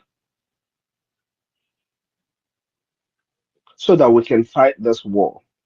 Because what I'm saying is that the war that is on, there is no going back. You see, the dragon flag is already up, it's flying, it's not coming down. That it has not happened to you today doesn't mean it can happen to you tomorrow. That young man who was driving a motorcycle on the street, he didn't know he was going to die. His brothers didn't know he was going to die. You don't even want to talk about the gas explosions and all of that could just catch up anybody on the streets. So for whatever reason, as long as you claim you're an Igbo man or you're a Biafra, whichever one you want to identify yourself as, it is time we fund our own war. There's nobody that is going to come for us. If you're thinking someone is coming, you better think again. And I am very sure that Biafrans can do it. I am very sure that people who have link to that very region can fight this war that is up against them.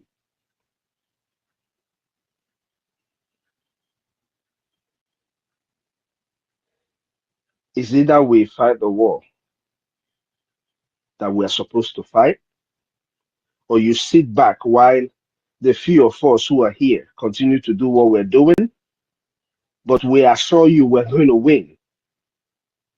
We assure you we are going to win. This few of us here. But if you're a Biafran and you want this thing that is happening to end, you must join us now with your fund. It doesn't matter how little it is. And don't forget, your liberation tax is a duty. Someone is protecting the land, so you have to pay liberation tax. It is a duty you owe your you owe Biafra that you should pay your liberation tax. So you better align yourself with the liberation tax. All of these things are very, very important. But for those who decide to take a different path, hey, I'm no longer interested in somebody coming back or all of that. It's all their problem. It's all their problem. We are long gone all of those nonsense. Now let's face the war that is facing us. Because these people, what they want to do is to distract us. Ngozi does not have any, there is no, whether any, or Osmogeje, maybe another voting and all of that. She doesn't have anything. So all of this thing is just because she's a chronic liar. She keeps bringing up lying. Even if you say something right now, she uses it and lie. You know, that's why everybody in that team, all they do is just lie, lie, lie, lie. You know, they tell you a story, they come and tell you, oh, it was a joke, you know, as if they didn't mean it. So it's all lies. I beg Biafrans, greetings from here. Mechuku Kabiama keep giving us the strength to keep doing what we're doing. I know a lot of us are no longer sleeping, but it is very important that we fight this war this time and get done with it. If you follow Fugura, Daluno, Dalun everybody. Thank you. You deserve a round of.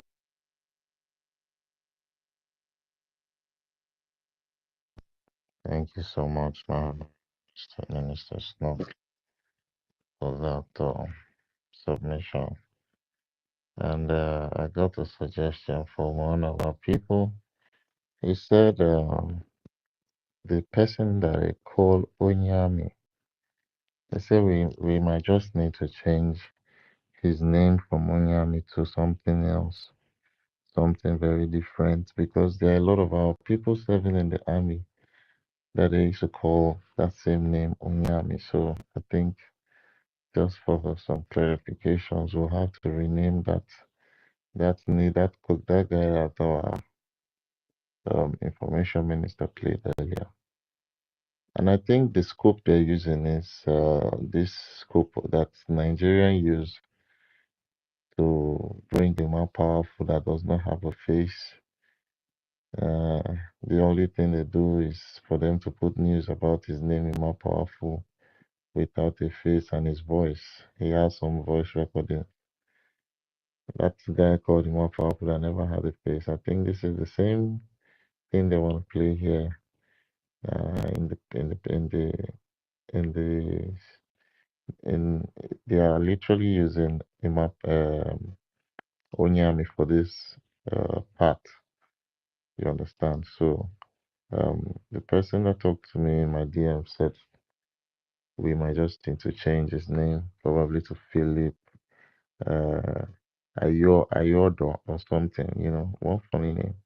It was a suggestion, and I think it's actually a cool one, just because of other people that are called Onyami in US. Thank you, bro. Are you there? Yes, I'm here. You want to quickly? Like I said, I was gonna come back if I had anything to chip in. Yeah. At this stage of the struggle, I am convinced that the Spirit of God has given us the ability to be crafty,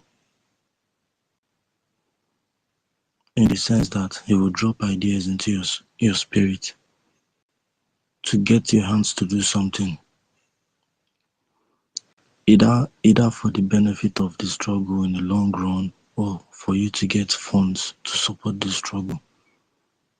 So you need to pay attention to how he drops the information into your spirit so you can put it to work. The Spirit of God will not strive with man. If it comes to you, you don't do. If it comes to you, you don't do. It's not as if he will ignore you, but he will not bother you again. So let's make that one snappy, please. And then secondly, there's something I learned as I was growing up, and that was in the church. When a man of God is teaching, and probably when he's done teaching and you like what he said, you need to seal what he has taught with a sacrifice. And that sacrifice is also funds. So what I'm trying to say now is, I appreciate our Minister of Information for everything he's doing. And then I would like to open the floor with 5 Ejima. So, Sister Ankiruka, probably you're the one taking records, so by the end of the month, just like I did earlier, I will drop it. Thank you so much. Thank you. Thank you, Mazi, bro, Vam, for that. Thank you. You spoke very well. We need to do the needful. Our people, there's still a floor for, making donations. Please don't forget. That suggestion from Provan was one of the toppest notch, you know, submissions. Thank you so much for that. I think, Chukuma, you have something to say quickly before we move to Solomon.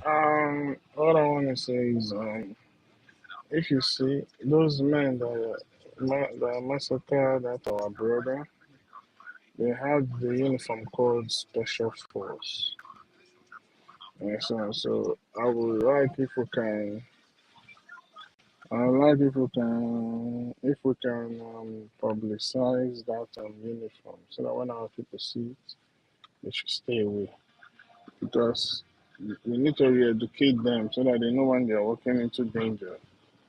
Because that special force is what the so-called president used during his campaign as security. It's the same special force Asadi Dokubo used. It's the same special force that our when our PM was exposing how they are kissing the ground. The same special force, and you see that same special force those people had on. Is it yesterday or 2 days ago when they cried at our brother.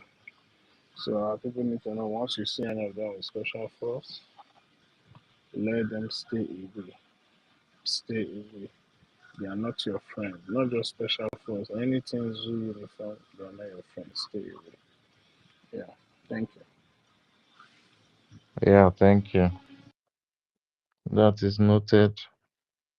So we know the people that are coming to cause mayhem, and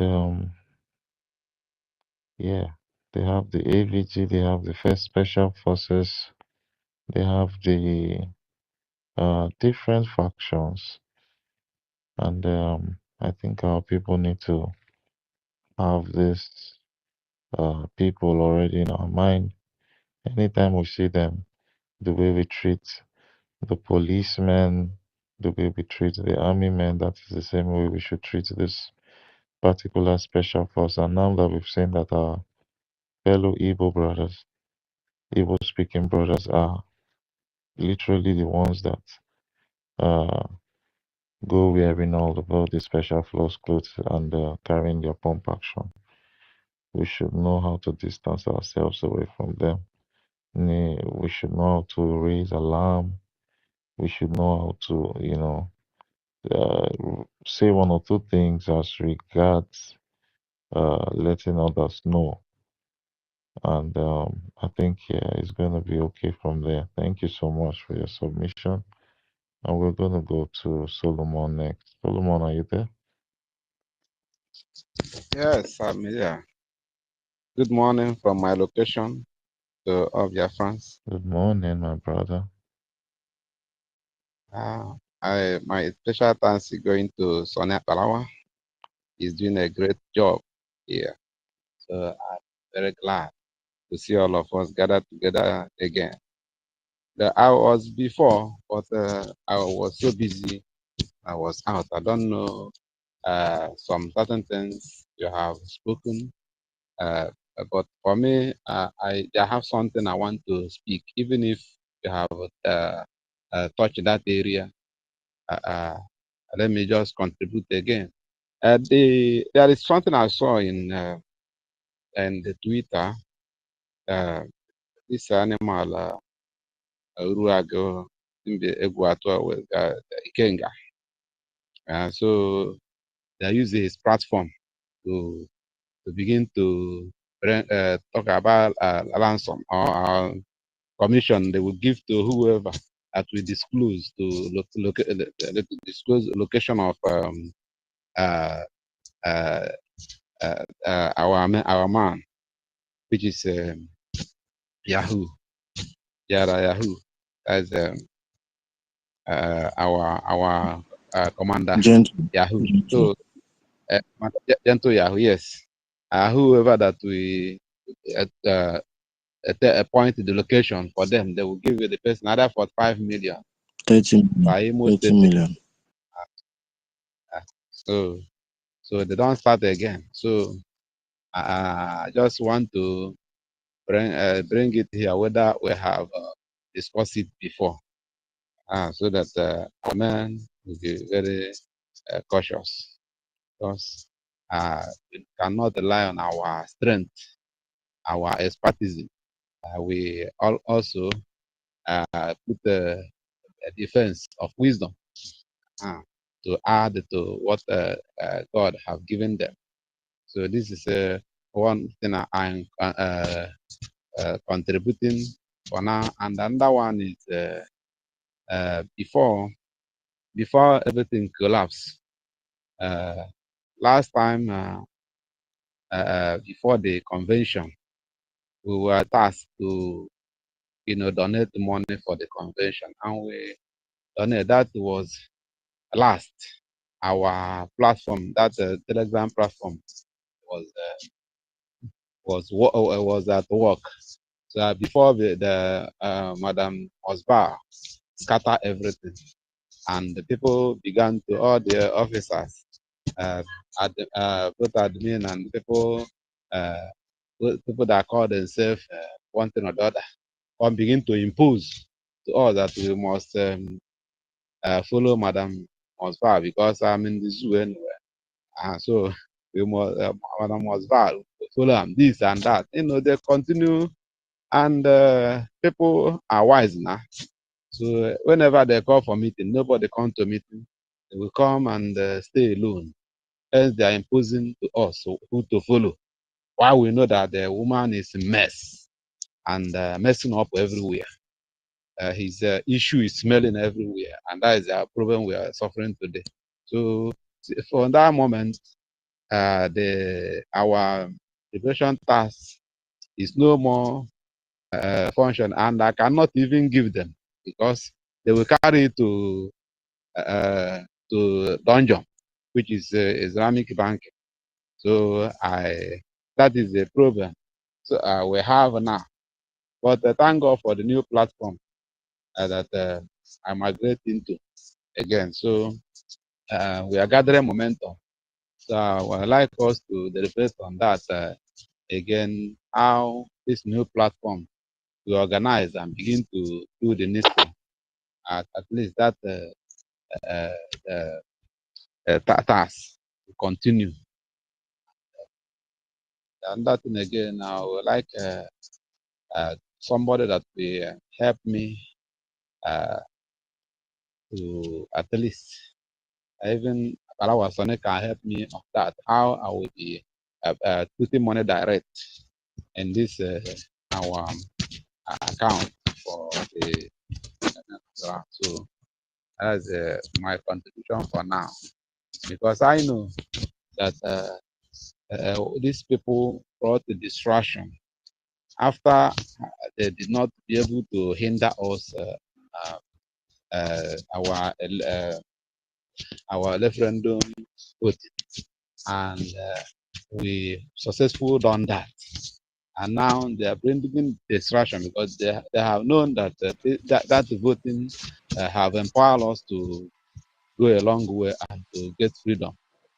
So they bring distraction through somebody they planted in our midst. And that distraction still giving us some concern. But I thank God now we are gathering. I know that within the space of 1 week to 2 weeks, we will bounce back to normal stage where inflow of fund will be coming. That our men, I thank God. I see that there are Butuzor have produced about 300 AK-49. Say by March that we no more be using AK-47. That things is coming. So this is a progress, and the final that as he said that whether we finance or no finance, I mean go finance itself. Things is going on. So I want all of us that hearing me all over the world now to know that we have a work to work. People that are sense to bring themselves down and begin to donate. So that's what we are advised, even advised at the convention by Minister of Defense of Amazonia, that we fund, bring money. And the animal that they use began to tamper that our finance so that we get proven. But I thank God for people like Sonia Balawa, our APM, person of Ogenkere, and Pastor Van Van Van, and many of us. All of you that gather yourself and we're on the space every day. I thank God for you, and I know that God will bring good result through all this meeting, all this fellowship we are having, and we restore back those that lost in the hand of the animal that are disturbing us. All hail Biafra.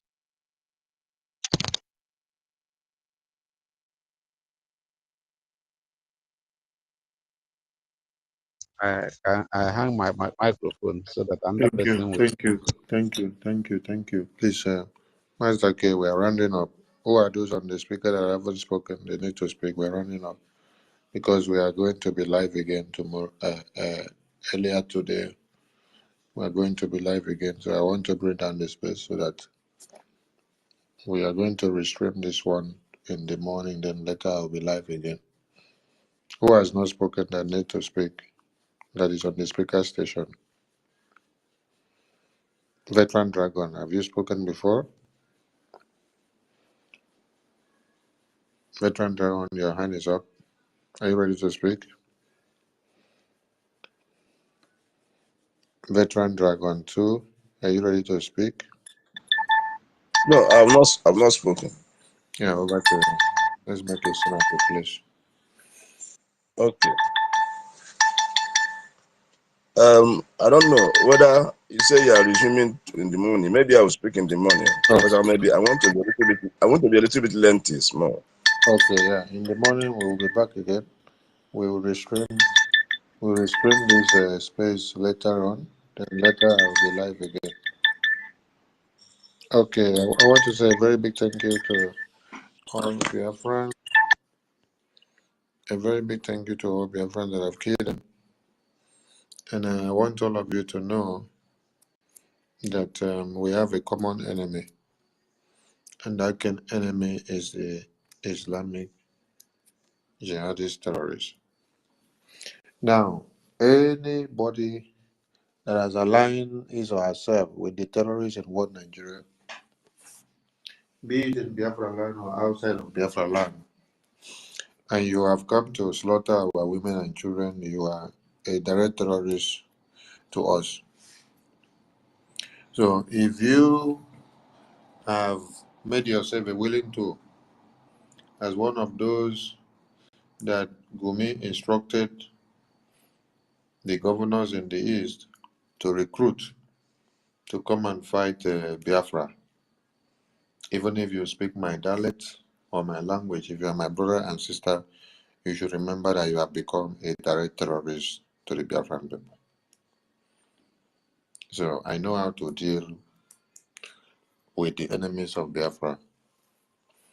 If you think that when they recruit you, being my own brother, to come and destroy Biafra, that I will be treating you with kid gloves. You have made a mistake. Okay? Any carrying groups inside Biafra land that is not the defense mechanism that the Biafran people have set to defend themselves against the existential threat of the terrorists, you are more than even the terrorists that come from the Sahel. And you will be treated as such. We have no place for terrorists. We have no prison for terrorists or to harbor terrorists. We have no food to give to terrorists. And we don't take care of terrorists. Go and ask America how they treat terrorists. Go and ask UK how they treat terrorists. Go and ask Israel how they treat terrorists. And go and ask Egypt, Russia, Ukraine how they treat terrorists. So our own case would not be exceptional. Biafra land must be protected and defended at all costs. When I mean at all costs, you heard what General Butuzor said. He said his entire family has been wiped off because of Biafra. And so he's ready to put his life on the line to see that he fight to finish. So if a man that has lost everything is still on the line fighting, he's not the man that you should come and toil with. He's not the man that you should come and betray. He's not the man that you should come and play with. You should be ready to dance to his tune to see that Biafra is liberated. Because they have been fighting all this while all of us are in diaspora enjoying ourselves. I want everyone to wake up and realize the threat and the common enemy that we have. Islamic Jihad is staring us to the face. They will use you as my brother, they will use you as my sister, they will use you as my uncle, they will use you as my nephew and niece. They will use you as my father and mother, they will use you as our friends and well-wishers to be able to tarnish everything that we have done for Biafra so that we cannot get liberated. We believe you me, by the time you identify yourself with the terrorists to be their allies, you will be treated as such. Terrorists should not be pardoned because they came to kill and slaughter and to maim. So Biafra land must be protected. We've seen all the genocide and massacre in Biafra land, and we want those that are watching and taking their records to take the records well. Yes, because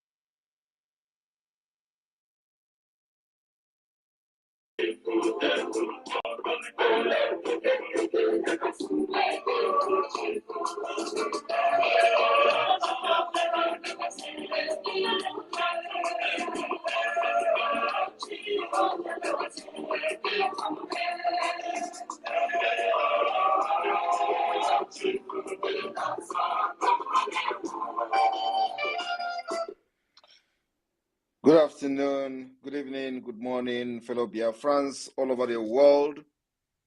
Welcome to this evening unannounced space on the X here from my location.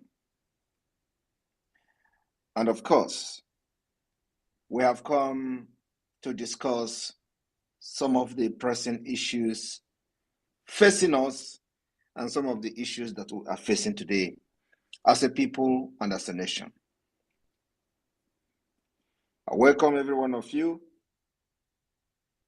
Invite your friends, invite your haters as well, invite those who do not know their left from their right. I welcome friends of Biafrans, I welcome the foreigners, journalists, those who have begun to pick interest in what we are doing. I welcome diplomats, those who have been assigned to follow the Prime Minister of Biafra Republic of Exile, bomber to bomber, to know what he's doing. I welcome you. I want to state today that Nigeria remains the only country that is ruled and governed by ghosts and aliens. People that have no background, people that are not Nigerians originally, people that are not from the Niger area, people that are invaders, intruders, people that nobody knows anything about them. These are the people that have been ruling Nigeria, because Nigeria is never a country, nor was it planned for a better society. Nigeria was not designed to contribute anything positively for society. Rather, is a company that is being ruled by criminals, a company that is being ruled by terrorists.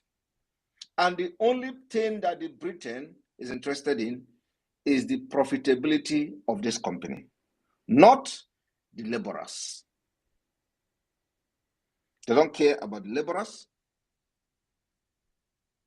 They don't care about those that are being impoverished by this particular company. All they care is the dividend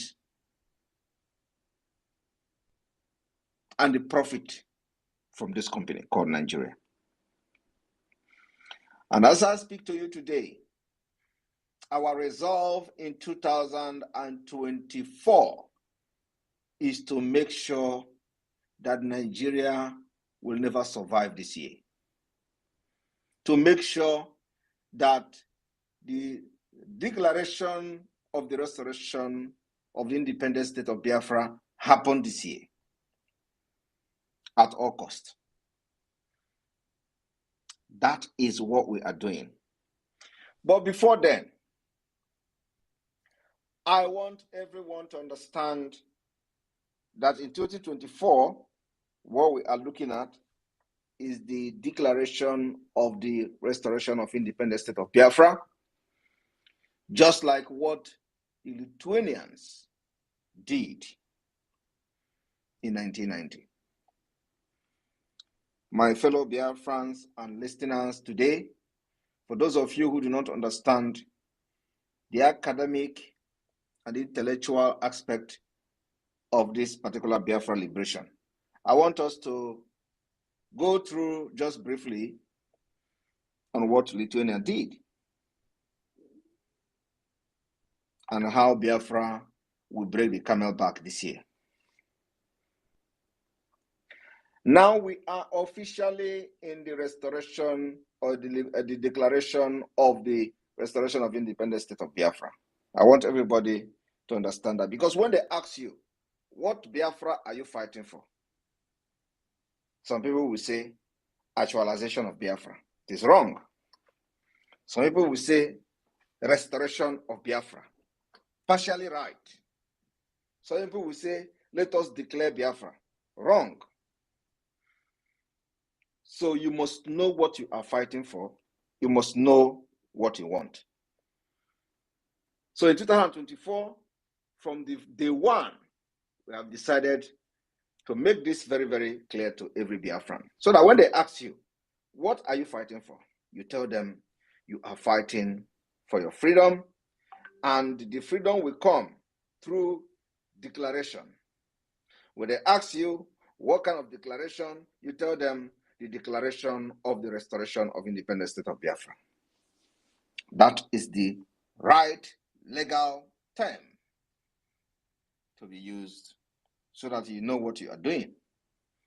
Now let us look at how this is going to happen to this year. This year, our plan, our aim and objective is to declare the restoration of independent state of Biafra. And it is going to happen in Finland.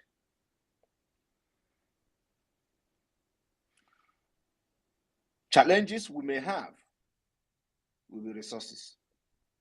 Everything that needed to be done to get Biafra independent, we have concluded and finished them.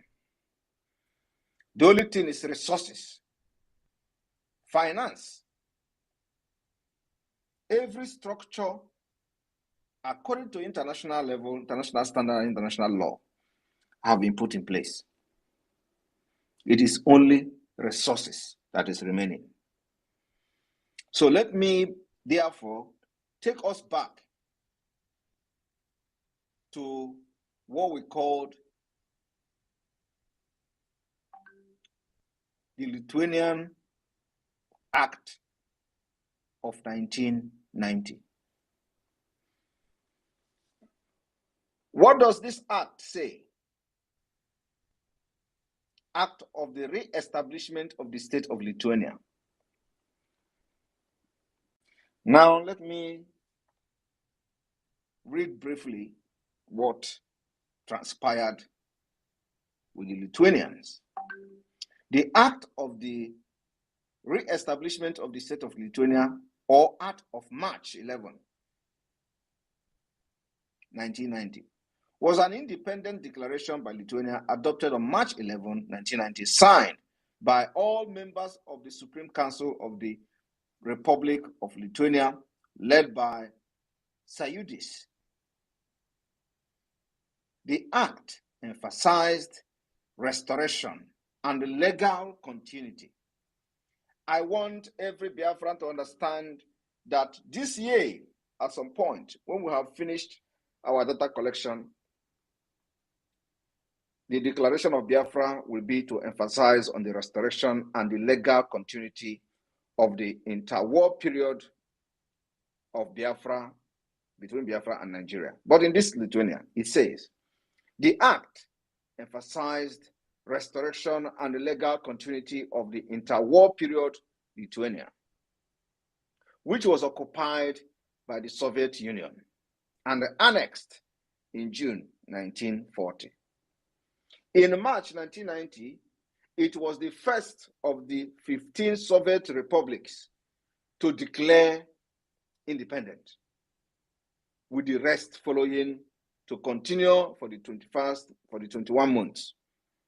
Concluding the Kazakhstan independence in 1991, this event, part of the broader process dubbed the Parade of Sovereignties. It led to the dissolution of the Soviet Union in December 1991. Now, I want everyone to listen to how Lithuania lost their independence in the first place, just like Biafrans. After the partition of the Polish-Lithuanian Commonwealth in the 18th century, Lithuania was part of Russia Empire. In the aftermath of the Russian Revolution in 1917, the Council of Lithuania, chaired by Jonas Basanavičius, proclaimed the Act of Independence of Lithuania on February 16, 1918. Lithuania enjoyed independence for 2 decades, just like Biafra enjoyed independence for 3 years of war.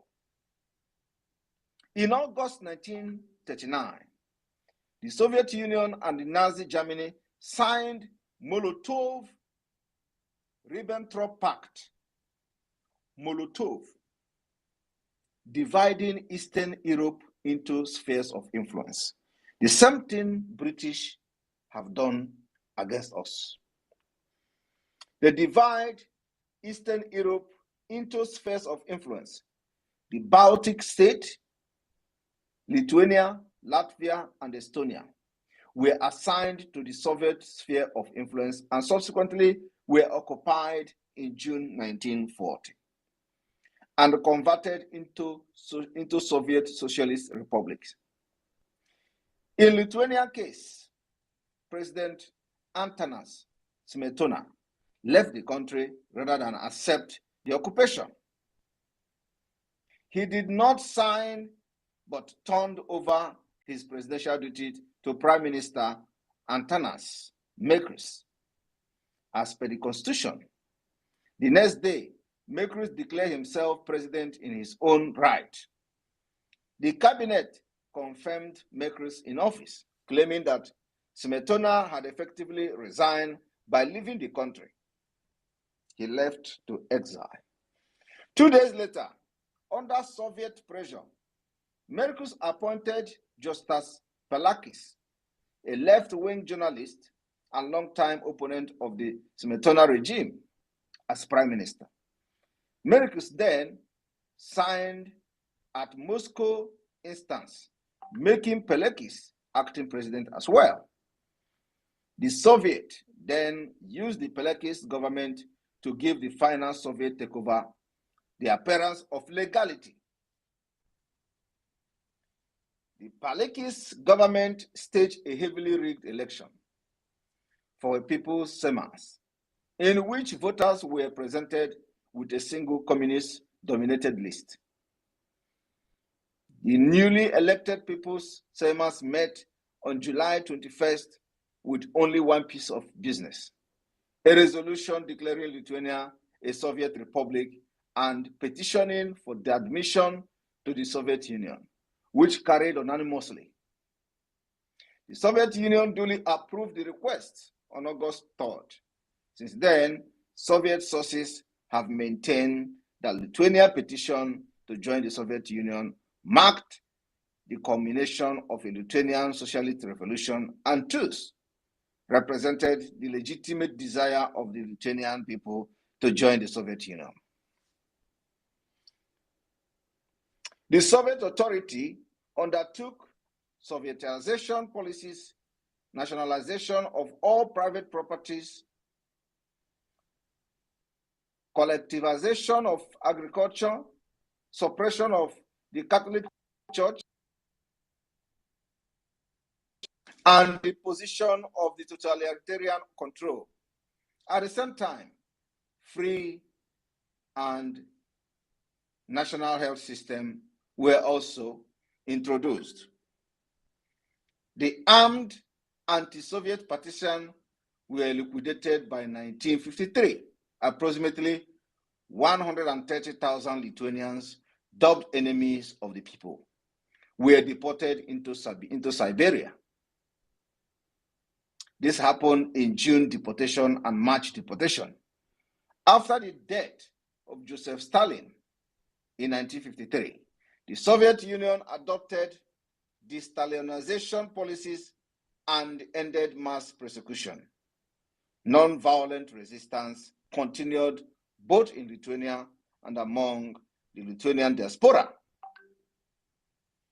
These movements were secret, illegal, and more focused on social issues, human rights, and cultural affairs rather than political demands.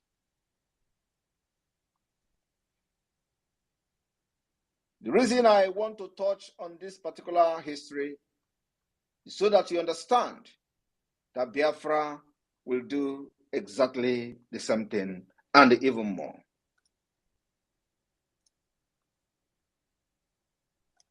And it will happen this year. Those cabinet members and delegates that will come to Helsinki in 2024 will have their signature appended on our document of the Declaration of the Restoration of Independent State of Biafra in 2024. For this to be possible, Simon Ekpa have done everything that needed to be done. The rest lies on you. And like I said, what is needed is resources. Biafra is here. Biafra has been declared both academically, intellectually, and otherwise in 2023. It is now the Declaration of the Restoration of Biafra. I want you all to understand that Nigeria do not have president as it stands today. The people ruling Nigeria, from the President Tinubu to the Vice President, are all foreigners. They are aliens. Tinubu is not a Nigerian. Shetima is not a Nigerian. Tinubu is from Guinea. He manipulated his way to become the governor of Lagos State. He manipulated his way to be part of Nigeria system during the military regime, because Nigeria do not have what it takes to be a country. Nigeria do not have database. Nigeria do not have any security. Nigeria is not a country where you can, your background can be checked. So Tinubu manipulated his way during the military era, and he was regarded as a Nigerian, but he was never a Nigerian. And I'm telling you today, he is from Guinea. He is from Guinea. And I stand to be challenged. Anybody who said that Tinubu is a Nigerian should tell me which village he come from in Nigeria. Which village? Who is his father? I am telling you today, Tinubu is not a Nigerian, but he's really Nigerian. Shetima is not a Nigerian, but he's really Nigerian.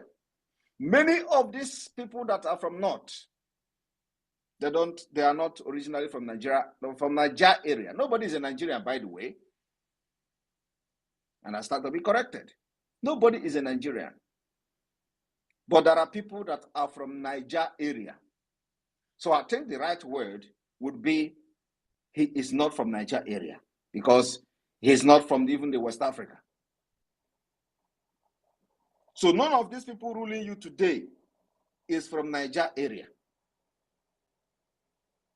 They are not from the North, Niger area. They are not from the South, Niger area. They are not from any part that is even close to Sahel. They are all from Guinea, Central African Republic, Mauritania, and what have you. They manipulated their way to power because Nigeria was designed to be so.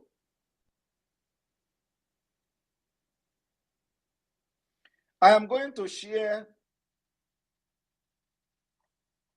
image from the signatures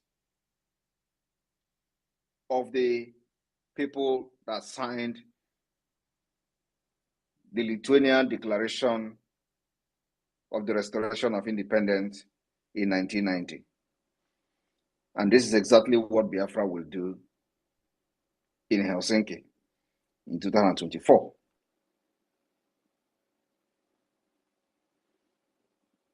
On this note, I will give the co-host opportunity to continue from here, and I will entertain questions. Thank you. Thank you, Prime Minister, Your Excellency, Mazi Simon Ekpa. Happy New Year. And fellow Biafrans, thank you very much for joining this very space. And I will say Happy New Year to all of you, wherever you are spacing from across the world. PM is an emergency space, and is a good one. He has led a very strong background. Here we are in 2024, which is the final of the finals. And without missing words, PM has enumerated numbers of conditions needed to have a restored independent state of Biafra. And So far, within the 9 months of 2023, Biafra, through the work of the Prime Minister, has met all the criteria. And this is what is breaking the heart of those who are not part of this movement, who decided to work against the movement. They have now recounted their loss because every effort to bring the PM down did not work. And here we are talking about the declaration of the restoration of the declaration of independence for the restoration of Biafra states, which is a very, I mean, it is a finisher of this. I'm backing it up with a very strong database, which he has been emphasizing. The database collections, how it's going to be collected, the moment the link is released, where to register for the self-referendum before this very feature convention is talking about will take place, which is the final of finals. So as you can see, Biafra is here with us. We are already in an independent state, but nevertheless fighting the battle that's supposed to come with it. And this is why he is emphasizing resources. When it comes to resources, we have the human resources and we have also the capital resources. He's not talking about human resources. Human resources is very, very enough, but we need money to make sure we keep this fire burning and keep Nigeria off balance until the day he declares the independent state of Biafra from Helsinki. And anybody who don't like it should go and look for a life transformer, not in Nigeria, because Nigeria don't used to have light, and hug him or herself. Nevertheless, we proceed. We recognize the presence of our Chief of Staff, Dr. M. Orabeze, is here in the space with us. That's a good evening, Chief of Staff. So please, if you have a question, do raise your hand. You know the procedure, you know the protocols. You go straight to your point. You will greet the PM. You are going to salute his doggedness and his wickedness when Biafra come. But for now, we are on a space of, and maybe we are using this very space to enlighten those who don't know what we have achieved from March 2023 to this December that just passed. And here we have continued. So go straight to your question, please, if you have any. And that is by showing the sign of raising your hands, we will call upon you to ask these very questions. Thank you, and good evening all. I will wait you to ask your questions. I will say, Mazi, Ocho, you are the first to go straight to the point. Good evening from you. Mazi, are you there? Tap your microphone and continue speaking.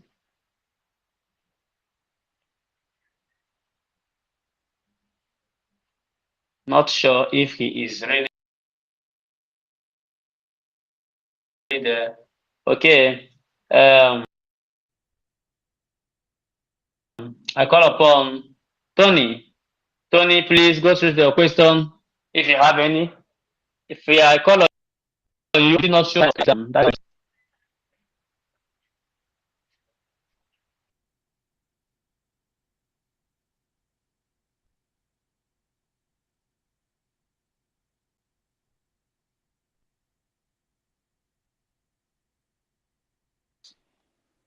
All right, I think we've lost you, success.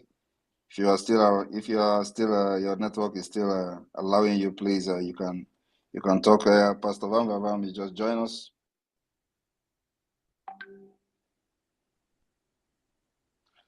I had some interruption, so I have to mute. So, Jaja, please go ahead. Make that Van Gavam a co-host, please, sir. Yes. Jaja, are you hearing me? I don't know if all these people I'm calling to speak are Yes, hearing. I'm here. Mazi Success, our Prime Minister, Mazi Simon Eba. I salute you from here. our own Prime Minister. I salute you. You're a great man. We don't know how much to thank you, my brother. My son says, this one you say that we shouldn't praise him. That is the only thing we have come here to do. Because most people, we don't have any other question to ask. Every question has been answered.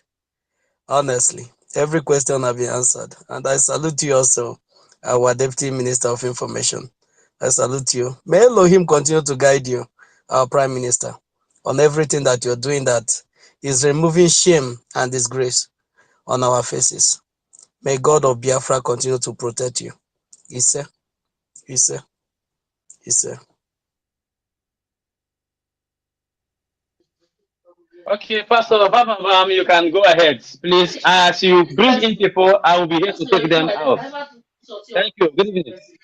Thank you so much. Greetings to my able, formidable, unstoppable Prime Minister. Good evening, sir. Thank you so much, sir. I'm always honored to be in the same platform with my PM. Thank you, sir. Thank you, Success. I'm happy to be with you, my capable comrade. Thank you so much. Greetings, fellow Biafrans. Please, let's go quickly as the Prime Minister is here. And I'm sorry for joining late. I'm just coming in from work now. Thank you so much. All right, Success, I begin to bring them in, and then you give them the microphone, please. Thank you, Success. Or do you want me to be giving them the microphone, Success? Okay, looks like Success Giving is them not the microphone, yes. Very necessary. okay, I'll do Give just them the that. microphone. I'll do just Them that. in. All right. When they All finish right, thank speaking, you. I will take Please, them out. That's my work, yes. Beautiful. Beautiful. Mazi Ochoa Oji, please take the microphone and go straight to the point, please. I know you have to follow the protocol, like Success said earlier. You don't so much accolade. Just go straight to the point. The PM will answer your question. Thank you very much. All right, good evening. Good evening, Honorable Prime Minister, and Happy New Year. Please, my question is a short one. I just want to know if we've tried to, if our government in Ezra has tried to reach out of hand of friendship to the people of Sahel, the new military regimes there, like the people from Niger, Republic, Burkina Faso, and I think Mali. And if we have done that, has there been any response from them in terms of alliance with them? Because at this point, I think we also need any alliance we could get, like we can get from anywhere if possible. And the second one would be, has there been any move to get an alliance from Russia, or in terms of help, if not even in person, maybe in terms of helping us with the necessary tools that we need for our liberation? Thank you. Thank you very much. At this point, we choose to make public the alliance we want to make public. So your question is not something I'm going to address now. But whether we are making move for alliances, yes, we are making move for alliances. Whether we are getting responses, yes, we are getting responses. But whether we have contacted Niger, Russia, this one, that one is not a relevant question at this point. So the government of Biafra is doing everything to make alliances with other nations. And this year we will focus on recognition from countries. So we are doing that. Thank you. Thank you, PM Ochoa. I'm very sure you've gotten the answer there. Biafra government has presented a better solution. Those are the areas where you should address your questions to. A better solution. What better solution do we have? Ask questions in that regard, please. I am giving you the microphone, please. Ifeanyi Chukwu, please take the microphone and go straight to the point. Good evening, everybody. All protocols duly observed. Good evening, my PM. My question goes like this. When the time for the database, when the link will be released, can someone register any, like, can I register myself and family and everybody that I know? Like, can I register them from my phone? That is my question. Thank you, sir.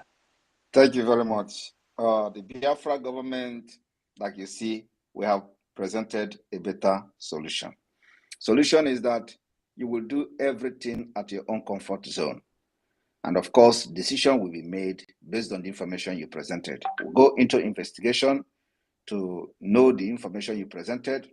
There are a lot of requirements Once you meet the requirement to be recognized as a Biafran on your data application, it will be approved, and you are going to receive the information that your application has been approved as a Biafran. Also, when that is happening, when you register yourself and your family, you are going to monitor and follow the process of the application from reviewing period to the decision making. Once a decision is made, you are going to see that the decision has been made on your application as a Biafran citizen. And at the same time, you are also going to follow the live procedures of the database collection system. So once you register yourself in the Biafra security and database website, you will have your own account and your own details where you can monitor the progress of your application. And of course, that of your family. So if you meet the requirement to be verified at this early stage as a Biafran, yes, you can do that with your phone, with your laptop, and in the comfort of your zone. That is how far and how innovative we have become and what we have done so far. And then also, it is going to have what we call facial recognition. You can never cheat it. The facial recognition of the Biafra database is powered by Jumio. You get some picture, you're going to snap yourself, so you can't duplicate your identity. You can never have Tinubu of Biafra. You can never have Shetima of Biafra. You are Okechukwu. Once we capture your face, we have captured you. You can never change your data again. That is the kind of integrity Biafra nation is going to bring to the world, so that any place you go as a Biafran, you will be respected. Not like in Nigeria, that they are, your Nigeria passport is not a valid identification document in Finland. We have gone that far. Finland don't recognize Nigeria international passport. You can never use it for anything in Finland. In case nobody knows this, this is what is happening here. So Biafra will build that particular trust. And that is why we say we have presented a better solution to and a strong database. So once you are making an application, you take your facial recognition. If another person uses your face, it will never ever confirm that it is you. So the Jumio is one of the most trusted company that are verifying documents for governments, banks, financial institutions, and name it. Biafra government has signed agreement with Jumio, and Jumio verification will be integrated into our database system for verification of individuals and their identities. Thank you. Thank you, PM. Very, very elaborated explanation there, and I'm sure everybody is clear on that. And if Ichuku is giving it 100%, which is to say he is clarified. Thank you so much. Okay. And then also let me say it like I said, we are not hiding anything. There is nothing like hide. The enemy we know and we sabotage it. No, it means you don't know what is freedom. It means you don't know, you are not sure of what you are doing. And that was what they have done to Mazen Nnamdi Kanu for decades. They push him left, right, center. And sometimes it is by the grace of God that he continued to start strong. I remember in those days, there are some questions, the people that are surrounding him who were actually using him to project their Nigeria pressure group. Tell him, don't answer, don't answer. If you answer, they will sabotage. And then he will tell you, well, we are not going to tell you how we do it. We tell you now, you go and tell Fulani, and they will go and sabotage it. That is the work and advisors that surrounded him. These criminals you see parading themselves today. We don't do that in this government. We tell you what we want to do. We tell you how we are going to do it, because it is a foundational issue. The foundation is strong. You can't go and sabotage it and let us see. I am telling you what we are going to do and how we are going to do it, so that you will know what you are doing. Not don't do this hide and seek game. So our own freedom fighting is open and pump and play. We are not hiding anything, my brother. Thank you. Wow. Ka anyị si kwado ugbo abụrụ ka ha si kwado na mbụ. Hey, Chineke mere m ebere. Thank you, my PM. Thank you so much, sir. All right, if you can go back and start listening while we bring in more people. Please, I am giving you the microphone. Uzochukwu, a disciple of. Please take the microphone. Please, 60 seconds. There are so many people here. Just go straight to the point, please.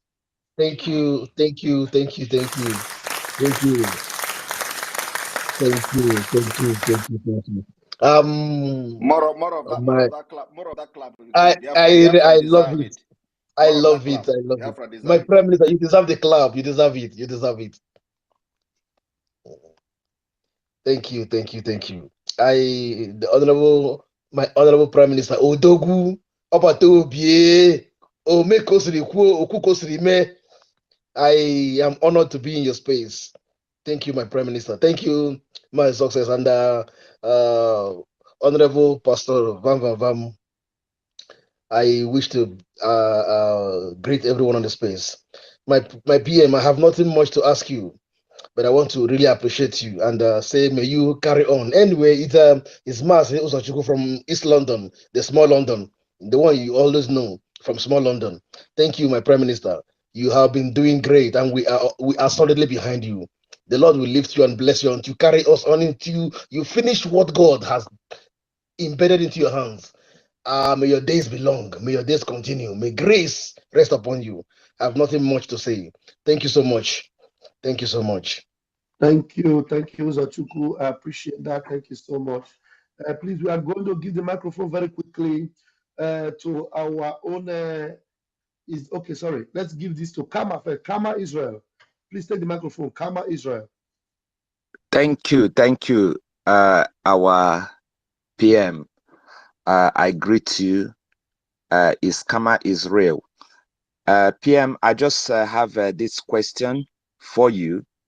I listened to you on Christmas Day. I listened to you on 1st of January, even on the 30th.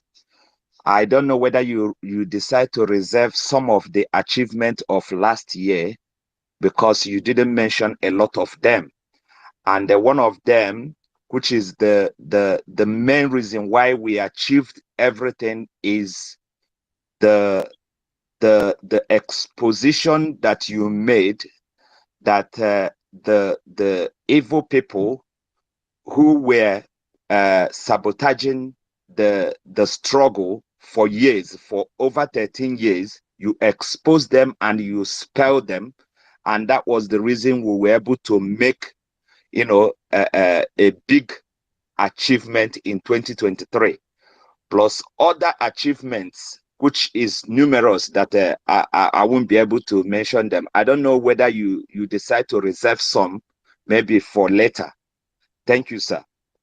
Thank you very much. Like I said, that if we begin to list every single achievement we've made, it will take the whole day, because there are a lot, of course. And the good part about this whole thing is that it is we do it is show. So it is not something that is hidden. We are not underground. So everything we have done so far is in the public domain.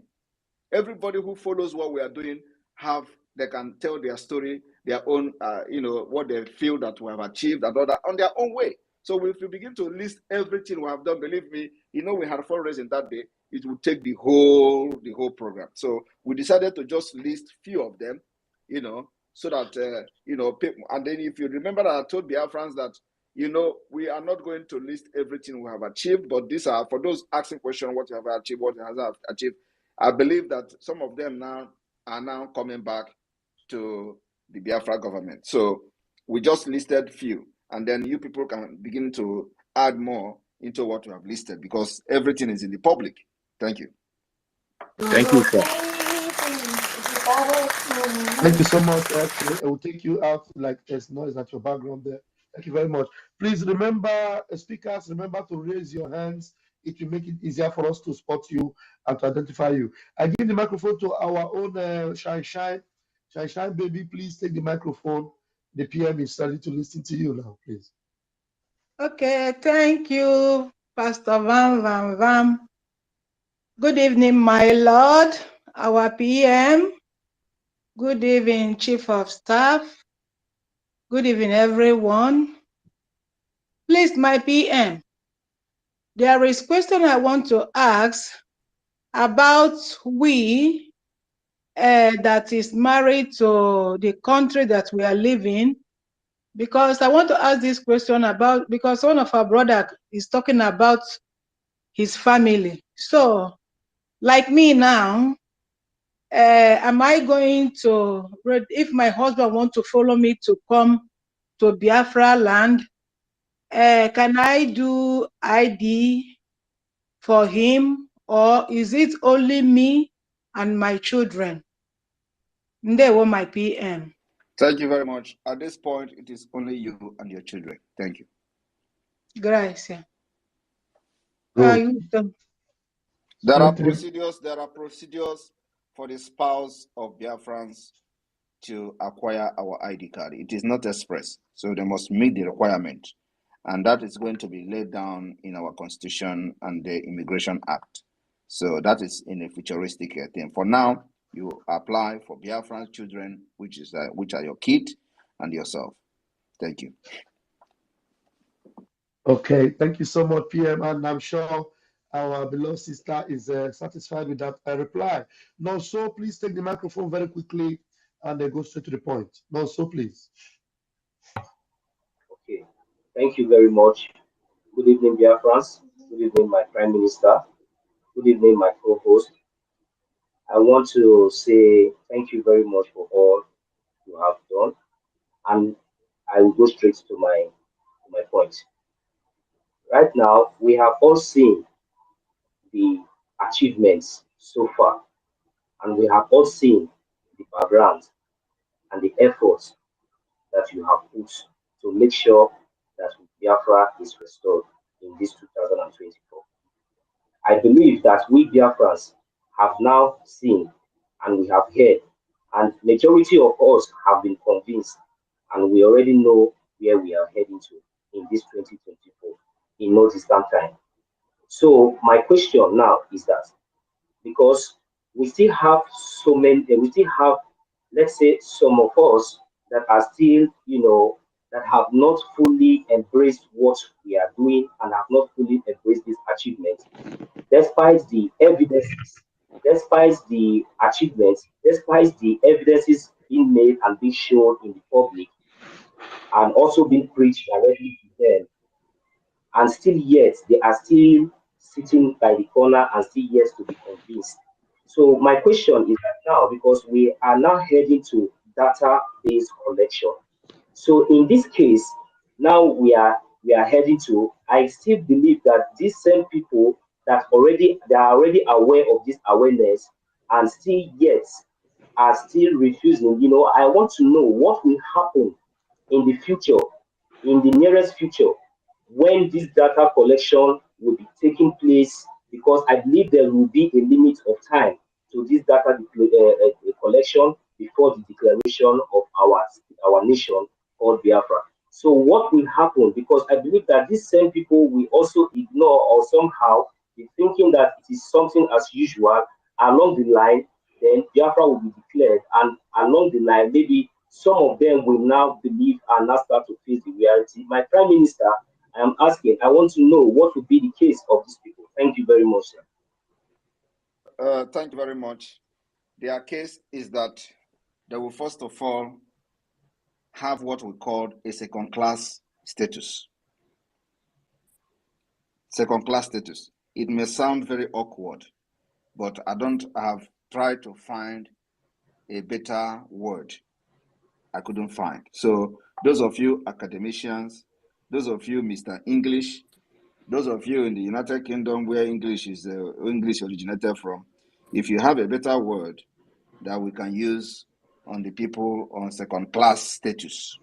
I did not say second-class citizen. Second-class status. Please reach out to me so we can use a better word. But if there is no better word, I will use a second-class status. The second-class status in the sense that The ID card, we are not going to deprive any Biafran from being a Biafran, even though the person did not support the freedom. It is a normal thing. Everybody must not support the freedom, even in most of the countries. Of course, most of the Western world, they know what is freedom, and most of the people support it. But if you listen to what I read about Lithuania, you find out that when the president left the country, fled the country, he handed over to the prime minister, who was by that time a pro-Soviet Union. So probably the person that prime minister at that time wouldn't have supported the declaration of the restoration of independent state of Lithuania. So when he assumed the office of the president, he now made sure that he appointed another person who is the opposition to the ex-president as a prime minister. And that person was a journalist who was opposing the president back then.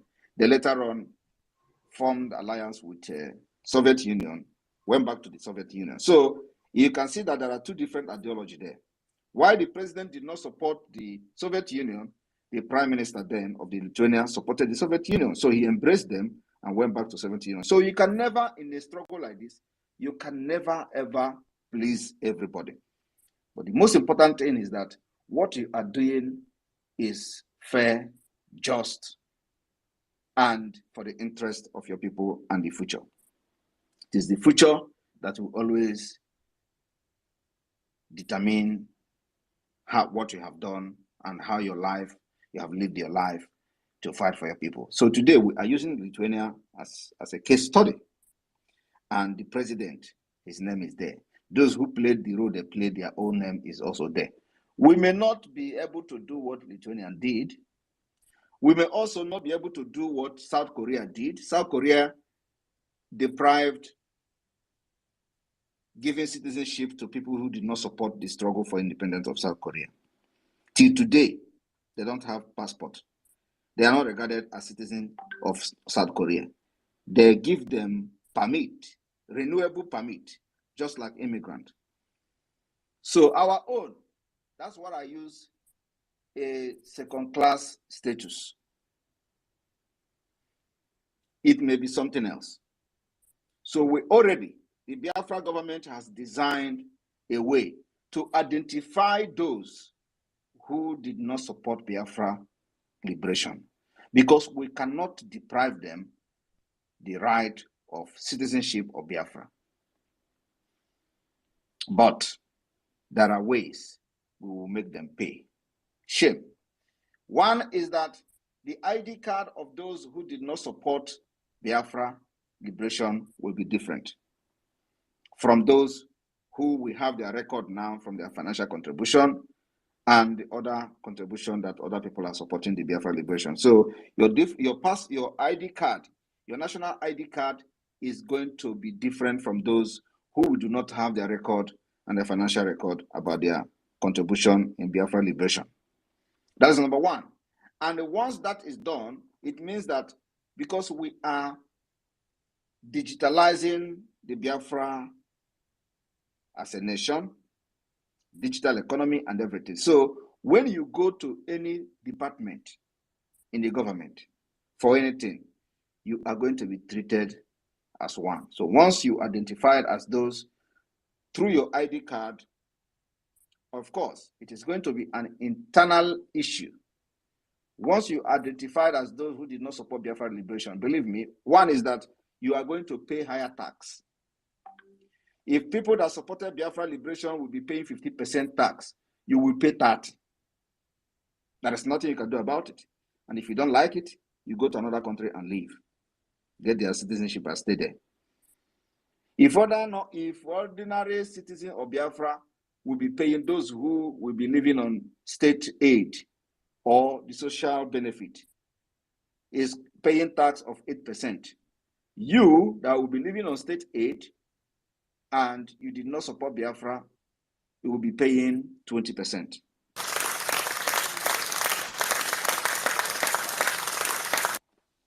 Thank you very much. Thank you very much. So I'm just giving you a brief of what is going to happen. So these are where we're going to differentiate those and how they're going to pay for the price of not supporting the Biafra liberation. Thank you. There are many more. Thank you, PM. Thank you very much, my friend. Thank you very much, sir. Thank you, Noso. Thank you very much. You're blessed. All right, we'll move to the next person, please. Mazi Onyeka, please take the microphone, please. Thank you, my honorable minister. My prime minister, Obato Bie Minilari Ugu, Ononambe Shulo One. Greetings to you. Happy New Year, sir. My question is this, sir. Is the Biafra government putting in place about the DNA test before documentation? And secondly, the ID card, national ID card, is it available for Biafrans to apply for it now? Thank you. Thank you very much. The national ID card will be available for application very soon. The whole process almost completed. And so the application will open very soon.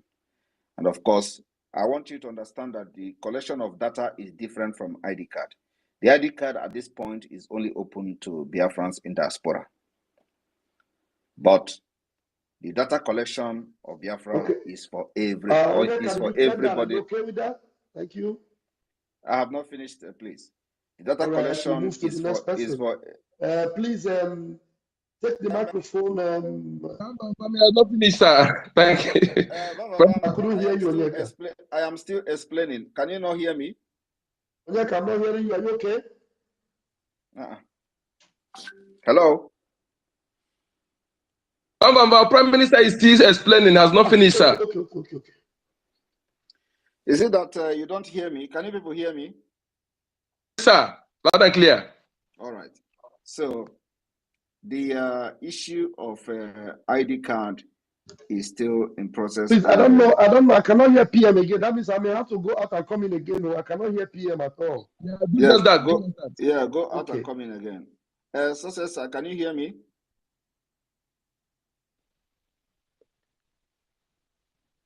So, are you there? All right. Anyway, so I think Ralph has an issue with his system, and Success also have issue with this. So the issue of the ID card is something that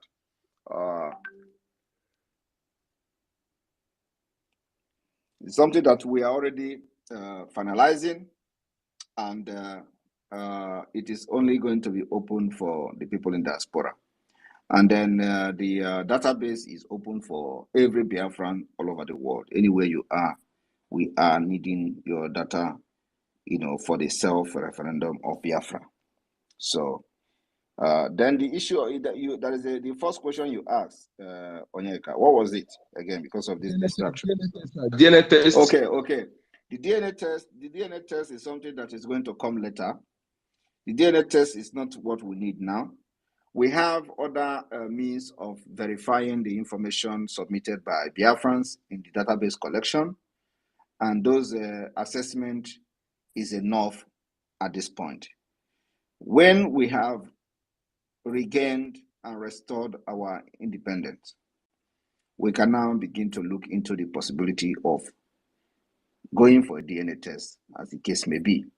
So the DNA test issue will be handled based on individual basis. So it is going to be either those that will be joining the Biafra government or the Biafra people after the restoration of independence state of Biafra will be begin to adopt that particular DNA to know the origin and where they come from. That will be implemented after independence, not at this early stage. Thank you.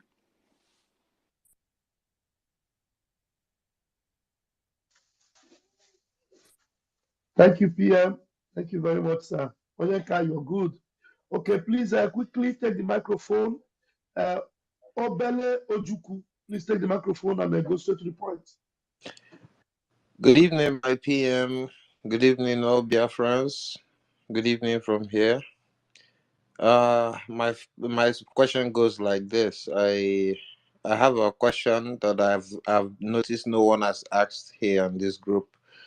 It's about gun laws, Biafra gun laws and regulations. Like if you look at the zoo the zoo, they don't allow the citizens to be able to have light weapons in the place of shotguns and small weapons that they can use to protect themselves from house invasion and all that. And if you look at the zoo, house invasion has now become something of profit that criminals engage in. So I was wondering, because if when we become independent as a nation, our neighbors, we know they are going to have grievances and we're going to be attacked even as after we become independent as a nation.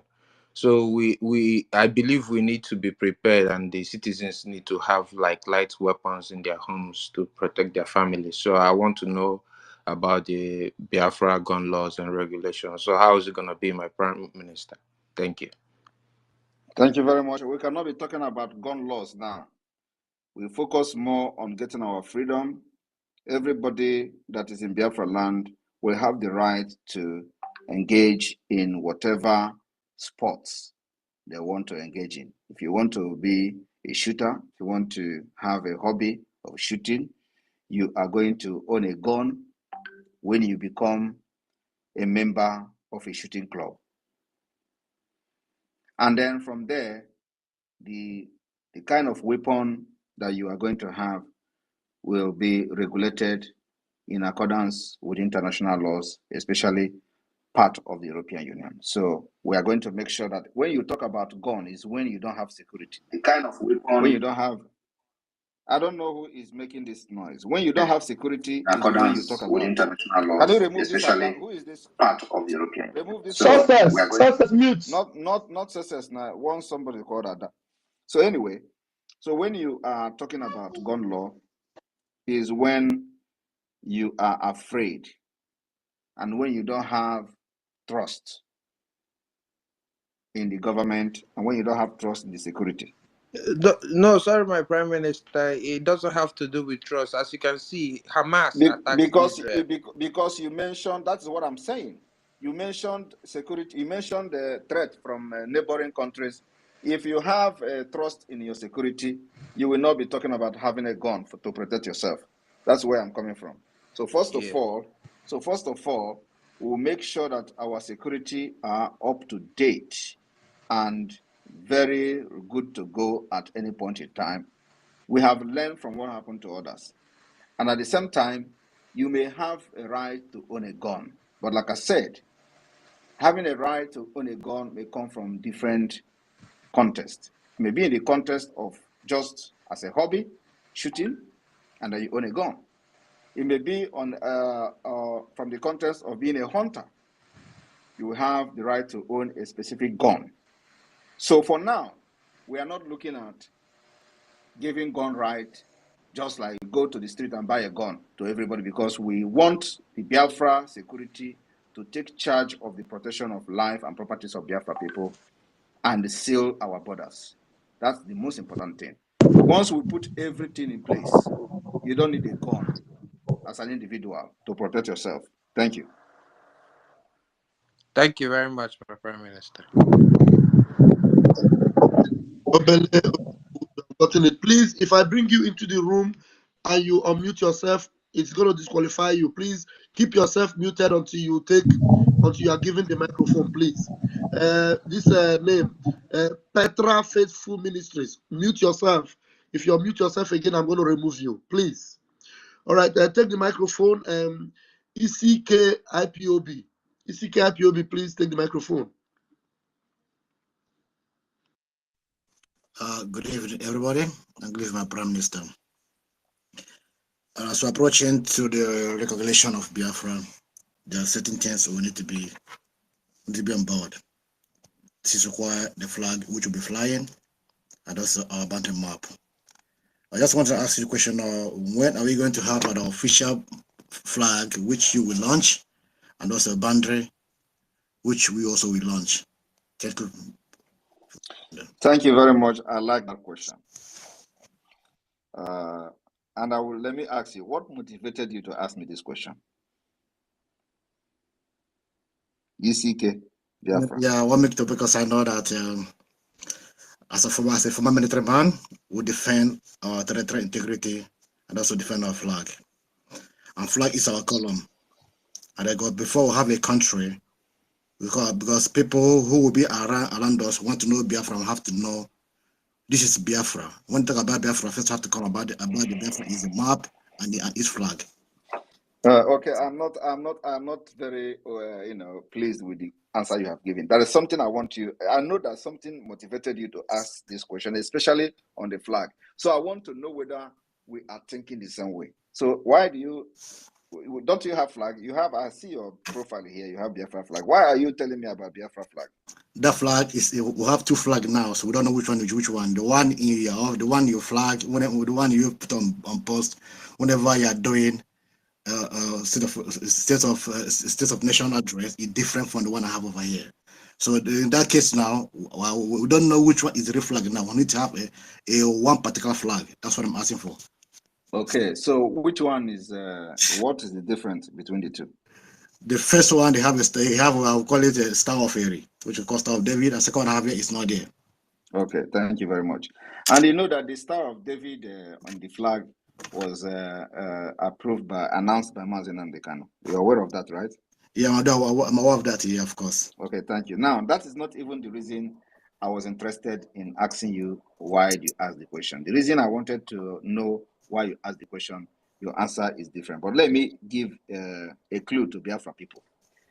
If you look at the Biafra flag today, it represents Arab nation. Are you aware of that? Yeah, but wait. Yeah, that's what I wanted to hear from you, but I didn't hear it. That's all right. I know what's there. So, and when you asked that question, I was like, let me know whether somebody know or think what I'm thinking. The Biafra flag you see today represent the color of Arab nation. And most of the African countries' flag represent Arab nation. This is what many people don't know.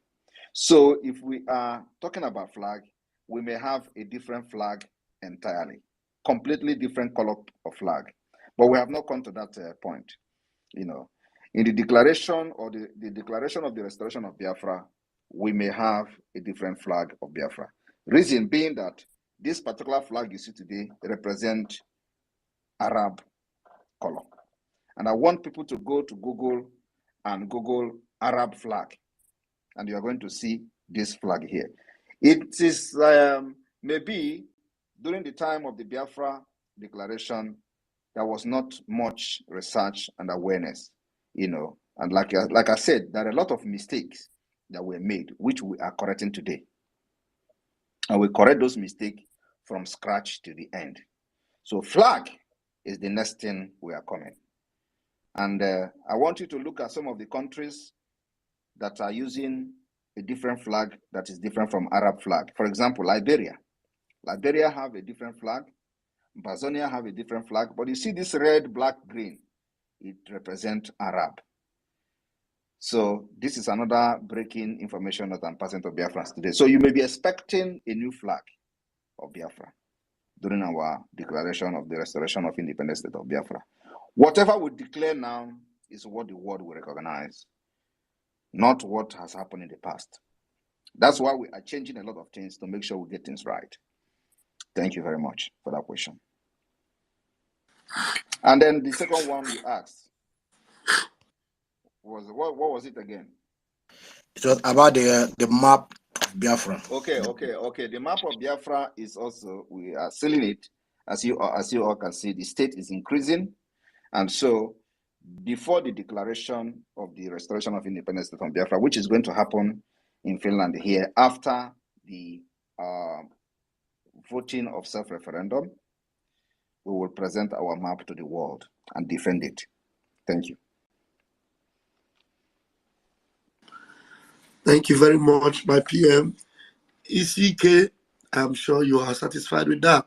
Thank you very much for bringing that engaging question. Please take the microphone, Solomon Rich. Please, go ahead, please.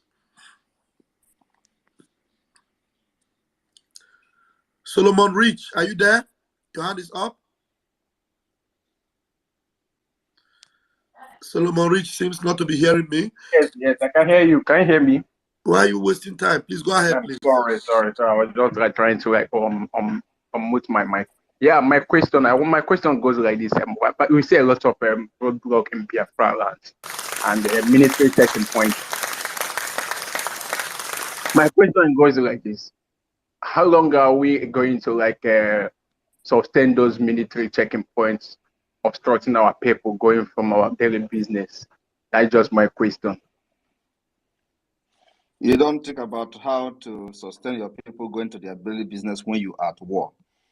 The military checkpoint, the military checkpoint, in other words, is a declaration of war. Yeah. So what you should be thinking about or asking about is how we can dismantle them. Make sure we neutralize all of them one after the other. That is the question, not how our people can be going to work. You don't go to work when people have declared war against you. So the military checkpoint you see there is war. And that's why in 2024, our focus is going to be nothing other than where those people coming to the military checkpoint are coming from. Their barracks, their bases is what we're going to start engaging from this year. And our target is to make sure we neutralize and weaken every Nigeria Islamic security apparatus within Biafra land. That's where we are now. It is called revolution. Revolution. A very bloody and ruthless one is coming this year. Thank you. Thank you, PM Solomon. Thank you for bringing up that question. Please take the microphone now. Please, Christy was. How do you pronounce this? Please take the microphone, please. Christy was. Can you take the microphone, please? Are you there? Okay, good evening, my PM. My question is based on what you answered now. If we have a Sabo now and the Sabo was contributing to the struggle, are we, and let me say the Sabo was contributing to the struggle, and then he has a certificate of the money he has contributed, does it mean that we are still going to, and he's working against the struggle secretly, does it mean that we are still going to give him a full citizen of Biafra? That was my question. Thank you. If he was contributing and we have declared Biafra and we are talking about citizenship, who cares what he did? It means that he was contributing and his contribution has helped to get Biafra, and his Sabo did not work. Because if his Sabo worked, you will not be talking about his citizenship. So if the person is contributing and doing Sabo, it is his business. His Sabo did not work, and we have gotten Biafra. So we are not going to go back and start looking at who was sabotaging when we were fighting for our independence. We don't have that time. Well, we have our time for innovation, development, and moving forward to make sure we meet the promise we made the Biafra people, building Dubai of Biafra within 5 years. I want to inform you that the company that will build our cities are already intact.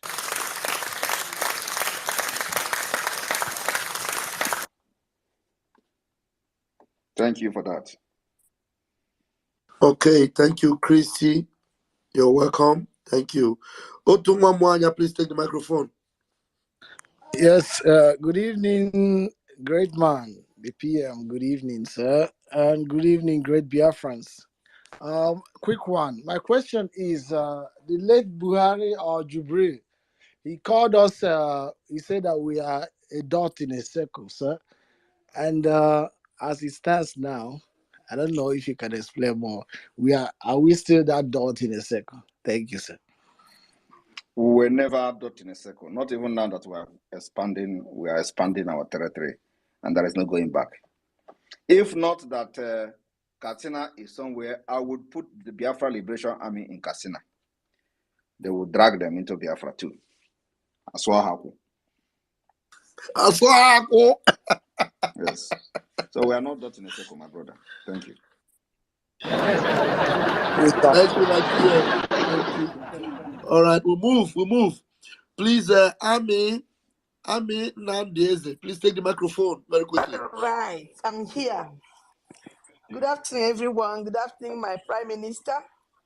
I am very, very excited getting all these reports. and I thank God for everything. I have two questions. One of my questions has been answered partly, and then the other one hasn't been asked. Number one, the one that hasn't been asked, I want to ask, or maybe a contribution about our alliance with Ambazonia.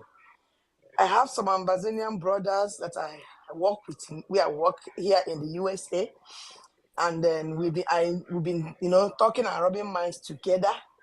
And they said, which I also last time I had to call the African rep to inform PM about making sure, telling Mr. Cho Ayaba to be very, very vigilant about infiltrators in their group, because I learned that they are doing it a lot. So that's what I'm trying to contribute to let our PM know, and he knows how he's going to handle it with so that's not to avoid risking the lives of our this gallant men.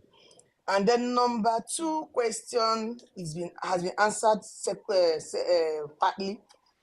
Sorry. When you say risking the life of our gallant men, how? I mean those What? maybe those infiltrators from the Ambazonian side, for them not to like maybe set up our people, because of from what we heard, some of them are doing. They said a lot of stuff, even worse than what is happening in Biafra land. Some of them will go and change their uniform. I learned that some army will go, and some of the Cameroonian army will come back as if they've discharged, they joined their own army, and they are there working against, and they're setting them up and all those stuff. So these are some of the things I'm suggesting that you know how you're going to handle it, and let Tell them, Ayaba to know. tell those people, you don't even need to come and report this stuff. Tell those people that Cho Ayaba is equal to the tax to handle those issues. And people do think a lot. People think a lot. How can you people just sit down and be thinking how people are infiltrating? You can never do the freedom fighting without infiltrators. It is the ability to handle it that defines who you are. And that's what we have done in Biafra. We have been able to handle Sabo very well. That's why you don't see them killing any Biafra army. I have challenged them to bring one evidence of them capturing any Biafra Liberation Army. Every day, they said they have captured ESN. Every day, they said they have captured IPOB. Every day. Why are they not mentioning capturing Biafra Liberation Army? Because they can never go close to us. And those people who are thinking that they are inside our men to sabotage them, believe me, before you open your mouth or make a move, the Biafra land have swallowed you. We don't give a space for any Sabo. So those people concerned about Sabo should be more interested in how they will support Cho Ayaba if they are from Ambazonia financially, because in Ambazonia they have the IPOB Cameroon there, just the way we have IPOB Nigeria. So they should be more interested in supporting Ayaba than than discussing about security they know nothing about. They are not in the security of Ambazonia. Why are they discussing security? Why are they advising Cho Ayaba, who is handling the security of Ambazonia, how to handle it? So I just call these kind of things gossips. And honestly, in Biafra, I don't give people chance to talk about even the security, about this one is doing this. So I don't give that particular opportunity for somebody to advise me. You are not in a position to advise me about security. You are not in the security. You are not in what we are doing. So you cannot be outside and telling me what is happening. You cannot have that particular intel more than we do. So ask your second question, please. And just tell those people to support Cho Ayaba financially, not saying America and gossiping. Thank you. Yes, my second question is about the database. Like, you know that these Fulanis, they are really so, because the other day I was in the Twitter space, I think with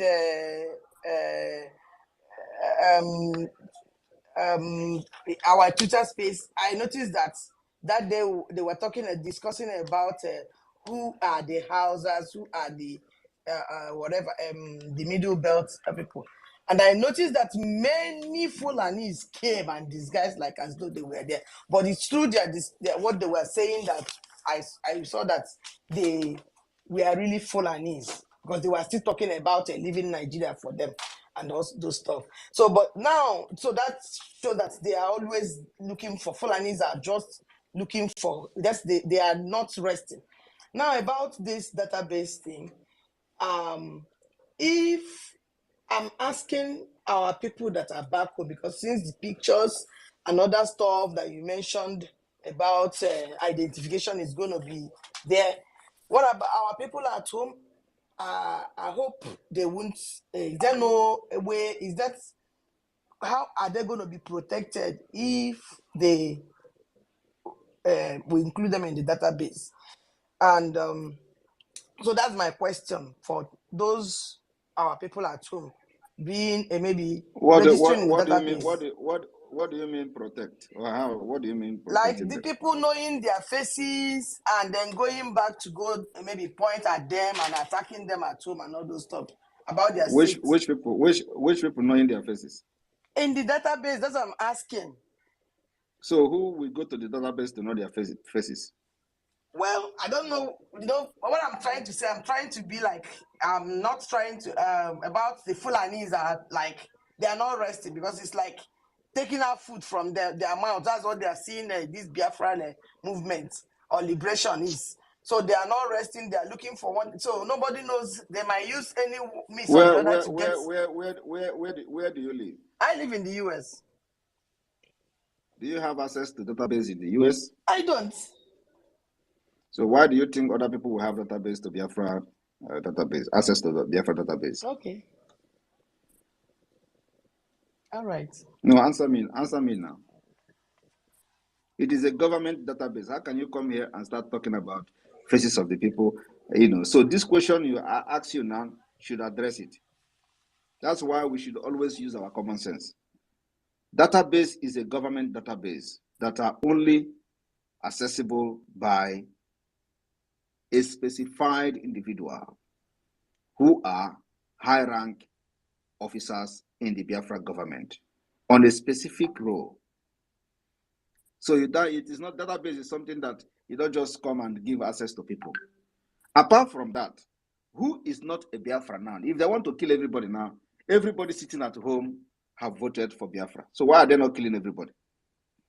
Or don't you think that in the every Monday that Onitsha market is locking up, don't you know that it's already a referendum voting for Biafra?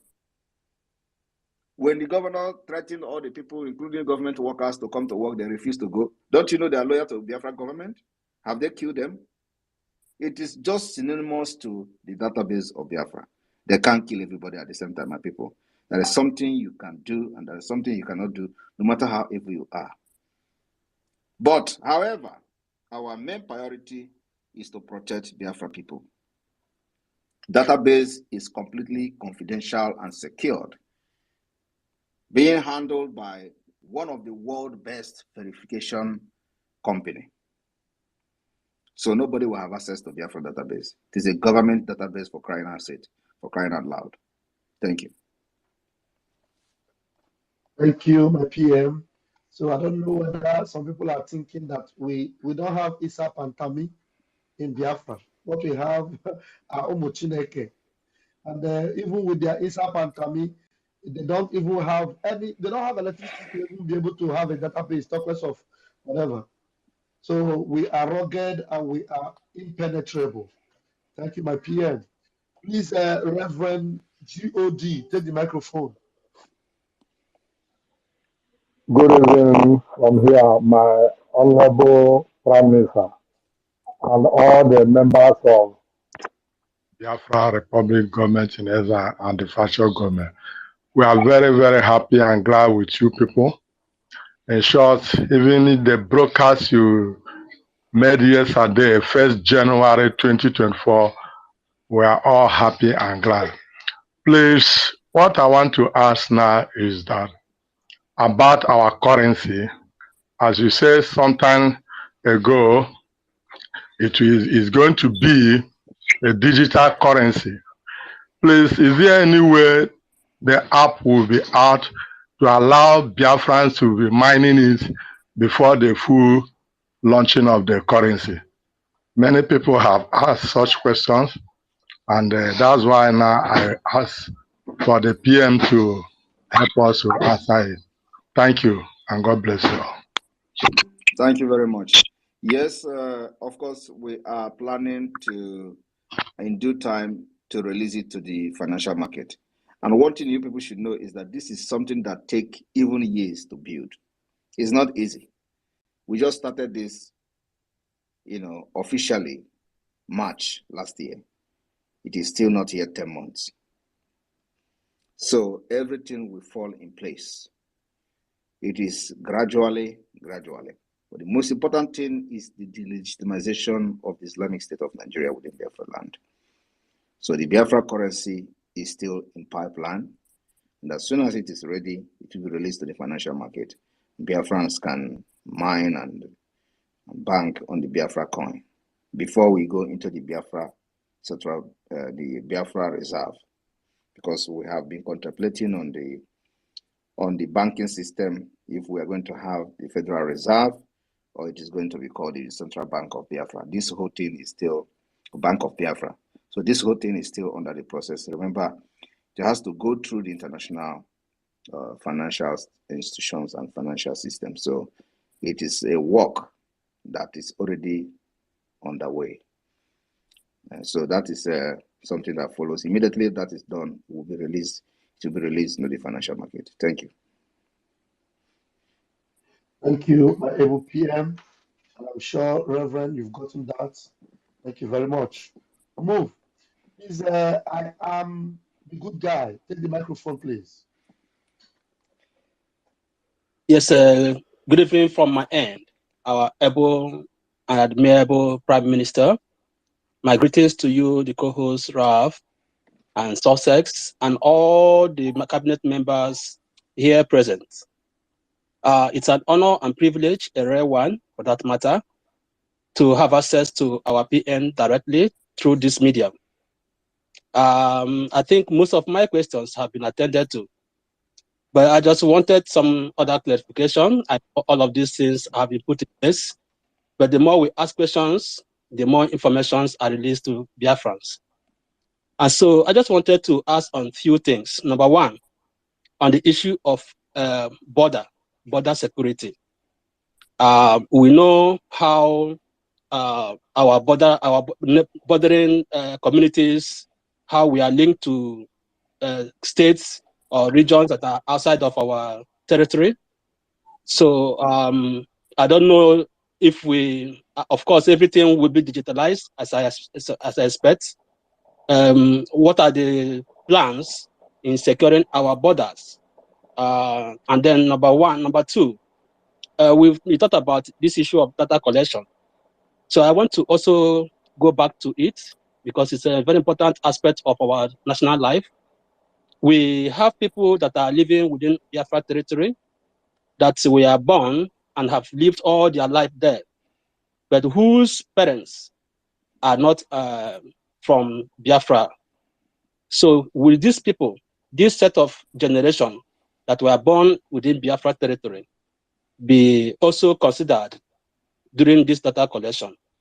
That's question number two. And then my last question. They will not be considered. Okay, that's noted, sir. So my last question will be on the issue of, as it is now, on the issue of, is it a liberation tax? I want to call it. Are there programs, are there plans to ensure that, because I have people asking me from Biafra land, if when it is actually made available to the public, to Biafran public, to begin to pay their taxes, can these taxes be paid without being traced by the Nigerian agents or government through the banking institution? Thank you. As you attend to my question. Thank you very much. The taxes is already being paid.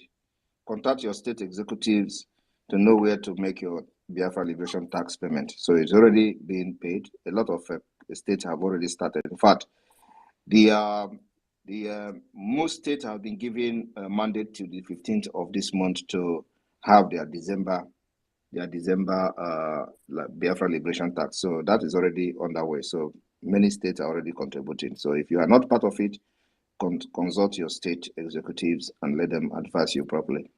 Properly identify yourself, Maka. If you come to find information, you cannot survive it. Thank you. Okay, sir.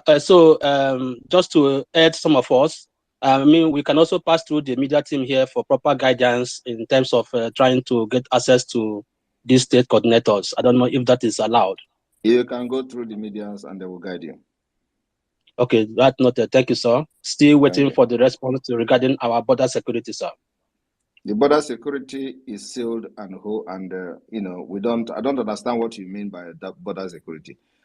Is there any nation that doesn't protect its border? We have been able to, first of all, be able to define our border, and then deploy our immigration.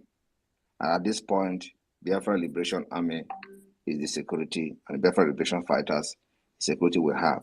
After that, normal security structure will take place, like the police and other paramilitary that will be guiding the border, like the immigration and co. So for now, we are defining our borders based on those who would want to be part of Biafra, and the expansion is ongoing.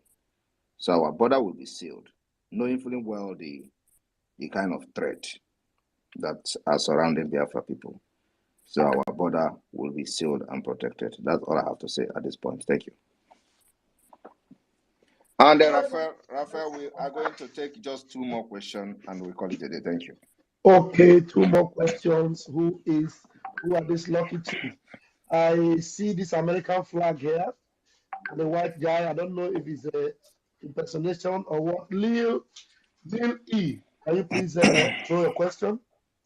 Lil E. Lil E, are you there? With the American flag. Okay, Lil E seems not to be ready. I'll give the microphone to the one who has raised his hand. Uchenna Desmond Nweke, please go ahead with your question. Okay, thank you so much, Pastor Van Van Vam. I want to use this opportunity to thank our able Prime Minister, Your Excellency. I appreciate you so much for all that you have been doing. You have been doing, marvelous job since you took over the leadership of the government in exile. And I know that the mighty hand of God is upon you. We keep you going higher, both spiritually in soul and body, to keep this, movement, this actualization to that place we are looking forward to be able to be free and live like people and bring development to Africa. Mazi, you don't have a question? You don't have a question? So my question, yeah. So my question is this, before, we call it a night here, my question is this. So how about this, people, because there's answer that you gave regarding those who might be saboteurs, and that, are they running and they go in, they might try to contribute financially. So how about those who actually, sabotage to the extent that they killed some Biafrans, or they gave a command, or they did something that warranted the death of Biafrans? Because I know that every life of a Biafran is more precious than than gold or diamond. So what would be their fate after the restoration of Biafra, even if they contributed, but they actually killed Biafrans? I can never personally forgive those who have ordered the killings of Biafrans. Okay. I will never forgive them. Yes. It is only God that will forgive them. But another thing is that Biafra will have their laws. Okay. Biafra law will take its course on those who have killed. But personally, as the leader of this particular Biafra liberation, I can never forgive anybody that have ordered the killing of Biafrans. Thank you. And I believe this particular response will address a lot of things. I don't need to go into elaborating, but I will never forgive.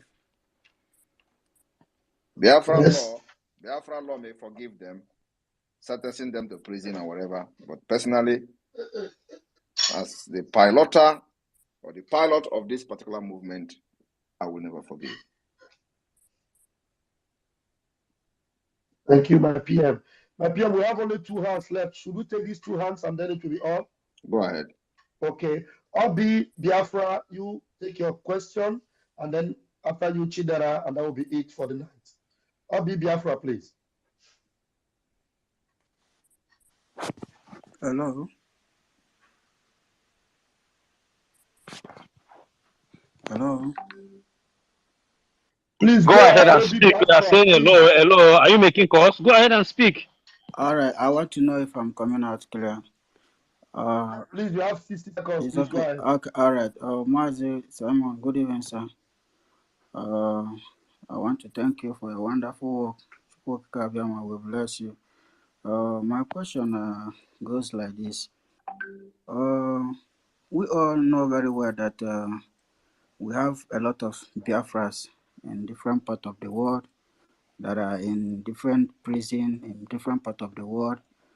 And why I'm asking this question is because one of my bro that is in the prison is the one that tell me to ask you this question: how Biafra government is going to help them out, because a lot of our people are in prison because of Nigerian passport. So my question is, how are we going to help Biafrans that are in different part of detention, mostly in diaspora?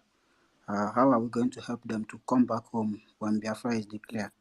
Because some of them have many years. Thank you very much. First of all, Biafra government will help those whose right has been abused in their different country of location. But what we cannot do is when you are living in a country and you commit crime, and then you expect Biafra government to go and interfere in the law of another man's country. It doesn't work like that. We're going to provide you the country that you need, the job that you don't have before in Nigeria, and you don't have any reason to go to another country or to commit crime in the first place. So you have a good society to live in, you have security, you have job, you have government protection and national insurance. So with that, you don't have the reason to go to another country and not talk of committing crime. Your brother I want you to tell your brother that we have had people from prison making donation to Biafra liberation, not minding and asking what Biafra will do to them, but what they are going to do to Biafra. So he's not the only person that is in prison today. I have had in the last few fundraising where somebody come to announce that somebody is making donation from prison, because the person knows that when Biafra come, his life can never remain the same. So he is supporting Biafra struggle from prison. And I asked the person, did you say this person is supporting from prison? He said, yes, our brother is in prison and is making donation. So your brother should emulate that, not coming to ask what Biafra would do after he commit crime in a country. And then you want us to come there and fight for him. We don't do that. Let him live a good life and not spoil the image of Biafra. Because everything you are seeing, even though under Nigeria, if you go to his name, his Igbo name, they say it's a Biafra. Nigeria have done this thing and compel people to go into crime in different countries. But when they commit this crime, their name is not Obafemi, their name is not Muhammad, their name is Okechukwu, Nkem Delema, and all that. When they come down to Nigeria, they say it's from Igbo. Igbo is Biafra. And those people from Nigeria that are running abroad are all Biafrans. And they say you are the one committing crime, doing this and doing that. They use it to mock us. So we are changing this narrative and changing every mentality that is coming from Nigeria. It is not only what Biafra will do for you. What are you going to do for Biafra? We have seen people living by example, supporting the Biafra liberation from prison. And that person have not come and sent a message to me to say, are you going to release me when Biafra come? Because it is something that should be known by every reasonable person that once Biafra come, it can never remain the same.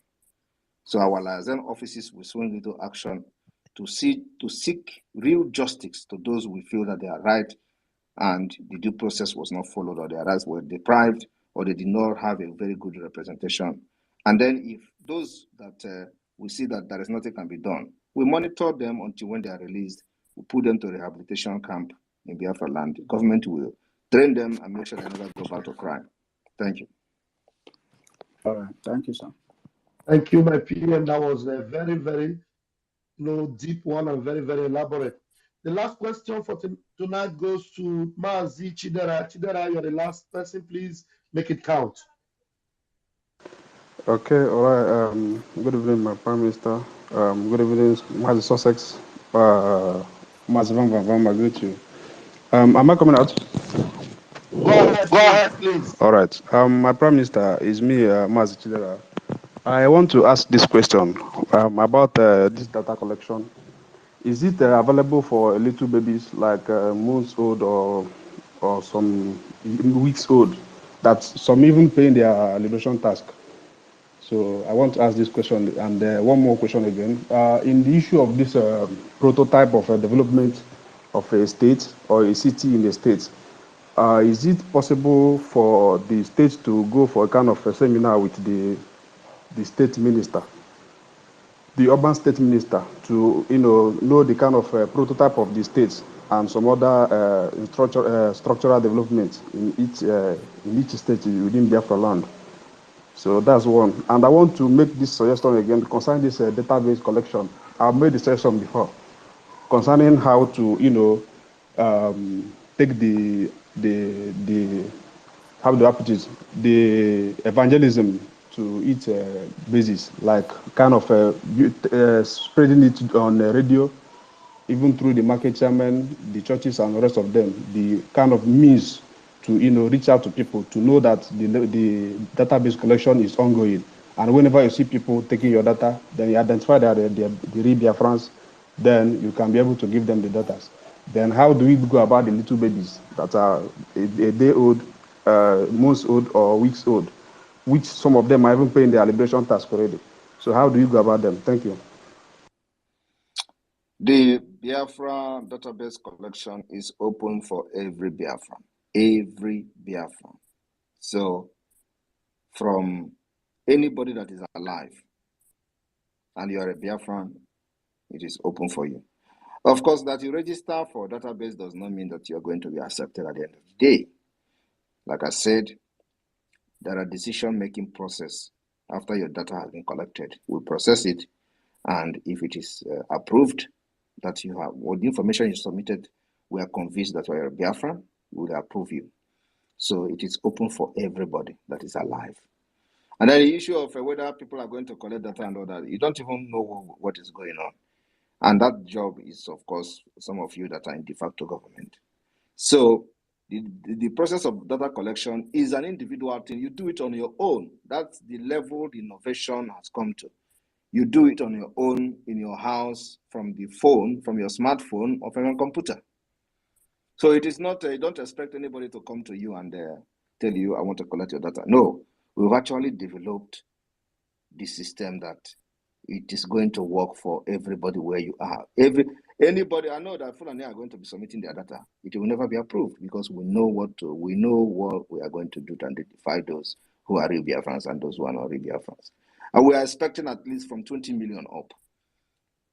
Immediately you are collecting your data, you are also registering for the voting of the self-referendum. Ogadewu. Thank you. Thank you, Mazi Chidera. That was it. Thank you very much. There's one thing our PM didn't. Thank you. I'm sorry. He had already removed him. I didn't know he had something else. Thank you so much, PM. We really appreciate the time we've spent with you and the Biafrans. I highlight him once again. Each time you come live on the space or wherever, it gives us so much encouragement, and we are happy to engage you from time to time like this. Mazi Sussex, please give us your closing remark before the PM. Bring this person, Samuel Nana. Okay. And give him mic. Samuel Nana. All right, Samuel Nana. Samuel Nana, I'm bringing you in. Okay, please take the microphone because you are already a speaker. Samuel Nana. Mazi Sabalin Nanda, please. You're already in the room. Please take the microphone. Good evening, PM. Please, good evening to everybody anyway. My question is just a very brief question, is now this alliance with the Middle Belt, my question is it because that they have a problem now that they really need this alliance? Because during the time Mazi Nnamdi was out, a kind of, they refused to ally. So what do you think about it right now as it is going on? They refused to align. Not only them refused to align. Yeah. There are many people that refused, but they are joining now. Okay. The Riverine refused. They have joined us. That's number one. The reason why people are joining now is that they can now see clearly template working out, and they can now see that the people that are piloting the Biafra liberation movement now has template. Okay. So you don't expect people to jump into what they are not clear about. From the response we have received so far, this is the reason. And then also, let me share one story. Okay. In Benue State, in part of the lower Benue, yeah, people, Mazi Nnamdi Kanu sent money. Was it in Benue or Kogi? So says you have to, help me in this. Mazi Nnamdi Kanu sent 40 million. Okay. They sent this criminal called Marubugo and other people to the king there. They went there, they chased them from the road. They chased them with military. All of them entered bush. It is in Lower Benue. Okay, Lower Benue. Okay, thank you very much. Yes. Okay. And they give them a chase of their life. Today, they are part of us. That's good. That's good. So this is just example. So the people are joining because they have come to see the spirit can never lie. They have come to see that there is template and there is direction. That means they are joining to be as a Biafran, or after they struggle, they pass their way. What we are doing now is to liberate everybody and fight Nigeria from all corners. So those who are not part of you can never be part of you. We give freedom for everybody. We help those who want to fight for their own freedom. They want to be free. And as it stands now, we needed this freedom more than anybody, including more than those that are being killed in the north. Okay. So that's why anybody that is in alliance with us or want to go into alliance with us, we are going to support them to make sure we raise a very strong army for them to engage the terrorists from the north or from their side. So we want to, this 2024, we want to open all front for Nigeria. We want to stretch them to the last so that they will never breathe. So, and that is starting from Middle Belt. Middle Belt has come, the youth are with us. That is the most important thing. It does not matter what all these nearly to the grave elders are thinking. The youth are the one that are leaders of. We want to give the youth the sense of belonging. When they say the leaders of tomorrow, we are the one, Biafrans are the one actually giving the hope to the youth. You are the leaders of tomorrow, not these older. That's cool. That's cool. So the youth of the Middle Belt are with us 100%. And like I said, in a few weeks' time, you are going to start seeing actions from the Middle Belt. That's cool. Kudos. Thank you. Thank you very much. Thank you, PM. Thank you so much, sir. Success, please go ahead. Okay, there's no problem. I'm just, I think we're running up. And I want to tell Biafrans that sometimes you don't speculate, or you sit down and start imagining things that is going to happen that doesn't even happen. Like one of our sisters who is in America said about Amazonia and Biafra. It's just speculations and does not exist. As the PM said, stick to what you know to do. and stop gossiping and speculating things that can never be possible. So follow the Prime Minister, follow him to the last. Those of us who saw him at earlier hour of this very struggle, is very genuine, and we started following him. We started following him and never break up until now. So PM, we will follow you to wherever you are going until the last day. So if every other person will reconsider, myself, success will never. I will follow you till the day you will declare the restoration of Biafra from Helsinki, and we are going to enjoy it in Biafra land. Thank you. Thank you very much. Success, Iowa, Polish, our PM, we are moving together to the very end when all Biafrans will gather together in Arochukwu, like Mazin Namdekanu said, we will worship Chukwu Biama and give glory to him, because Biafra is going to be the best country in the whole world, and it's a dream that must come true. Thank you, my PM. We are so grateful tonight. Thank you, sir. Thank you very much. I want to inform Biafrans that all we need now is more bullets, more guns, more sophisticated weapons. That's all we need. In order for this dream to be actualized, we need more weapons and more guns. Do not come after 3 months into 2024 and ask me, have you declared Biafra, when you have not provided guns and bullets? Do not come to me and ask me, have you declared Biafra in May 2024, when you have not provided guns and bullets to protect our land? Don't dare ask that question. Give me guns, bullets, and leave the rest. Thank you. May God bless all of you. May God bless Biafra.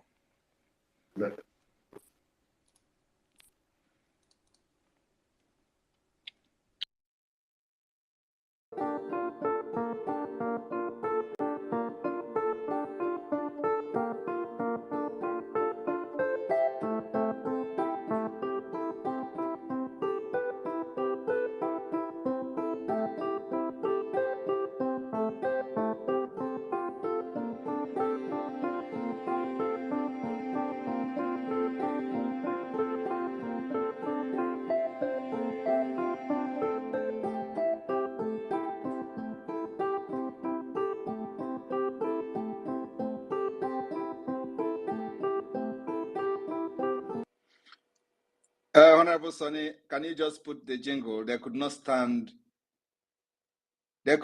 my voice. Okay.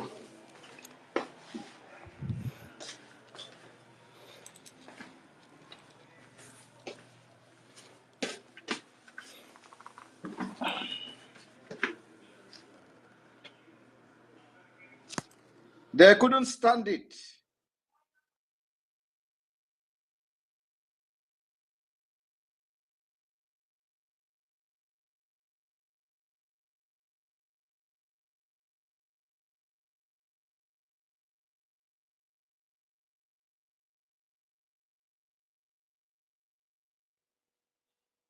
Go ahead, Honorable Sonny. I told you people, they don't know what is coming.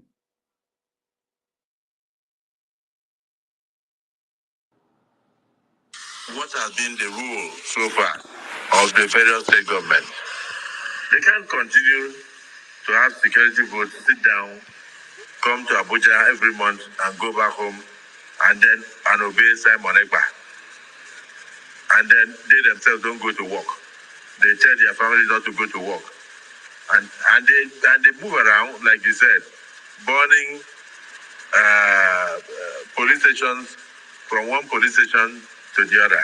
This must stop. Nigeria is not a banana republic. It's not something we can gloss over.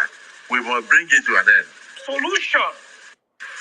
Serious solution, not group of hoodlums. These are group of cabals, or may I call it group that are obedient to Sam Eba. They have their head in every state in the southeast, and they are functioning. They live in the bushes there. So I want to submit here, please, The matter should be taken more serious than is being presented in this House chamber. It has defied the solution of the state governors. Let the federal government intervene. I saw something. You may not know the day that Simon Ekpa has given instruction that nobody should go out. That's why we are spending time to discuss this issue. It's a very serious issue. But the primary purpose of government is to protect the lives and also cater for the welfare of citizens. Hold it there, Honorable Sonny. Hold it there, Honorable Sonny. Thank you very much. I welcome everyone back. You know, this the voice you are hearing is the voice of the Senate President Akpabio. The primary purpose of a government is to protect the lives of the citizen. Now ask yourself, one Nigeria listening to me today, have they done like a government? Have this Nigeria protected the life of the citizen? I am asking you, one Nigerianist. They will tell you Simon Ekpa is killing people in the southeast. Oh, Simon Ekpa, because that is what they want you to push. And some of you are even saying it without knowing what you are saying, because you are being controlled by voodoo or Fulani. But how many of them have moved the motion in this National Assembly about the northern and middle belt, where 150 people are killed every day on daily basis? How many of them have moved the motion where Yoruba Nation came publicly to cry that over 29,000 people, Yoruba people, have been killed and murdered by herdsmen? Did you hear them talk about it? I am asking you, one Nigeria, but he is here telling you the primary purpose of the government is to protect the life and properties of the people. They failed. That's why the Biafra government is bringing alternative. And in this alternative, they are also trying to stop us from protecting our people. And that's why we are fighting. So when they turn around and kill people for supporting Biafra government, they blame Simon Ekpa. The people, the government that are claiming that is the primary purpose is to protect the people, they will kill Biafrans for supporting the Biafra government. And they turn around and say, oh, Simon Ekpa is the reason for killing in the southeast. Who is killing in the southeast? Them. Why are they killing in the southeast? Because they support Biafra. And they'll turn around. It is because of Simon Ekpa. If you are a responsible government, will anybody support Simon Ekpa as an alternative to their future? The answer is no. If you provide social amenities for Biafra people in the eastern Nigeria, will anybody listen to me? The answer is no. If you provide good hospital where our women will go to hospital and deliver and give birth without the doctor demanding deposit of 100,000 that nobody, not even a minimum wage, will anybody follow Simon Ekpa? The answer is no. If you provide a motorable road where our people can travel from Enugu to Onitsha within 30 minutes, will anybody follow? Because this is what we are going to provide for them. Will anybody follow Simon Ekpa? The answer is no. If you protect the entire people of Biafra, where people can travel without getting kidnapped by Fulani terrorists in Four Corner, in Abia, Enugu,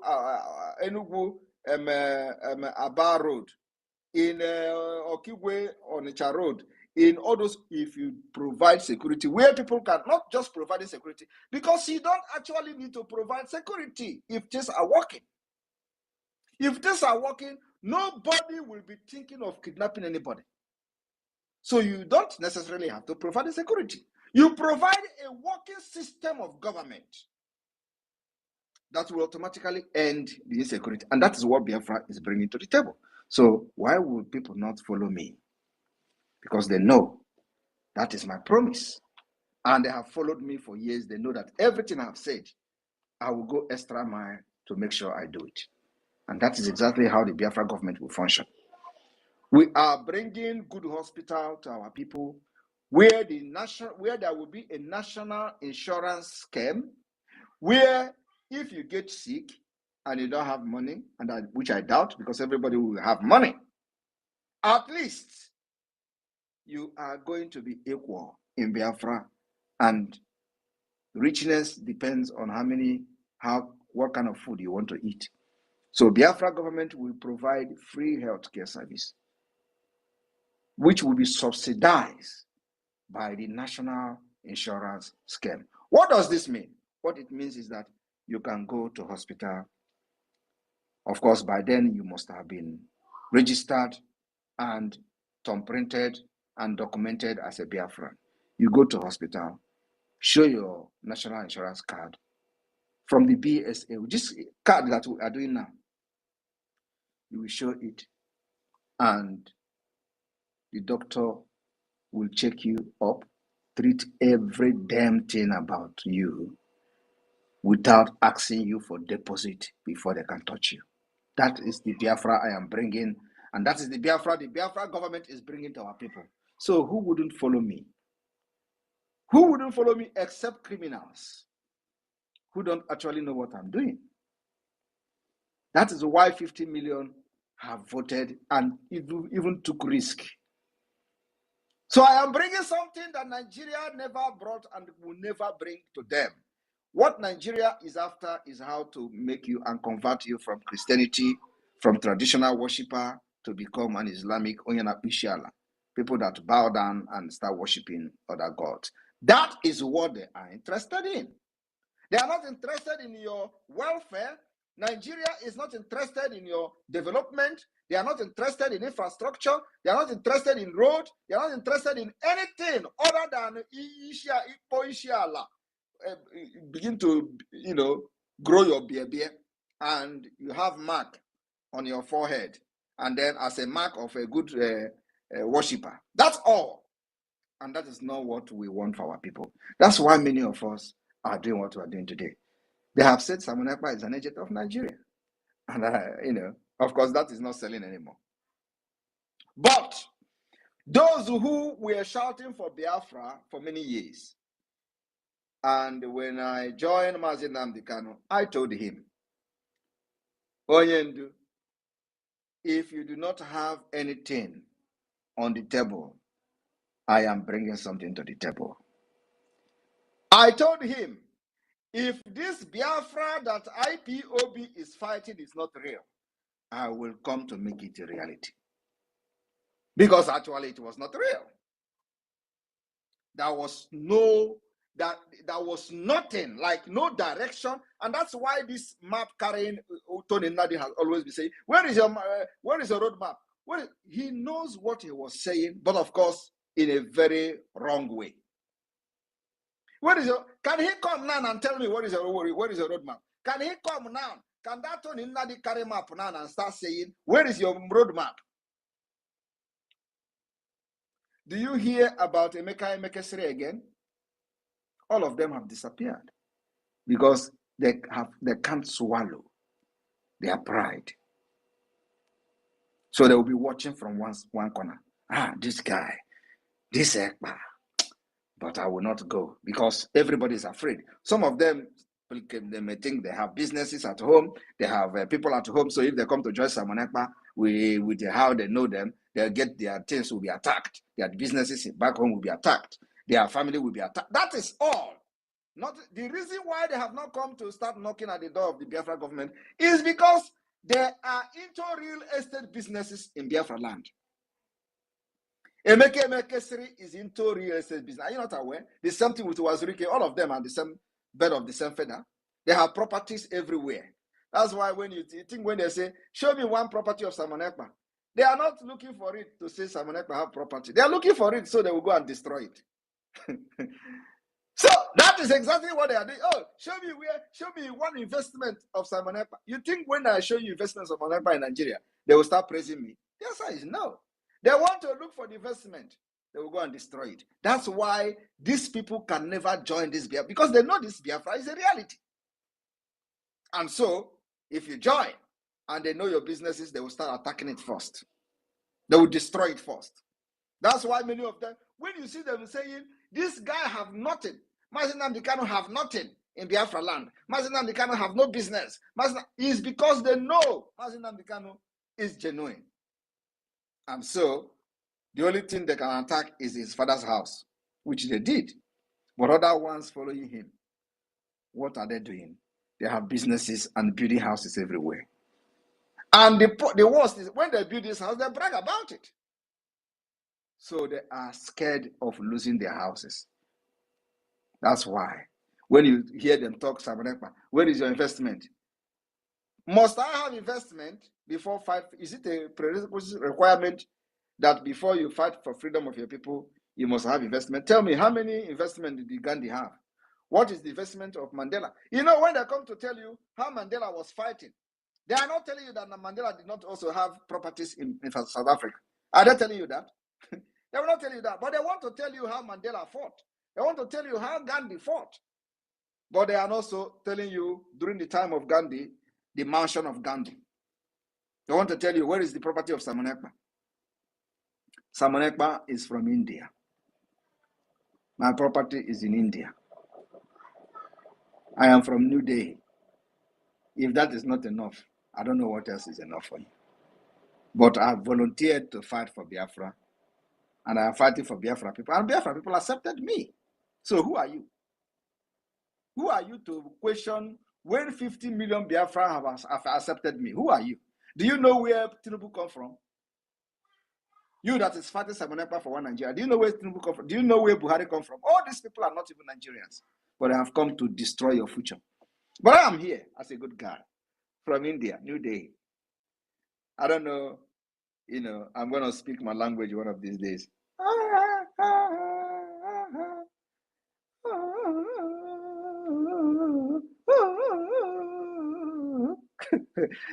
Right. That is the kind of snake. What is the name of that movie, Honorable Sonny? What is that? What is the name of that movie? That snake. What is it? Snake Girl, right? I know Like you're that. the one. What is the name? Something like that. It has something to do with reggae. Yes, Snake Girl. If you did not watch Snake Girl from as a child, it means that you miss your childhood, right? Mom, you know the Snake Girl, right? Yes, sir. Mhm. In those days, the woman will turn to snake. Bah! Will turn to snake. Cobra will be shouting. Ah, India, they do juju. Ah, look at how woman is turning to snake. Oh, Jesus Christ. Anyway, so my people, Biafrans, I want you to understand that I will be the last bus stop of Nigeria. I have come to finish this job. It is a long time coming. This is what everybody have waited for this day. And the good news is that many of you have given us this consent. We have been able to set up a government structure. This is the best. I am telling you that Biafra government is the best in the history of freedom fighting. There is no government in exile that have done what we have done. I am telling you the fact. Go and research. Go to research. No government in exile. And on this note, I want to make public, exceptionally, make public one part of, I would say, the front page of the Biafra ID card on this particular space today. So you are privileged to be the first person to see it. I'm going to present it tomorrow to the cabinet. But I want to use the opportunity because what we are doing now is to create awareness to our people to know how serious we are. So the Honorable Minister of Information, I am going to send you. I'm going to send you something. Of course, I will cut some things that I don't want to be public for security reason. So only Biafrans that have applied and qualified for the ID card will see it and have them collected in Finland during our convention. The sample of the Biafra national ID card that met even the European standard. So let us feed the Umu Okoko I've never used this word before. It sounds very good. Umokoko.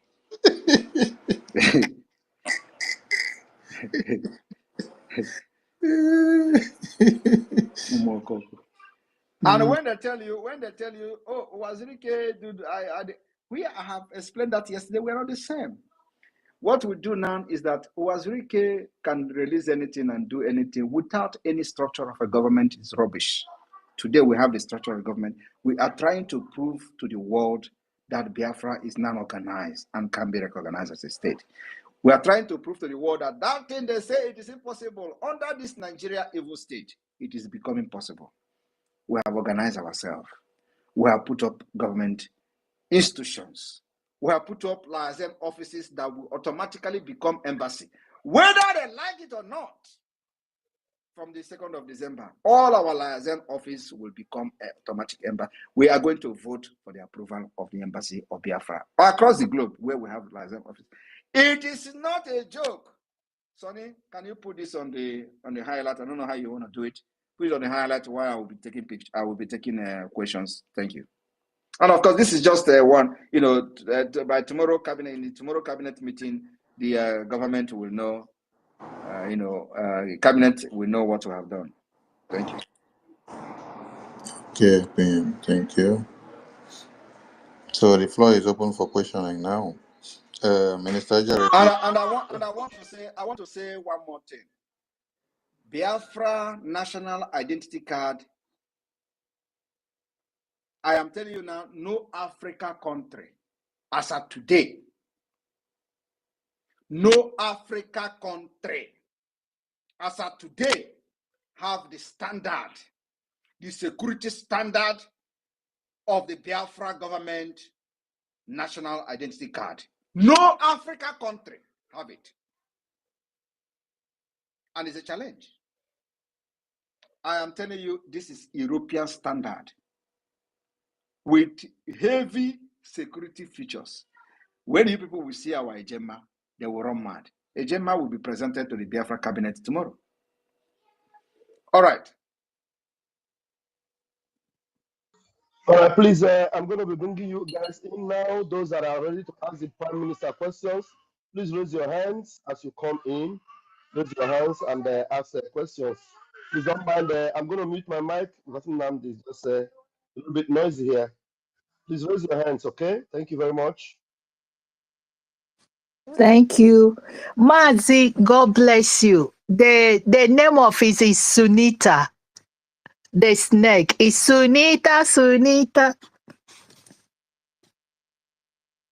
Okay, Yes, you're you are talking right. about the dancing girls. Yes, Sunita. Rose are the people who enjoy the snake game. Yes. So, Sunita, that you walked on to snake girl, sir. So that is it. You know, it was many 1970s and 80s, sir. So most of them don't know what we are talking, sir. Oh, yeah, Indomie children. Exactly. So who is more for Gaubi, gote puta, we'll go to farm, get it, you know. Before you get the Sunita to watch, you know, they will gather many people, you understand. So that is it, sir. So thank you for that. In short, let me say That means you have been stretching your neck since to answer, but we were not because we didn't get the mic. I've been there, and I want to say, our PM, like please let me just use 1 minute. Thank you, Go sir. ahead, Honorable Rose. Go ahead. Thank you, sir. Thank you. I am said I want to speak general. Let people know that you have made Biafra proud. Like I said, Iwo Batobie, and I always add that in Njokuji, they don't know the meaning of Njokuji. I said in Finland, by Chuko Kikabiam, I will explain to them with Nkata. You understand, and then Fruba. And again, you are the key that opens Biafra. You are the keys now. You open a lot of places where Biafran has never in the history. If Mazi, our leader, Mazi Nnamdi Kanu was here, we could have not reached here. Sorry, sir, to use it. But God used you to do a great thing. And I say, may Chuko Kikabiama, may the God of Biafra, may he lead you. You are the Joshua of Biafra, the Caleb of Biafra. I am so, if I uzene zo, say mara no one no one so, not do even gimo. As far as this God is living, I'll go extra mile because you have gone extra mile to make sure that this is reality. And that is why wherever Mazi is, he's relaxing. He's believing because he knows that his incarnation, the son that he has been looking for, has done. His name is Kamani. You know, Kamani joined Njokuji. And Njokuji joined Ekpa. And Ekpa joined Nkuma. Can you imagine what it is? So, sir, thank you, our Prime Minister. I pray that Chuko Kikabiama, the tears, those sleepless nights you cry, I'm telling you, is a tears of joy. Let me tell you that everyone in Biafra land, they are celebrating you. You don't know what you have done for Biafra. You don't know what you have done for the generation, unborn generation. And let me tell you, this Nigeria you are seeing that have lost, they want, they wish how they can turn the clock back so that you come and be one of it. But it is over because you want them. And now they are seeing the reality. And I am so proud to be among this clock crowd. can never turn back. You see, let me tell Exactly. you, the people that are crying that oh, Ali Igbo this, Ali Igbo that. We have not started. Ali Igbo is having Nigeria terrorists in Ali Igbo. Ali Igbo can never have peace until they leave. It's a fact. This is a bitter truth. So anybody that is thinking someone is destroying Ali, I am not the one destroying Ali Igbo. Nigeria state is destroying Ali Igbo by bringing criminals and terrorists to be killing our people, abducting our women and children, putting checkpoint, subjecting our people to all manner of dehumanization. And so who is bringing this on to the leave? And let me tell you, like I said, this non-arm carrying one are like Ovenkubu. We have started from them. After the court, we go to the next prastata. Thank you. Thank you, sir. Thank you, Honorable Dr. Rose. Thank you so much for joining us. Thank you. And I want to sing a special song for our Prime Minister and for Biafra, a very quick one. The zoo we see today is compared to Egypt in the Bible. The Nigeria is no more in our lives. Egyptians are no more in our lives. Egyptians are no more in our lives. Nigeria is no more in our lives. We have seen them before. We will see them no more. Chukwokike will fight for us and we will see them no more. Egyptians are no more in our lives. Hallelujah. Nigeria is no more in our lives. Oh, yes. Nigeria is no more in our lives. Nigeria is no more in our lives. Nigeria is no more in our lives. We have seen them before. We will see them no more. The Lord will fight for us and we will see them no more. Nigeria is no more in our lives. Thank you very, Soon we shall see them no more forever. Yes, thank you very much, Honorable Raphael. And like I said, if you look at the highlight, the official, model of the Biafra ID card is there for everybody, including international observers that are listening to me. Like there are many foreigners here. I am telling you today, this is the European standard ID card. No country in Africa has it. I am bragging about it. Anyway, and this is, everything they say we are doing Photoshop, we are doing this and doing that. This ID card you see here is costing the Biafra government a fortune.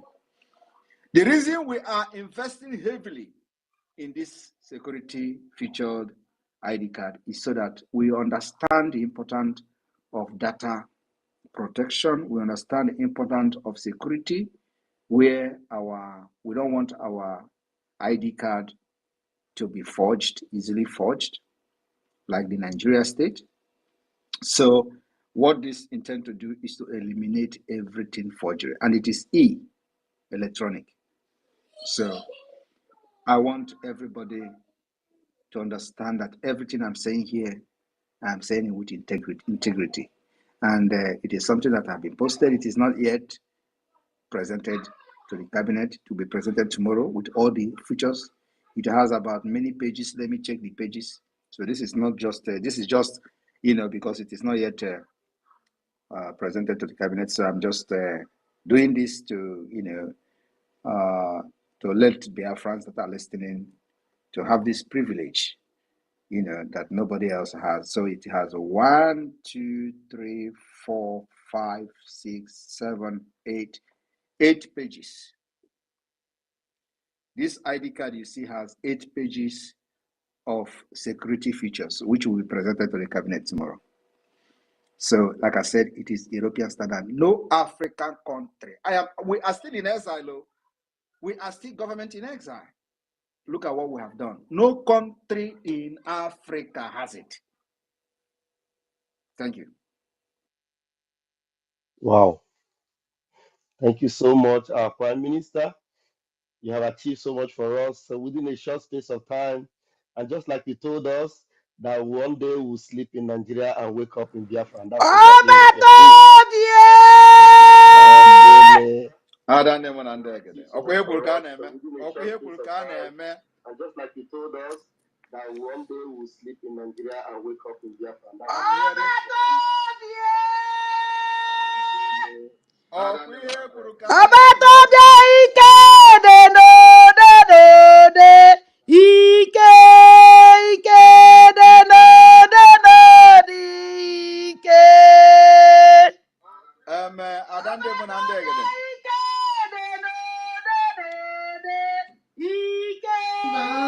that's the other speaker.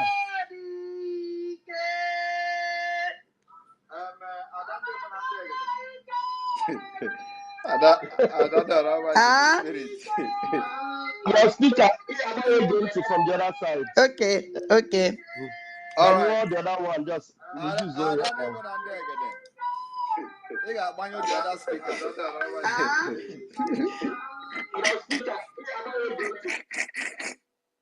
And that is disorganized with the news of the ID card. Passport is still coming. Passport is coming. This is ID. We are still in ID card. This is passport is coming. Now, some people say that Simon Ekwanara Asibo. So I just cancel Onitsha. Cancel for Onitsha. Maka ndị a chere na Simon Ekpa abụrụ onye Igbo. Na Simon Ekpa amara asụ Igbo. Mana fa amarọ na anyị nwa bụ ndị amụrụ n'ala Igbo wee too n'ala Igbo wee mara ihe dị n'omenala wee na-aga ọfọ. Ana m aga ọfọ na-agọsi ya ike. Maka na ndị na-asị na Simon Ekpa abụrụ onye Igbo ha mara aga ọfọ. Ị na-aghọta? Mana ya dịbagodo etu nsi wee na-ekwu ya, abụ m onye Igbo n'India, in New Delhi. All right, the media team, go ahead. Thank you, sir. All right, let's take the questions. The hands are flying high. Okay, we're going to take you as number one, David Nana. Please grab the mic, please. Let's make it very quick. There are so many hands up. Unmute yourself. David Nana, please, before you take the mic. Prime Minister, please, as you have spoken Igbo, always remember also that you are an Indian. So at times you speak India for them also so that they wouldn't forget, so that they will have a lot of topic for the week. Thank you. Nana, over to you, please. Shall we on na? Ushina she quenk na.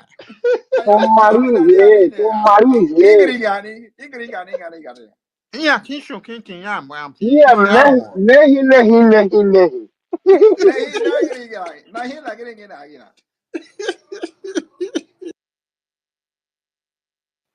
Thank thank you so much. Good evening from my location. I really appreciate you, my Minister of Information and Communications, Sonia Kwarawa, and the Deputy Minister, Vam. My Prime Minister, in fact, I don't know how to appreciate you. Biafran people are so proud of you. You have done what no man has been able to do within this short possible time that you are in this liberation. You have changed the dynamics of freedom, and we are happy with you, sir. It is a privilege and honor to be in the platform with you tonight to as well answer to some certain questions. First of all, I want to commend you for what you have done and what you continue to do for the Biafran nation. This ID card you just showed here is 1 in a million. And I know, oh my goodness me, this is what we have been looking for. We are so proud of you. I know a lot of people would like to ask some questions. Let me quickly run down my question to you, sir. I just have like 2 or 3 questions. Before I go into that, sir, Biafran people are very proud of you. And just like you tweeted some minutes ago, our government, your government, is a government that values the life of Biafran people. You just gave us an information about people who have been sidelined, their names have been termed out for extermination. I want to plead with you, just like you said. Please, sir, do everything humanly possible to protect the lives of our people that are very dear to us.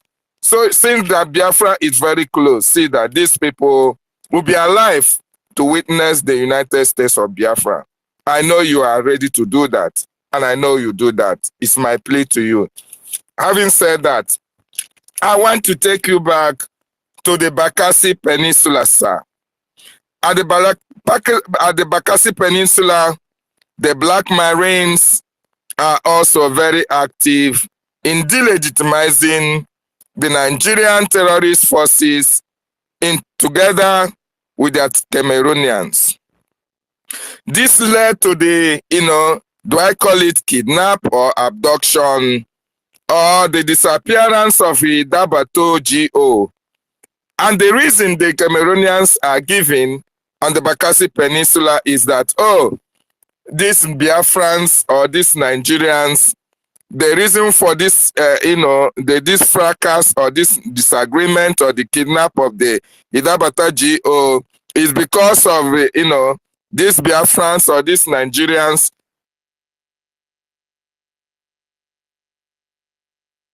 What happened? Looks like we lost you. Hello, can you hear him? Can you hear me? David is always coming with a jump.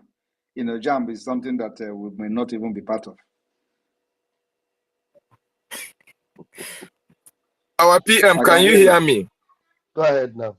Okay, I'm saying at the Bakassi Peninsula, the Black Marines, they are very active in delegitimizing the Cameroonian forces and the terrorist Nigerian state. This, as a result, this has led to, they say, the abduction, or they say is the kidnapping of an Idaboto. Okay, the question is this, sir. Having seen what is happening at this particular region of the Biafran territory, what message do you have for the Cameroonian forces whom you have not directly given a warning of their invasion in the territories of Biafra? What message do you have for them? We are not giving any warning. We are treating them differently, completely from the Nigeria state. We know our history. what they did to us during the Biafra war, because of, they used them for the blockade. So we decided this time around to fight them differently. And that's what we are doing, protecting our people in Bakassi differently than what we are doing in the hinterland of Biafra. So for now, I have no message for them. Okay.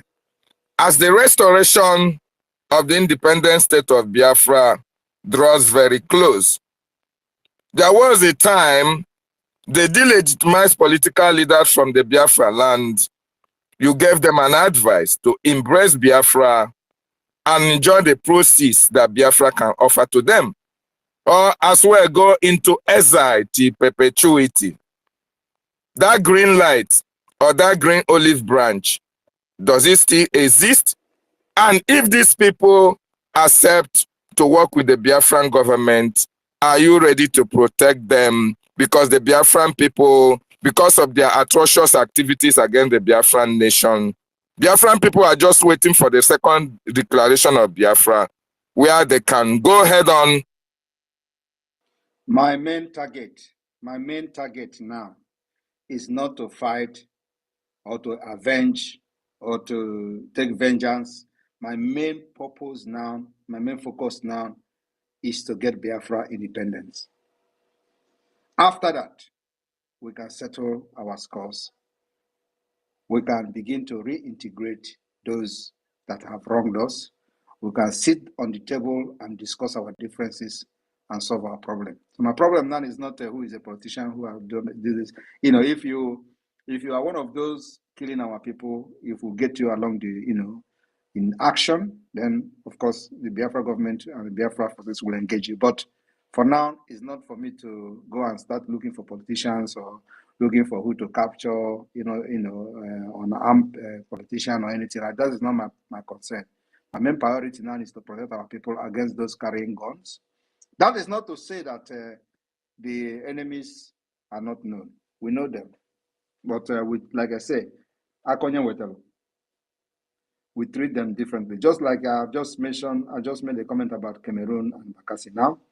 So we are fighting this thing differently, in different ways. So my concern is not about them now. They are not my problem now. My problem now is to deal with those terrorists with guns and all that. And then, of course, to make sure that we push our diplomatic, for diplomatic awareness, educating the people that can, pursue the recognition of Biafra. That's my concern now. And for so far, so good, we've won, not just won because it is just the right thing to do, is to support Biafra. Nigeria has failed. The country have collapsed. They can't protect the people. They can't control anything. They have lost control of everything. If you don't know that, you know it now. And the Biafra land, they're going to lose control of everything. A time is coming where not even a bank will open in Biafra. I am telling you the fact. And that is something that has to happen. If this continues, everything will be shut down. But we want to put every mechanism in place before we get to that point, because that is the only when the international community will begin to talk about the recognition of Biafra as a solution to every nonsense and every mess and impunity Nigeria has done in that region. Thank you. Our PM, thank you so much for that response. Please, I want you to increase the volume. Your new nationality is making waves on the internet and they are running mad. Please, sir, increase the volume and give us more music style, more dancing steps, so that the enemies of Biafra can as well go and commit suicide. Thank you so much. I will actually go and make video from my village in New Day. Wonderful. Thank you so much, Able PM. Thank you, Mazi David Nana. Yes, Otunwamwanya, please grab the mic and bring your own question. Yes, good evening, wonderful people, Your Excellency, Obatobie, good evening from my end. I greet you, cabinet members in the house. Greetings from my end. Obatobie, first of all, I want to thank you and we appreciate you. You have changed our lives for better.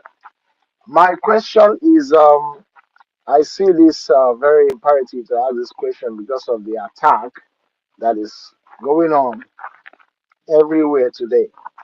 And the question is, should any group of persons stand up today, start agitating genuinely for the freedom of Biafra? Is there need to attack them, try to stop them because we are heading to get Biafra? Or should we encourage them if they are genuinely pursuing the freedom of Biafra and they are attacking the Nigerian state? That's my question. Thank you, sir. Anybody that is attacking Nigeria state must be supported, whether the person believes in what I'm doing or not. But once the person deviate and start talking against our own template and our own pattern of freedom, then that's where we have problem with the person. So if anybody that is attacking Nigeria state, that person is not my enemy. So what it means is that the person is free and you can support the person. Thank you, sir. Because a lot of people know that what we are doing is genuine, but they go ahead attacking. Because a lot of people are trying to escape their punishment. That's why they send these guys to come and be attacking who didn't follow up the modus operandi, how, or they have not listened to you, but they go on the space and the media talking, yapping. No, please leave those on the space. I give them 2 weeks. They are gone. And we don't accept that. Gonjiwala. They were expecting me to start talking. Gonjiwala. Please grab the mic and bring your own question. Yes, good evening, wonderful people, Your Excellency, Obatobie, good evening from my end. I greet you, cabinet members in the house. Greetings from my end. Obatobie, first of all, I want to thank you and we appreciate you. You have changed our lives for better. My question is, I see this very imperative to ask this question because of the attack that is going on everywhere today. And the question is, should any group of persons stand up today, start agitating genuinely for the freedom of Biafra? Is there need to attack them, try to stop them because we are heading to get Biafra? Or should we encourage them if they are genuinely pursuing the freedom of Biafra and they are attacking the Nigerian state? That's my question. Thank you, sir. Anybody that is attacking Nigeria state must be supported, whether the person believes in what I'm doing or not. But once the person deviate and start talking against our own template and our own pattern of freedom, then that's where we have problem with the person. So if anybody that is attacking Nigeria state, that person is not my enemy. So what it means is that the person is free and you can support the person. Thank you, sir. Because a lot of people know that what we are doing is genuine, but they go ahead attacking. Because a lot of people are trying to escape their punishment. That's why they send these guys to come and be attacking who didn't follow up the modus operandi, how, or they have not listened to you, but they go on the space and the media talking, yapping. No, please leave those on the space. I give them 2 weeks. They are gone. They can't sustain our media war. Because our own is that we come with truth and fact. Their own is that they come with propaganda and lies. Like the propaganda of me writing about NGOZI Kojewala. Did you see how it turned out? They will not talk about it again. Highest 1 week because it did not work out the way they were, because they are not thinking. So these are the kind of things they do. By the time they do it for 2 weeks, they are gone. We have been there for a lot of, many times. So, and one thing is that when we see such thing, I don't react. When they Photoshop my name and put on the message of NGOZI Kojewala, they were expecting me to start talking. I saw everything even days before NGOZI Kojewala responded. And I didn't want to respond because what they wanted to do is to for me to start engaging them. So if I engage them to say, oh, I debunked that, I didn't do it, they will go and Photoshop another one. And then, oh, I didn't do it. Then they will turn it. They will try to start manipulating and distracting the what I'm doing. I will continue to start debunking them. I don't do that. So when I saw it, I just laughed. And I laughed, and then I pretended I didn't see it. So I was surprised that NGOZI and Kojiawala actually responded to that. And that, which is actually a validation to Biafra government. She thought she was doing Simon Ekpa. So, and I believe that the people that did it actually regretted doing it. So leave them. They come with propaganda and lies on social media. We come with fact and truth. Like I said now, I've addressed them. Those who say, go to Abuja, why are you turning Ali Igbo into a war zone? Go to Abuja and fight. And I asked them, I will never go to Abuja and fight because I'm not fighting to liberate Abuja. I am fighting to liberate Ali Igbo and Biafra land. So I'm fighting in Biafra land against those people who are in Biafra land, right? They say go to Abuja and they fight the Aso Rock. That's where the government, that government is not in Aso Rock. The government that we are fighting is not in Abuja. The government we are fighting is there, right there in our doorstep in Biafra land. We are fighting the terrorist army. They are in our doorstep in Biafra land. So why should I go to Abuja? These are the lies and, very deranged reasoning for many decades. They have been saying, oh, you are destroying Ali Igbo. If you want to fight, go to Abuja. If you want to fight, go there. Go where they say we go where they're holding Mazi Nnamdi Kanu. We are not just fighting for Mazi Nnamdi Kanu. We are fighting for Biafra. And at the same time, demanding the release of Mazi Nnamdi Kanu. So their primary purpose of kidnapping him is so that they will turn the agitation to fight of Mazi Nnamdi Kanu. We don't accept that. We know them very well. And that is what is pissing them off. Because we did not turn the agitation to the fight of Mazi Nnamdi Kanu. Now everybody will say, oh, release Mazi Nnamdi Kanu. Like these criminals you see now, they will just say, oh, you have not released Mazi Nnamdi Kanu, you want to declare Biafra. That is what they want you to do. And we're not doing that. It is pissing them off. So whether they release Mazi Nnamdi Kanu or not, we will declare Biafra. Thank you. Awesome. Yeah. Thank you, Mwanya. I think you're good with that. All right. Thank you very much. You're welcome, Success. You're welcome. You want to greet everyone, Success? Yes, Mazi Raf, good evening. You're welcome. Success? Okay. I think, okay. Can you hear me? Can you Yeah, hear I me? can hear you. Yeah, I can hear you. Okay, I greet once again. Good evening. Good evening, my Honorable Minister of Information and Communication. You are doing a nice job, and you and your team are very formidable. Prime Minister, good evening. And I just confirmed that you are coming from New Delhi. True. Because I phone who knows, and the person that I phone another person that knows, and they confirm that yes, you are coming from that area.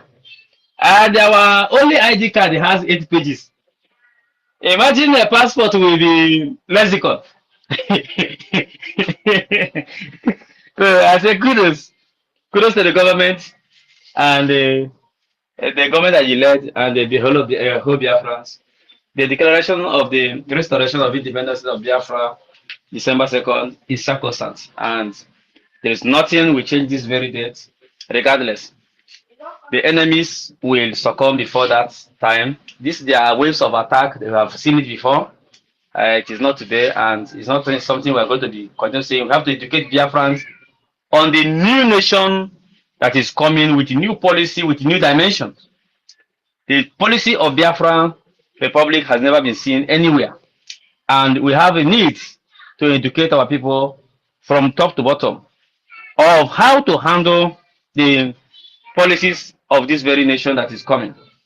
That it is not a nation of forgery, it's not a nation of classmates, it's not a nation of ethnicity.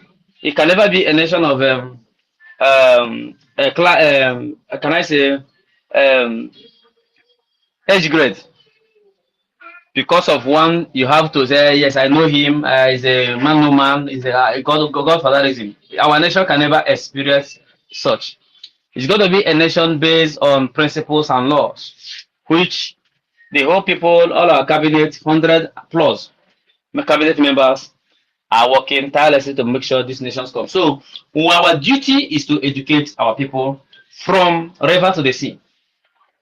And to the people in Bakassi Peninsula, I had a threatening. I watched a very threatening videos from one of the Cameroonian idiots who is saying that Cameroon cannot lay full weight in the Bakassi Peninsula because they are only 5% in the Bakassi Peninsula. So what they need to do is to depopulate the Biafrans there and import Cameroonians from the north into that very place so that they can have legitimacy over that land.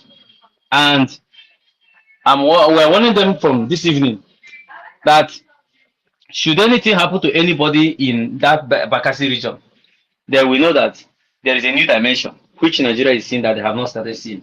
So that's the message I have for that idiot that made that very broadcast. I want to commend our people, both home and abroad. They are doing marvelously well.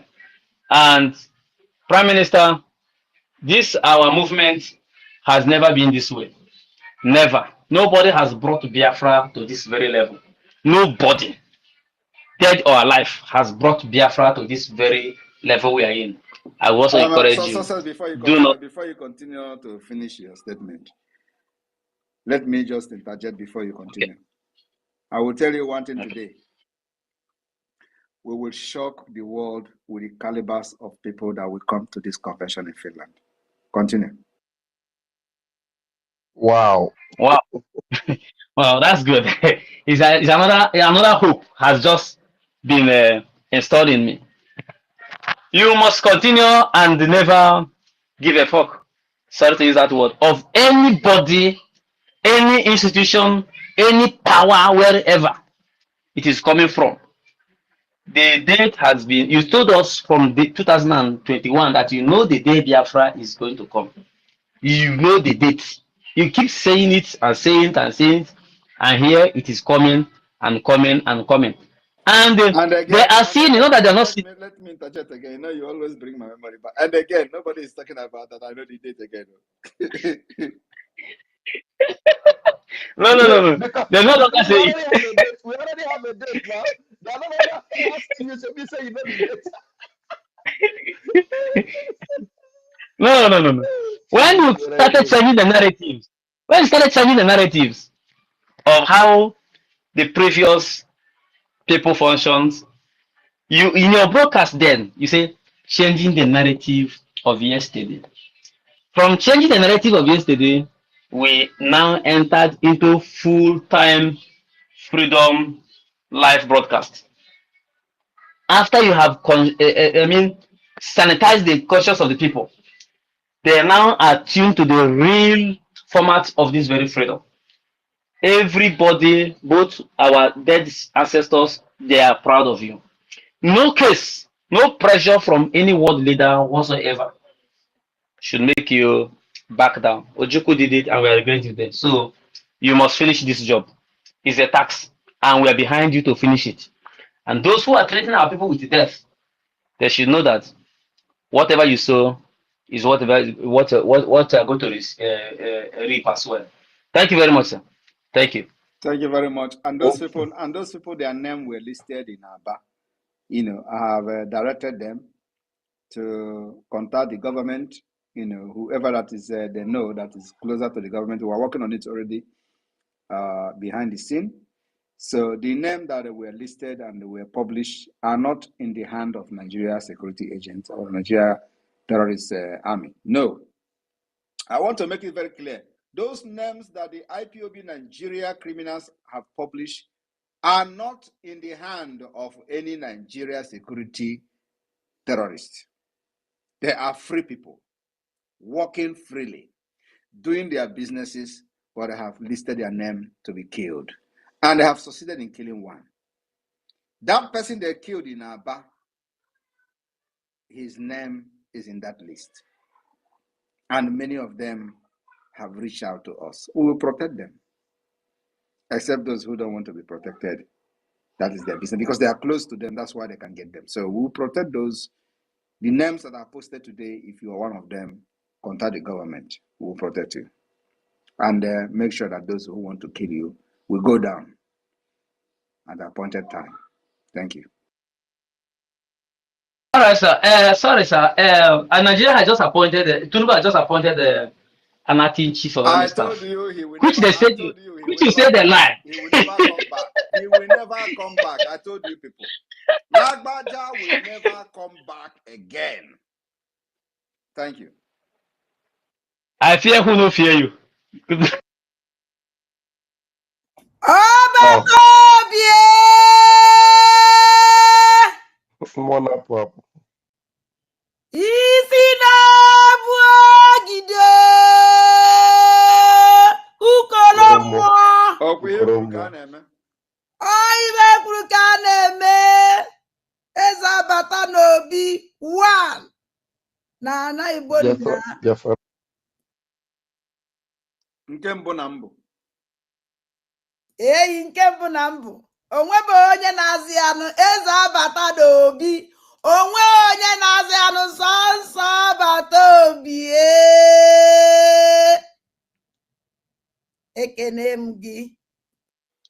All the people that are listening anonymously, ndị ọjọọ, oh, they are fucking and agbahara.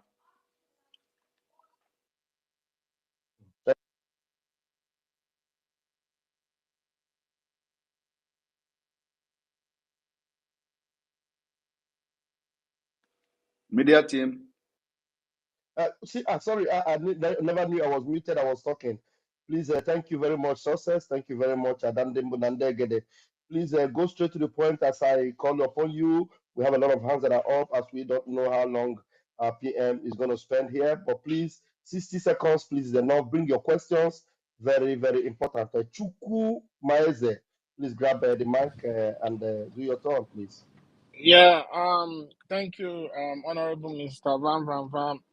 Ndewo, to Biafrans in the house, Ndewo to all the honorable ministers, and Ndewo to our noble, honorable PM, the man that is giving the zoo woto. I greet you.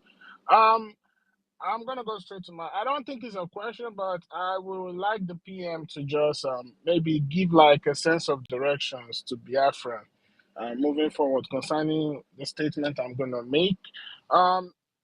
During your submission, you mentioned one of the multidimensional approach that we are using to defeat the zoo in order for us to get our great nation Biafra. And one that struck my mind was the diplomatic approach. And just as we are carrying out that diplomatic approach, we have the liaison office all around the world who are carrying the evangelists to the various host countries, their political representative in that country. Also, our lobbyists too is doing a wonderful job here in the United States. And after all this evangelism and all this gospel of Biafra has been taken to this political representative of the host country, on their own, they will want to carry out their own investigation to see how serious what these people are doing. And thereby, they might try to do more research about Biafra, the Biafra people, the liberation movement, and what we have going on and what we have on ground. And this brings me to want to say to our PM, what word of sense of direction will you give to the Biafran people moving forward so that when these people, while they are carrying out their own research on the Biafran people, they will know that, yeah, these people are well composed, well organized, most especially in terms of our media. And they might come to listen to our media space and see how we are serious, what we are saying about Biafra, what kind of people we are, and how we value our freedom. Thank you. Thank you very much. That's why I have been saying it that the media, they should just focus on educating our people and exposing Nigeria state in any given opportunity. And forget these people that are making noise on social media, trying to distract us. They will not last more than 2 weeks. Don't come to space and start talking, oh, they are doing this, they are saying this about PM, they are doing this about government. No. Hit Nigeria government. The military barracks have been taken over. Let it be a topic by the bandit. The 100 people have been killed in Niger State. Let it be a topic. It is not happening in Biafra land. Biafra government has given protection to our people. 100 students have been kidnapped in Zafra. Let it be the topic. These things they are happening every day. Forget all these people that are shouting and creating space on social media and then discussing Samonepa, where is it from?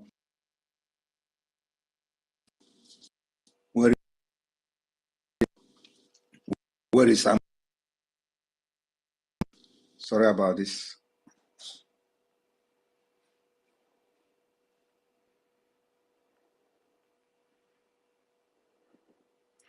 Can you all hear me? Yeah, we can hear you now, sir. All right, thank you. Oh my God.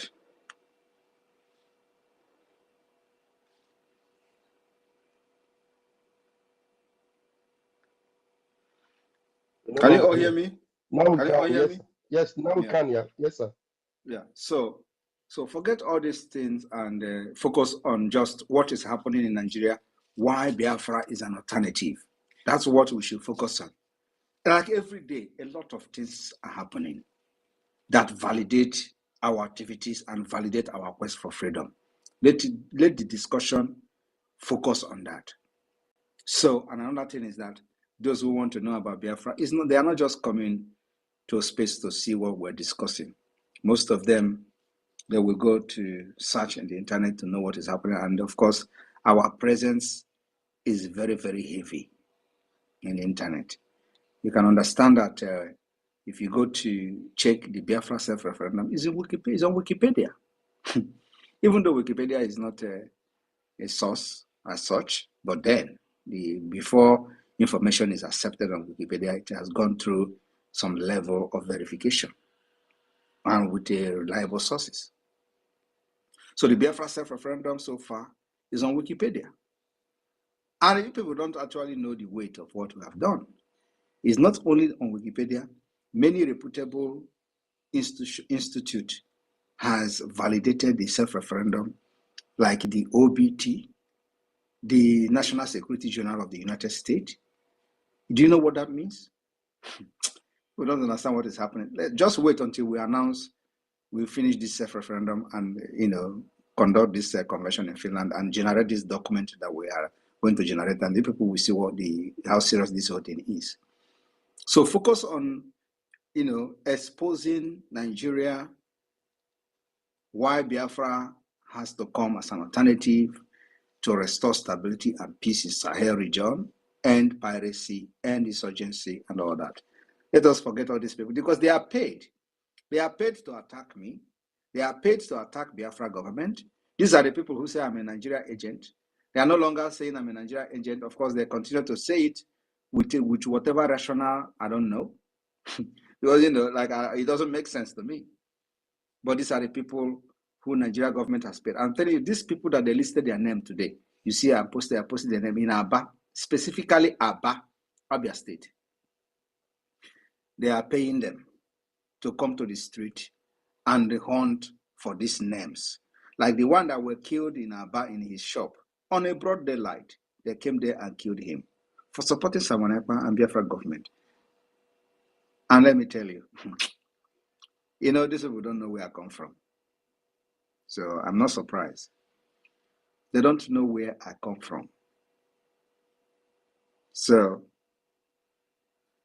that's why this thing is happening. So they don't know if they know where I come from, if they actually know where I come from and what I can do, they will not kill these Biafrans that believe in what I'm doing. Because I know they forget and I know they forgive easily. I will come when you least expected. What am I saying in essence? No Biafran that is killed under my watch, that the death will be in vain. Never. So let the people focus on what we are doing and leave these people alone. They will rant on social media for 2 weeks and they are gone. Just look at that one that was paid in Yoruba, the one that looked like Oracle. What is the name again? It was like Kaduna resident, something. William. He was talking and thinking I'm going to respond. Kaduna president. Yes, where is him now? Kaduna resident. Where is him now? And I know that if he know that we mention him here, he will come again around for 3 days and disappear. These people will go disappear in the next, believe me, highest 2 weeks, they are gone. So, but when you continue to talk about them, you validate them, you give them the urge and you fuel them to come and still talking. Just let us focus. Our actions and activities will speak for us. And those who actually were deceived will begin to see the reality. They have not seen it up to now, up to this point. So focus on the Nigeria state and leave these people as they are dying. They want to drag everybody to their grave. Do not allow them to drag you. Thank you. Yeah, Thank you, sir. my PM. Sorry, please, just one more follow-up question. So as we all know, one of the strategy of the diplomatic approach is to gather recognition from different nations around the world after the declaration of Biafra. So with that said to be the goal we want to achieve, Moshe, is there any topic that you will advise Biafrans to stay away from, most especially on the media space, to stay away from certain topics as not to raise any kind of concern when it comes to all these nations? Stay away from any topic that is dividing what we're doing, like all this kind of we're going to kill you, we're going to do this, we're going to do that. Stay away from that, especially when it has to do with the politicians.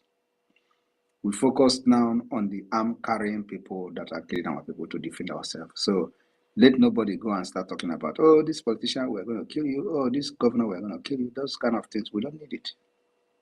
Thank you. Thank you, my PM. And may Chukwu Okike Abịama continue to bless and strengthen you. You see, thank you. All right. Thank you very much, Mazi Chukwumeze. Thank you so very much. All right, we move. We have our own Helen. Helen, please, Helen, hold on 1 minute. We had Citizen Dama before you. Let's give him the microphone. Citizen Dama, please grab the mic. Unmute Okay, yourself. Namaste, the Prime Minister of Brgie from New Delhi, India, and your amazing media team, led by Honorable Sonny Aparawa. I recall a few months down the line, I came here and made a call if you would formally engage the obedience, so we are more or less bemused after the hijack of their mindsets by the drug lord who is now the president. And I asked you if you had plans to, engage them and to get them into your fold. Then, following the 90th birthday of Gowon, where their leader, Peter Obi, went to hail and applaud the genocidists who killed a lot of Biafrans during the civil war between 1967 and 1970. Most of them were further disillusioned, and now they are roaming the media space like orphans. And I recall in most of your broadcasts, you said before you started this journey, you asked God to remove your heart. So my question is it that you're heartless to accept these orphans roaming the social media space, talking and talking with no direction? Are you heartless to receive them into your home, into your movement, to give them a place? Because right now, they have no direction. They are just there talking, roaming the media space, talking and talking. Or is it that you're scared to engage them because you don't want an uncomfortable, controversial engagement? What is the problem? Thank you. Thank you very much. As you can see, our space is open for everybody to come in here and ask questions. Another thing is that you may not understand, I am already a state person. I am a prime minister of Biafra government in exile and the Biafra de facto government in the homeland. I am a state person, and I cannot begin to victimize people that I know that they are Biafrans with their political opinion. So at this point, not everybody will support me. And so those people that are talking these things and doing this on social media, I see them as people that are misguided, that doesn't know their direction and their left and right. And I know that one day they are going to realize their mistakes. But one thing is that because this is not yet a recognized independent state, so we have our policy, how we are going to deal with them as a government, right? So, and that would become one of the law of the Biafra government to deal with the people who fought against the freedom. But that is not to victimize them as a person because they attacked me. No. But to punish them because they fought against their own freedom. So I want everybody to differentiate this. It is not personal issue. It is not personal, and I'm not going to take anything personal. I am here as a state man. I'm not here to protect organization or a cult like they have done in IPOB. No, I'm here to protect a government and for the interests of the people of Biafra. So those who are doing this thing, what they are doing today, they are not going to pay the price because they attack Simon Ekpa. They are going to pay the price because they fought against their own freedom. And we are going to have a policy and a law that will deal with them, not me. Thank you. Yeah, thank you, Prime Minister. Citizen Dama, are you good with that? Do you have another question? Yeah, I have a lot of questions, but I want Citizen Dama to ask 3 questions more. Yes, sir. Citizen Dama, go ahead, please. okay. The Prime Minister, you also talked. There was a time we talked about the Israeli citizens who came to do a documentary in Biafra land, who were later detained for 20 days by DSS.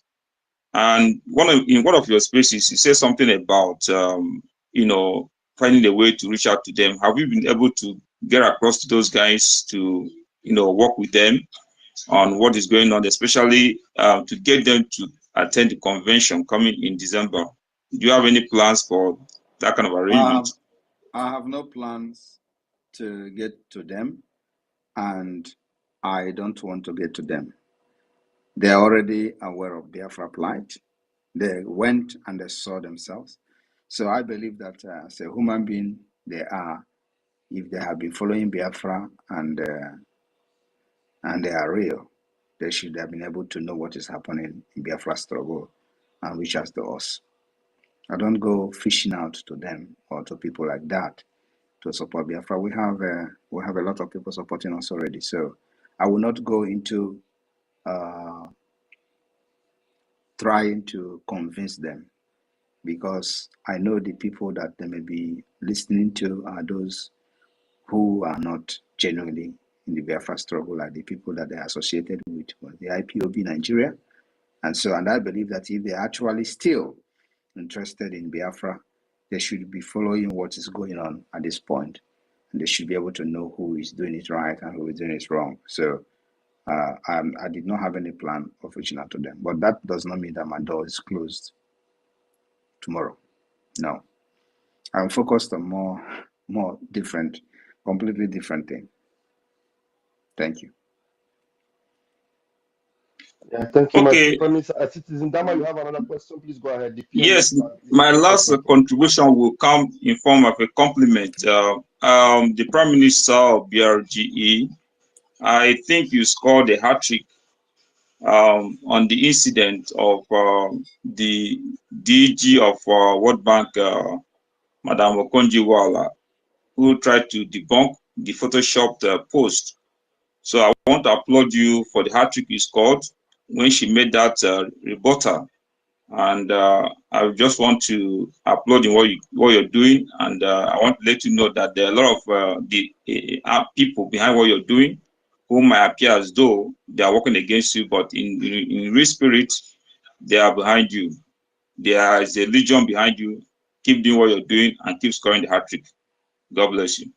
Thank you very much. Thank you, Citizen Dama. Thank you very much for those salient questions. Very spot on. Thank you so very much. You are welcome to always come around and give us such questions that are very engaging. Please, I'm going to give you the microphone now, Helen. Please let us engage with the Prime Minister. He's ready to answer very difficult questions now. Helen, please grab the mic. Thank you very much, our honorable ministers, BIAFRANS here present. I honor every one of you. Our Prime Minister, I really appreciate you. Thank you very much for what you are doing, for accepting to save us at this point in time in that terrorist state called Nigeria. My question, you have a kind of touched it, but I will still have to come up with it. And it's about these terrorists taking over one of the biggest training military barracks in the north. And I'm seeing it as Afghanistan playing out before our very eyes, and everywhere is still calm and quiet. So my worry now is, if these people succeeded, how prepared are we to protect the 40 states of Biafra land and our borders? Thank you very much, sir. We are prepared to protect our land, and we are prepared for any eventuality.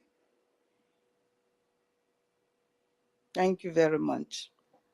Because given to the exposition of every prominent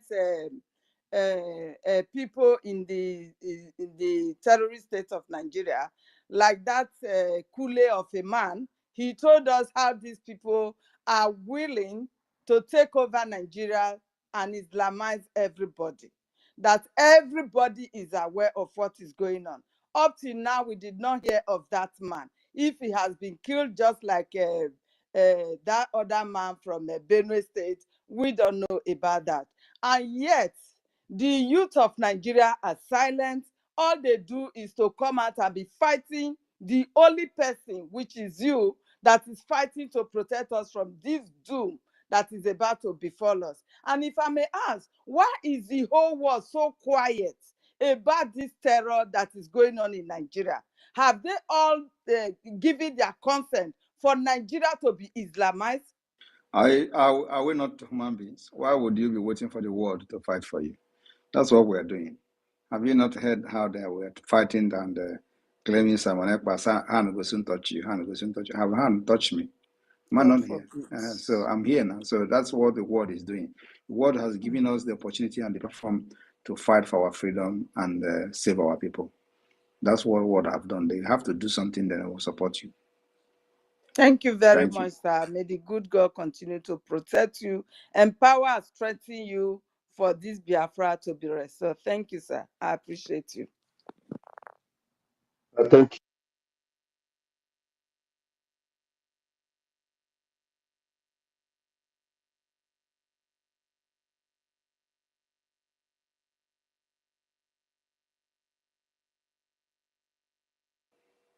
I can't hear anything.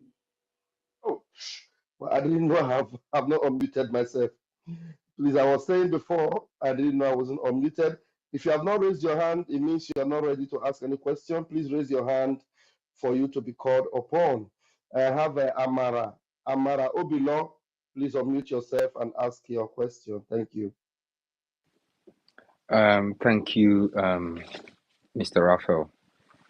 I appreciate everyone on the space, and thank you guys for being so organized. And for the Prime Minister, greetings to you and to every Biafran here present. My name is Amara Obilo. I'm from Imo State, and this is my first time of giving a mic here on your space.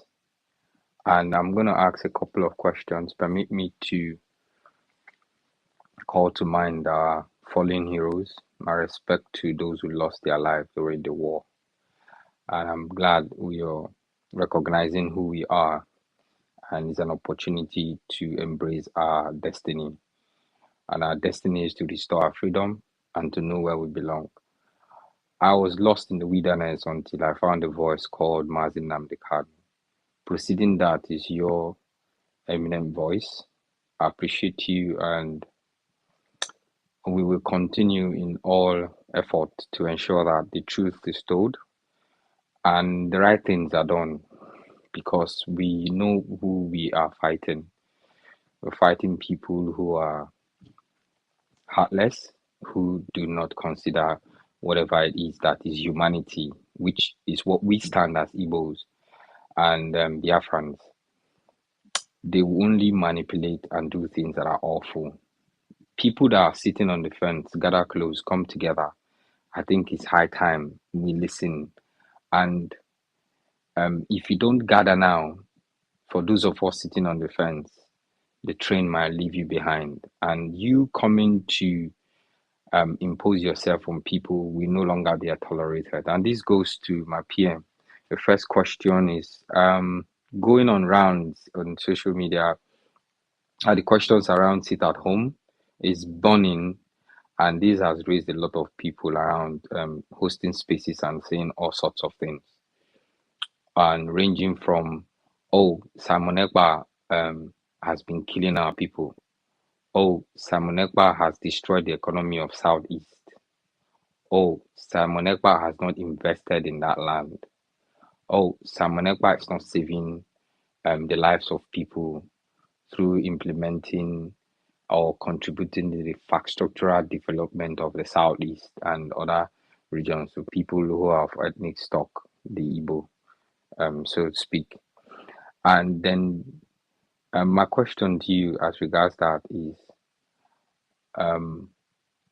using the media, what is the plan to ensure that we continue to put out there the authenticity of what is happening in the Southeast, so people like them going about hosting spaces will be giving this evidence, and so they will shut up? Because I'm beginning to get really irritated by what they do, and it's not my fault. This is who we are. Igbos don't like it when it's not truthful. Thank you very much. The way is to continue to set up space and debunk them if you have the time. But if you don't have the time, my own is that, one thing is that left for me, we don't have time for those people. But if you have the time, you set up a space, debunk them. The media team will always be there, especially myself. If I come across any space that is debunking them, I will always share and try to encourage whoever that is hosting the space. But one thing you have to know is that these are the things that you are going to face in a struggle like this. The question you should be asking them, where were Southeast before Simon Ekpa came on board? That is the question. What was going on in the Southeast before Simon Ekpa came on board? Always ask them that question. And of course, because they are stupid, they will not even address that question if you ask them. They will start blabbing. But always continue to hammer and make sure they address that question first. Ask them, what was Southeast like before Simon Ekpa? And just like now I'm asking you this question now, you can think about it yourself. What was Southeast like before 2019? Is there any federal project that the Biafra struggle has stopped? I'm asking you. None, sir. The second Niger Bridge was mounted and it's completed. Is there any federal road project or any railway project that Biafra Liberation Army has bombed the railway project? Not at all. So what is the problem? What was Southeast? What was the federal government doing in Southeast before Biafra, before Simon Ekpa came on board? Because now it's not about Biafra, it's about Simon Ekpa. That economy of the Southeast that they're telling you Simon Ekpa is destroying economy. What was the economy of the Southeast? The effect of the economy, so-called economy of the Southeast before 2019, before Simon Ekpa came and joined the Biafra struggle. What was the effect of the Nigeria economy in the Southeast, or the effect on Biafra people, on Igbo in the Southeast?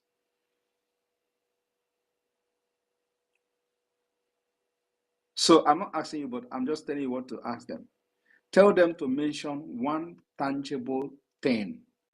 Just one, not two, because two will be too much. Tell them to mention one tangible thing that economy Simon Ekpa is destroying has done. One tangible thing, one tangible impact it has done to a common Biafran or a common Igbo person, because they don't want to address Biafra. They don't want to use Biafra. They say Igbo. This is how to know them. They will just tell you Igbo person, Ali Igbo. So just ask them, what, before 2019, this economy that Samonepa is destroying, what impact has this economy done to an average Igbo person? Let them tell you the impact and how that impact has been destroyed today. Okay, PM, thank you very much for that. Just two leading questions. I appreciate you. Thank And you. I want every one of us here. PM is here. Because you know, sorry, because I'm not finished. Let me round up. Because because you can tell them the effect of Simon Ekman. Because they cannot tell you the effect of the economy before Simon Ekman came in. So now I want to tell you now what to tell them the effect of Simon Ekman. Before Simon Ekman came on board, Fulani was cutting off head of Biafrans in Enugu, in Ebonyi, in Anambra, and even in Imo State. Before Simon Ekpa came on board, Omahe was a governor and he was crying on national television. I hope you watched the video, right? Yes, I did. Upon all the agreement we went with them, they still went and they killed these people, and now they have all run away. We came here, we did not meet them again. That is not happening again.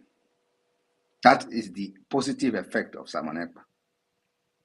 Tell them, before Simon Ekpa came in, the Nigeria terrorist state was shooting Biafra agitators carrying flag, including when Mazinam Degano was kidnapped.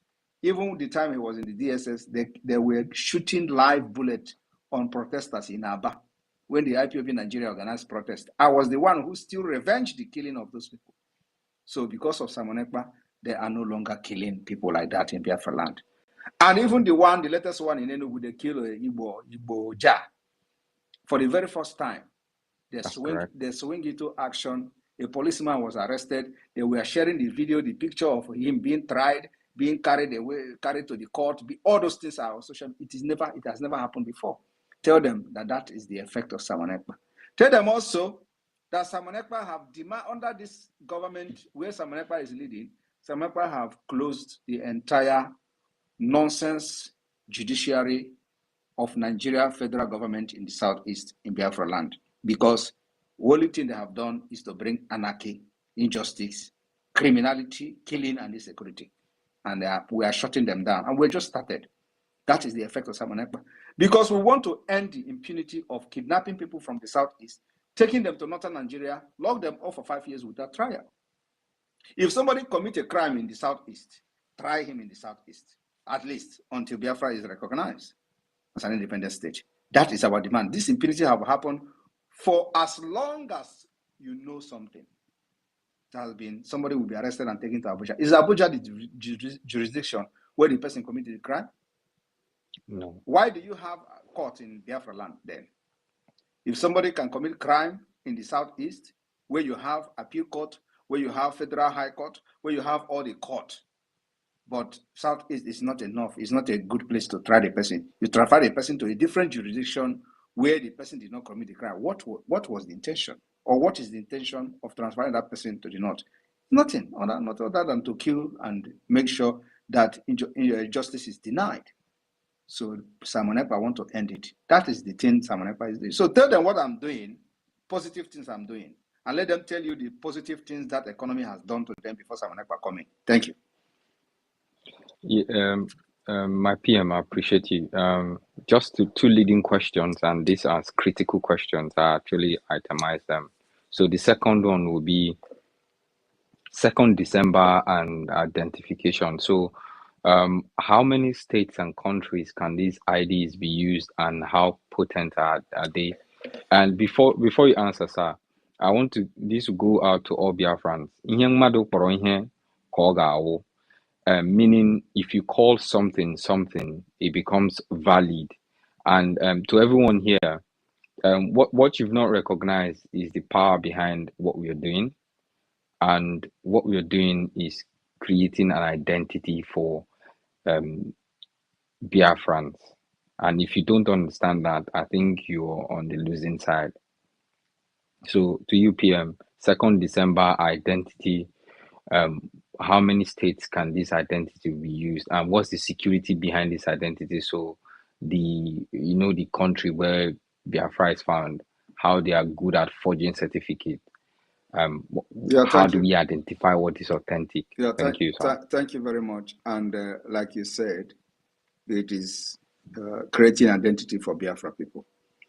So at this point, on the December 2nd, or I don't know whether this is going to be launched on December 2nd or before December 2nd or after December 2nd, maybe on the 3rd, because 3rd is the last day of the convention. This ID card will be valid in all the countries where Biafra has a liaison office. It is the responsibility of the government to notify these countries of our ID card. They can decide to, of course, when somebody, especially those who are seeking for international protection, for example, if you have this ID card, you can present it as a means of identification as a Biafran. So it left for the country to investigate the authenticity of this ID card, the kind of security features it has. And that will be put into test. It is the quality of the ID card that will determine how the country will respect the Biafra government. And that's why we are going for the best. So if you see an ID card, you come to Finland, for example, and present your ID card as an asylum seeker to the immigration office, and just an asylum seeker, you are presenting an EID card with 8 pages of security features, European standard. Immigration will first of all shock now. That will give build the strong integrity for the government of Biafra. And that's what we're looking for. To gain the trust of countries, that trust that Nigeria never had, that trust that nobody trusts Nigeria. That's what we are correct. So you see, when we are doing this, we are already correcting that mistake. That the reason why we are fighting for this from the beginning, from the foundation of this country of Biafra, United States of Biafra, we're already correcting the mistake from the foundation. So no immigration officer, no police will take the ID card of Biafra and look at the security features in it, and it will not give us a thumb up because you can't forge it.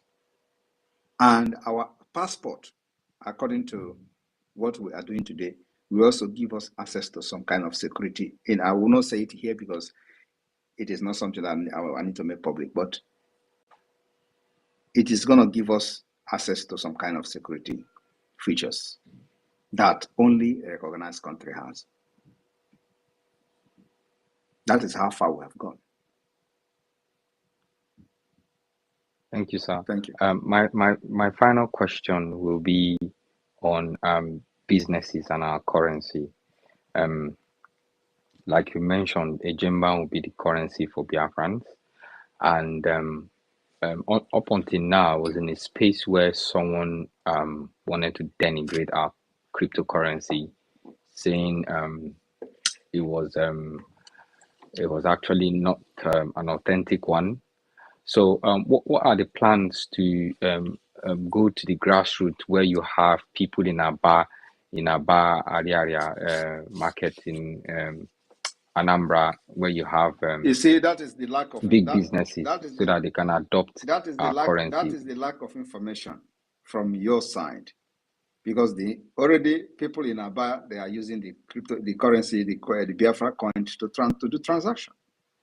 So if you have been following, you will be seeing where we posted that somebody used the currency to purchase this. To buy many things, yes. They even buy chicken. They buy food. They buy oil. So which means you are not following. That is the problem. Some of you are not following. You just come to ask questions. You want to know this, but you are not following. You are laughing. My PM, I'm not laughing. I'm just looking at the message someone sent me. It's like my head is not correct. Okay, you see. So that is the point. So if you are really deep-rooted into this struggle, that you are concerned about this struggle, you should be following everything we are doing. Look at the kind of question you're asking. When people are in the Biafra land, are already using the Biafra coin to do buying and selling. Oh my God. So you don't know that. I appreciate you, sir. You see, so you don't know. I'm It just should be following. I know Hold on, you need to somebody. confirm whether you know or you don't know. That's why No, we're no, I asking you. know. I actually know. I know about the cryptocurrency. So Then why? you should be in the I've position of telling invested. them now. Yes, you should be educating Hold people, on. not coming here to ask questions. Invested about £100 in it, and that's why I'm asking, because the currency is just lying there and it doesn't actually appreciate it. So I'm just thinking, if I ask this question, I'll be pointed to probably how it appreciates in value, and if it's listed in the It stock. appreciates in value if you stake it. You need to stake it first. You don't just put the money. You don't just put your £100 there and you don't stake. You need to stake. You know what is staking, right? I'm not a cryptocurrency guru, but you should know what is staking if you know what is cryptocurrency. Sonny, am I right? Yes. So, Yes, PM. So educate him more on staking. He said Sonic, are you free? Are you free to educate him a little bit on he staking? say he have £100 that he has not appreciated. You need to stake the £100 for it to appreciate, right? Maybe he just bought the coin and left it there without staking. You need to So stake it. how do you expect to have derivatives coming out from what you stake or what you keep there? So first you stake. As you stake now, you stand a chance of gaining. And you should also read everything that is there on the website before you start staking, so that you know what you stand to gain. So that you know what you stand to gain on daily basis. My minister, Rafael, can you mute Can yourself? I ask one final question, sir? One Minister final, and I won't Ajare, ask mute your any mic, question please. again. I don't know whether your question. Now let me also address here. I don't know whether your question is needed again. There are many people here that want to ask one questions. final Now, one. no. Sir, sorry. This is your last question. Disqualify you to ask question again. Now let me use this opportunity to address you on another issue that you didn't even ask. Now, in addition to this Biafra coin, the Biafra government is launching the Biafra Bank, online licensed, internationally recognized banking system, which will give you access to debit card and all that. So we are expecting that even before we start pushing away Naira from Biafra land, Biafra people will start using the POS and the debit card to be doing buying and selling with Biafra Ejema. That is the next project we have online. Now I'll give you the opportunity to ask your question. Your last one. Thank you, my PM. I appreciate you. Honestly, I think, sir. I think a lot of people need to hold you in high esteem and reference, because it's not easy to have you give us your time. So my final question is in identity crisis and our history. We have a lot of people on the other side of the border. I've been following this, so sir, please don't crucify me.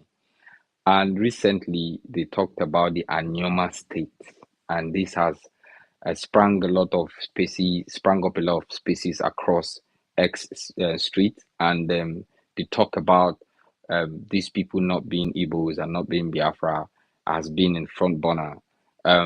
Please, can we have a clarification on this? Please, your question here is not making any sense. You are just creating confusion, jumping from here and there. If you have any issue, go and settle it with a normal state department or the administrators or the group. We have a normal state, and if you are from there, you should go and belong to the group. You don't come here and start creating confusion where there is no confusion. Thank you. Please, somebody else should ask questions. Thank you, sir. All right, thank you. Mazi Onyeka, please unmute yourself. Namaste, Prime Minister G. Namaste. Greeting from New Delhi, India, from your city. From my village. I just you are my village. You carry Aroshi put for your profile picture. To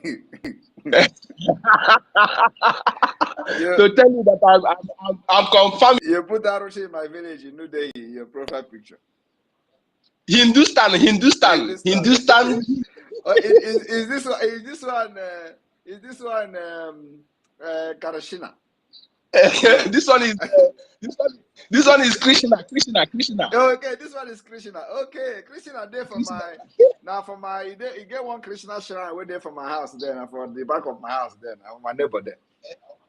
Exactly. I just made the research and found out that you are from the #1 India family, Gandhi family. Yes. I just made research. Extended the Gandhi family. lineage of Gandhi now. They don't know now. Exactly. You don't see my head. That is where you're from. That is where you're from. They should go back to my picture and look my head again.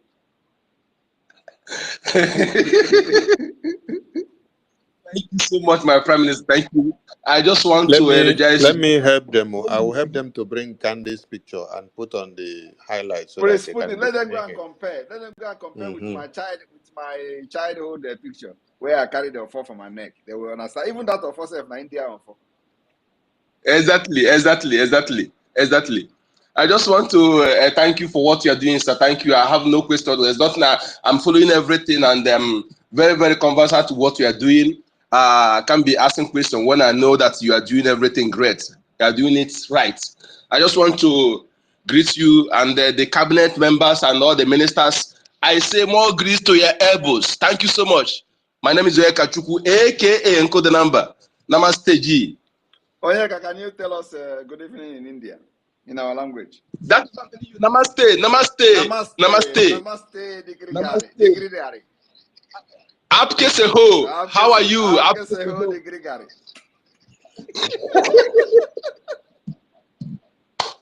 Thank you, sir. Thank you. Thank you, Onyeka. Thank you so very much. We'll move. All right, who else we have here? Agujiegbe, please unmute yourself. Agujiegbe, are you there?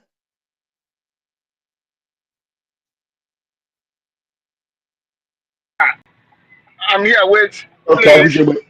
I have a question. Go ahead. Yeah, go Can you ahead. hear me? Yeah, please. I have a question for our PM. PM, I'm greeting from my location. My question. Wait, please. Can somebody answer? Then let me All back right, and I ask my notice. question I and notice you're because not of time, ready. All please. right, no problem. Mute your mic first. Then who else is there available? Simon, are you there? Simon Rome Dogen. Simon, please grab the mic. Simon, you're muted. Unmute yourself. Yeah, thank you very much for giving me the mic, Pastor Van. And good evening to everyone. Quickly, I want to save our time and ask a question. I don't know if the question have been asked or answered in a space that I didn't join. I'd like to know if the criteria for attending the upcoming Finland Convention for Biafra, the Declaration of the Restoration of the Independent State of Biafra. So I want to know the criteria and the requirements. If your application is submitted but not yet approved, can you book a flight for that, for this our convention that is upcoming, or you must wait for everything to be approved before you can book a flight for it? I just want to know, please.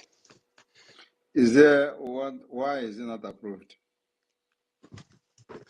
Yeah, it's personally when I submitted mine, it's showing paid as status, and then submitted, and then the first option is waiting for approval. That is what I get on my end. If you are part of us, go ahead and book your flight. If there is any issue, we will resolve it individually. And okay, thank you very much. That's what I want to know. I appreciate it. Thank you. Yeah, Simon is one of us. Yes, a very regular gang lord on the Twitter space. Yeah. All right. Thank you, Simon, for that question. We move. Hero, you can grab the mic now. There is somebody that says a green, white, green person here. So where is it? All right. Where are you? Green, white, green. Hey, hello, Bueno. Maybe he's not in the room yet. Is it on the? You can see that the PM is desperately looking for those of you, one Nigeria needs. So I have invited Agege. okay. Agege not bread. You can see the kind of name they are answering to fight for Biafra. And put Mazen on the Kano's picture, green, white, green. Agege not bread. I invited you to come and speak. Come and ask that question. That thing that they are, that Ekperima. Simon Ekpa is Ekperima. This, I want you to come and ask me question why, to validate your Ekperima calling and joining these people to attack me on social media. Come here and ask question. I'll give you a platform. Agege not bread. Even though your name does not, say anything, but I will give you, for the fact that you have green, white, green, let me give you opportunity to come and ask me a question. Maybe Yes, today you'll be delivered. yes, Did he please. accept? Did he accept? No, he has not accepted. He has not accepted. Most of them, they know the truth. They are not confident enough to even confront the person they have been calling different names. All of you will gang up. Most of them are 14 years old now. They don't know anything. They are just 14 years old, hiding Mm. behind keyboard. They will share. They belong to one group, one platform. They will share the tweet. They will share message and in the group, and they will copy and paste. They'll just copy it and go to the Simon Ekpa. They say, I'm blocking them now, and they are complaining why I'm blocking them. Go ahead. All right. While we wait for the aggregate to come, let's Agujebe, your hand is up now. That means you're ready and you're good to go. Please unmute yourself, Agujebe. Yeah, thank you, our PM. Thank you, all our government officials that have been working assiduously to make sure our people and our land are being free from evil bondage. Please, my Prime Minister, my question goes like this. Although I shouldn't call this question, but it's just a contribution so that since we are having a government, I believe if that information comes from our government, the entire world, according to the statistics, you have about 220 something million viewers. So that information will be able to reach them as well, for them to know what we are passing I through. didn't say it when they will say I Photoshop the view. The enemy is the one who published the number of the viewers. So Yeah. it didn't come So from me. that, yeah. So anything that comes from our government, we know the population, the amount of people that are viewing it. So it will be more authentic. As it stands today, many of us knew how our leader, Mazen Nadekal, was being kidnapped. And he traveled as a British citizen. He traveled to Kenya with British passport. Up to today, British government have not made any public announcement in respect of that. That is one. Number two, Britain created Nigeria. They said Nigeria is a secular state, but their former Prime Minister, David Cameron, came out in public in the national television to announce to the whole world that Nigeria is a member of an Islamic, let me put it, organization, but I know whom they are. So I believe our government should come out and let the entire world know that Britain is the architect of whatever we are facing and whatever that is going on in Nigeria, because during any political election, they said election, all the political presidential aspirants, all of them will come to Chatham House. So, but when there are an important issue going on in that evil contraction, none of them will come out to say to announce to the public why this should Please be ask like that. something reasonable. This is a misplaced priority. We are not interested in whether British is calling us a Islamic state. We are not part of Islamic state. That's why we are fighting for Biafra. So we are not going to hold British responsible to come and explain why we are Biafra. If Nigeria, people leading Nigeria and ruling Nigeria are, adopted Islamic state, is their business. So we are not here to begin to fight who is validating Islamic State and who is not validating Islamic State. We are here to fight for our freedom, and let us not dwell an issue that doesn't add anything to what we are doing. Thank you. Okay, you're welcome. Thank you. Thank you for all your efforts. Biafrans are solidly behind you. Thank you. Thank you. Please, before the next speaker picks the mic, Honorable Ugo, if you can hear me, please put the ID card model that the Prime Minister unveiled on the screen so that as we are speaking, it will be circulating. Thank you. Minister Jare, over to you, sir. Yeah. Thank you, my able Minister, Honorable Sonny. Thank you. We have Rage and Fury. Rage and Fury, please have the mic. After you, please be ready, Chooks. Then Tech Guy. Rage and Fury, please. Rage and Fury, you couldn't unmute. All right, we cannot wait so long for him. Chooks, please unmute yourself.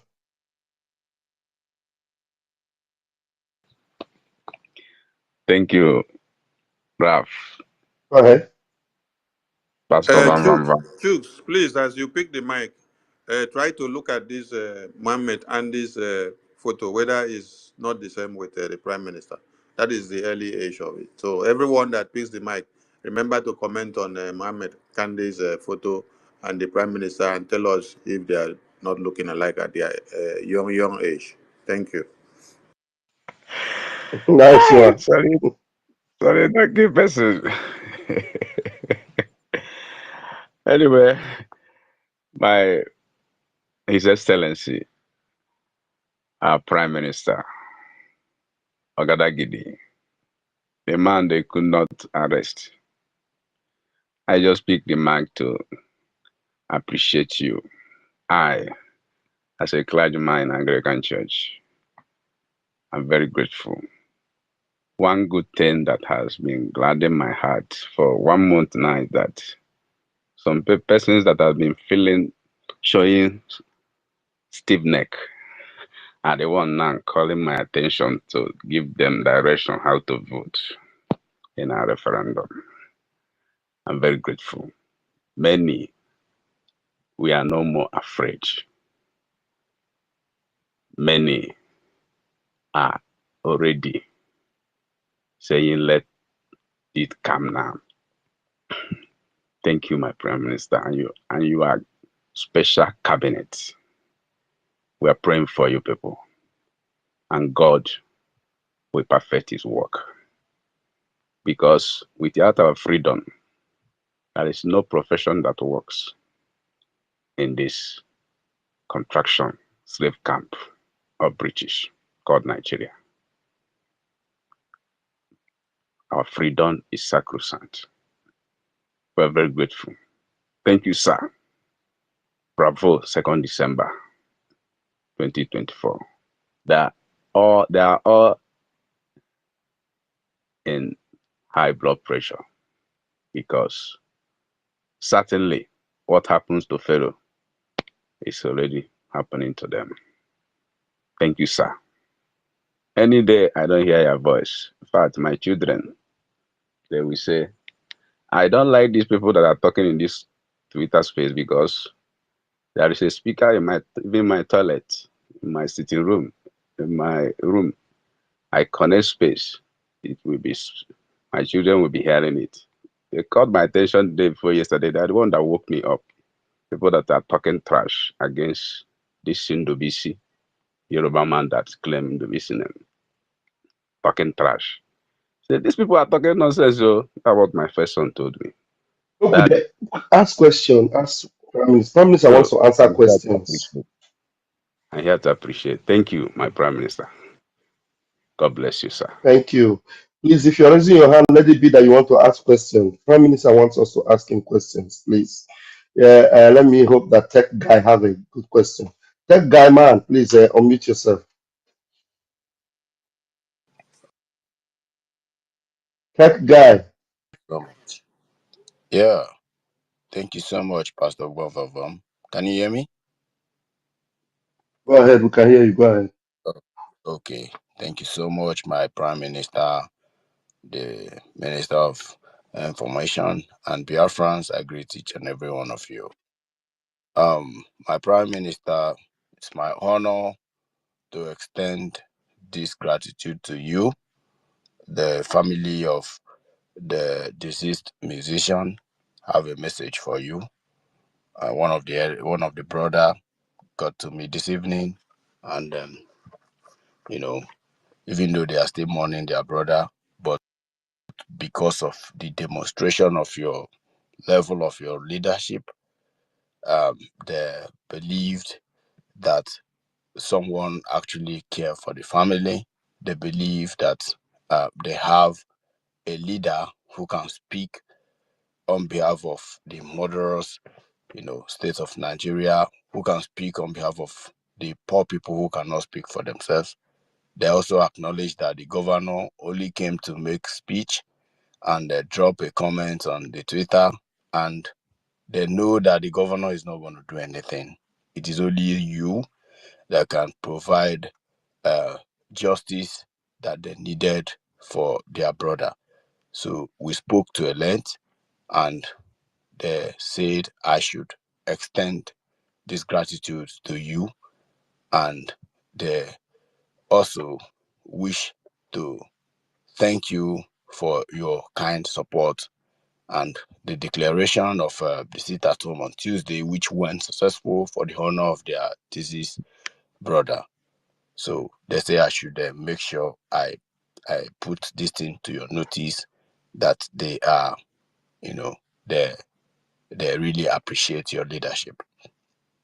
So, and I told the guy that I am not actually feeling very, very strong.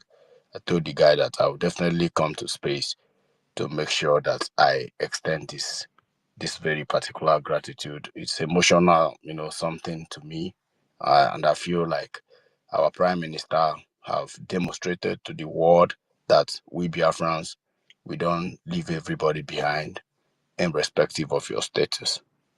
So that's why I am here. I don't have any question. I just want to thank you so much for your kindness, your status of leadership, and what you demonstrated for our brother Iboja. Thank you so much, my PM. May Chukwu Kabiama grant us, all of us, our dream country, which is Biafra. I also want to use this opportunity to plead to Biafrans that we need to support this movement at all costs, because this is only hope. We don't have any hope. So I also want to thank you, my Prime Minister, and also to let Biafrans know that there is a criminal who has been running, a DOS criminal. I've been tracking this guy for a while now, and since our Prime Minister is kind of having mercy on them, we are going to take it upon themselves. The guy has been tracked somewhere in Europe, and after our convention, I'm going to follow the matter up. They said the guy is in prison now, and I want to go to the prison to make sure actually if he is in prison, because this guy is a tormentor of Biafran government, Republic in exile. But as you can see, he's not coming up again on space. I just heard a rumor that he's in prison. Our Prime Minister, please, these people should never, ever go unpunished. These people that are molesting our name, trying to deteriorate the name of the government of Biafra, disrespect the Prime Minister of Biafra online, these people will never, ever go unpunished. And if they dare go unpunished, we will take it on ourselves and make sure they pay dearly for it. I am bookmarking all of them, gathering their data, and I am going to, even if it's the last thing I will do for Biafra, they will be brought to justice. Thank you so much, my Prime Minister, and I hit my mic here. Thank you very much, and my condolences again to the family, and tell them that our prayers are with them. And I like the way you ended your speech. That will make sure that justice will take its course, and of course, Biafra will be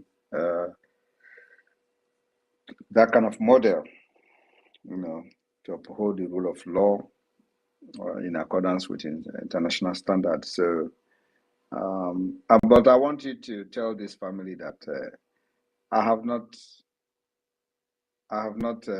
not done yet. I'm not done yet with the killers of Iboja. Like I said, you know what they did is because once it is a name, like it has to do with Okechukwu or Igbo, they will start publishing the image and the picture and the name of the person. That doesn't change anything. Anybody, no matter who you are, that wear Nigeria terrorist police uniform and army uniform in our land, you remain a terrorist. Even if your name is Okechukwu, we don't care. So long as you have that uniform on, you are a terrorist. So the family, our prayers are with them, and our condolences. We send our condolences again to them. Tell them that they should remain strong. We are fighting to have a nation where nobody can be killed like that. And for the killing of this man, I don't know who he is. I have never communicated with him, and I don't need to communicate with him. But because he's a Biafran with the Ogene music, I know he's even if he doesn't believe in Biafra, it doesn't matter. So, and this should be a lesson to other people who are thinking that Nigeria, they are enjoying in Nigeria, or that have something in Nigeria, and they can be killed anytime by anyone, and nothing will happen. So it should be a lesson to every other person who are out there. So tell the family that I am promising them that the game has not ended. The death of the people, the organization, the criminal entity the terrorist entity that killed our brother will have a long way, and they have murdered sleep in Enugu. That's my promise. When I make my comment, it takes time. It may not start happening immediately, but believe me, I don't forget. So those who killed him will have a long way to go. Thank you. My condolences to them. Thank you, Able PM. Thank you, sir. Biafrans will forever be grateful to you, sir. Thank you, sir. All right, we still have hands up, and engaging questions is what. Ralph, I'm gonna take one. I'm gonna take the last two questions and the last two hand karma or something, and then rage, and is it rage and Well, fury? So these two hands are up, rage and fury and karma. and it's So me again. It's also up. It's me again, the one that normally asks you questions. okay, three. I can take three of them, and then we call it a day. Okay, sir. All right, let's take it one after the other. We'll first of all take you. Karma is real. Then you go. Rage and fury will go, and then it's me again. In that order, please. Let's do it. Thank you so much, His Excellency PM Simon Ekpa Njoko. Thank you, the only man that the whole world is still trying to find where he's coming from, even though his identity. Come on, it seems you're too far from your device. Come closer. Okay. Can you hear me now? Is it better Minister now? Jare, can you hear him loud? Yeah, you are right, Mazi Sani. Okay. Yeah, come closer, Karma. Let your voice be more audible. Okay, can you hear me now? Is it closer now? It's better now. Go ahead. Okay. Mazi Sani, please mute. Okay, the only man that everybody is, the Nigeria are looking for, even though his identity is everywhere on the internet, and they are still looking for it. Nke abụọ gbara Igbogharị.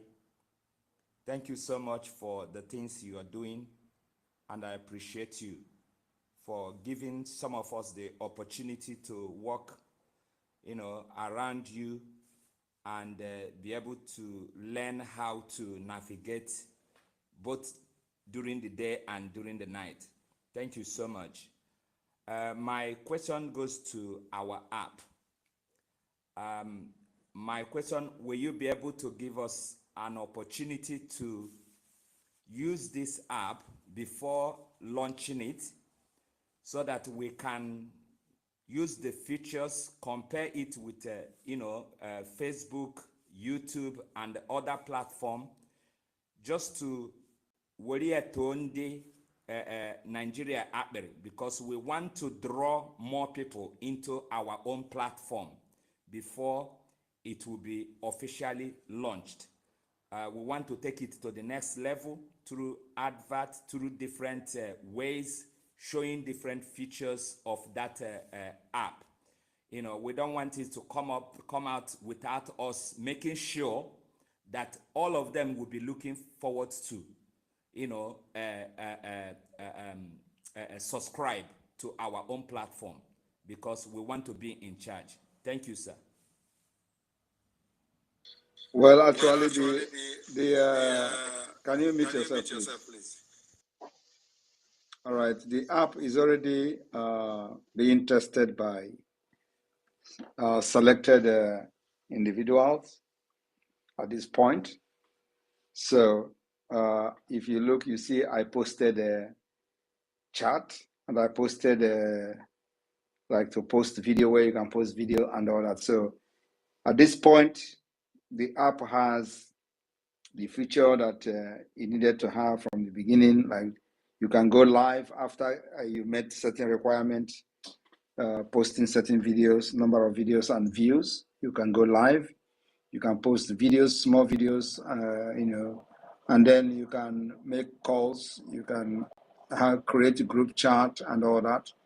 So we are testing it, and we're at the same time waiting for approval in different store, like the Apple Store, the Play Store, and all that. So everything has been done, and of course, the app is subject to update. For example, where you can update what is in your mind is not yet in the app, like where you can post message and update, for example, is not. So at this point, the app is only videos, like live stream videos, and messages, and group messages and all that. So, and then the next update will have this kind of like they have in different social media, what is in your mind and all that. So we want to, this app that have everything in one app. So the video calls, the voice calls, the messages, the group chat, the live streaming, the video upload and all that. So it is being tested. We are testing it now. And the testing is not something that we have to post to everybody, because we don't know who is who. So we are posting it. We are testing it internally, and then after that, don't worry. In the next few days, I believe it will be on the. You can go and download it. It will be unveiled in the next few days, I believe. Thank you, my PM, sir. Thank you so much. Thank you. Yeah. Kama, it's real. Your mic is noisy. I think that one question will do. Do you have another question that is more engaging? All right, that will do. All right, let's go on with the other. Rage is fury. Rage and fury.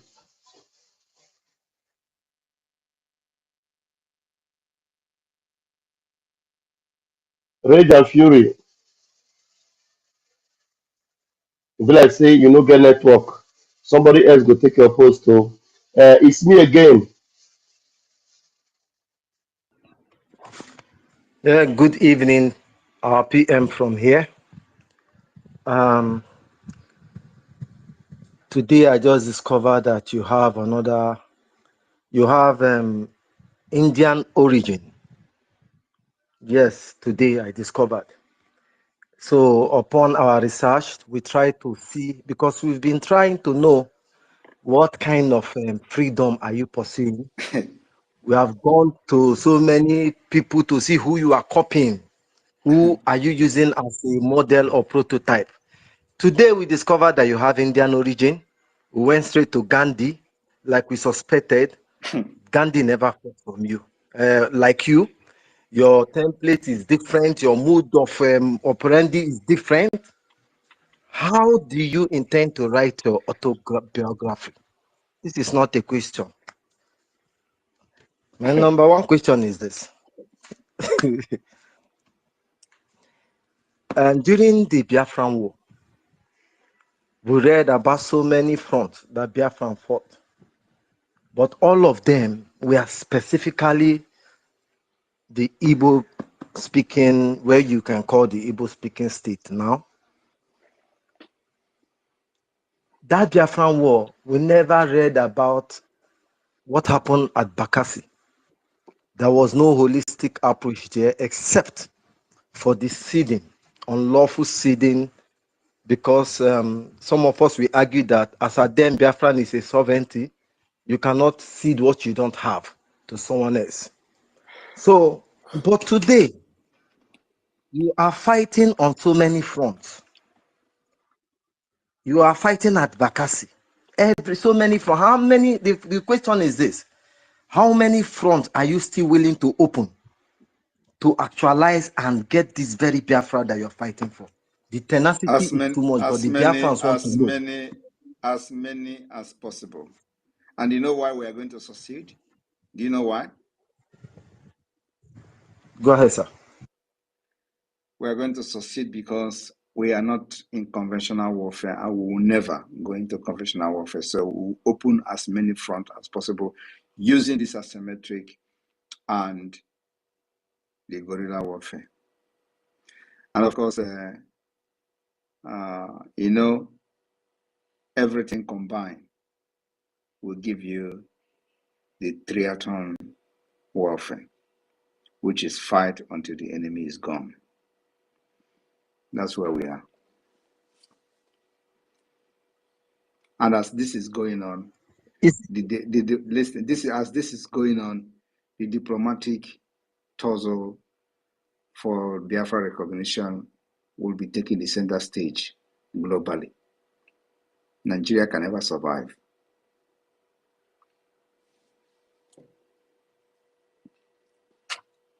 Wow, it's me again. And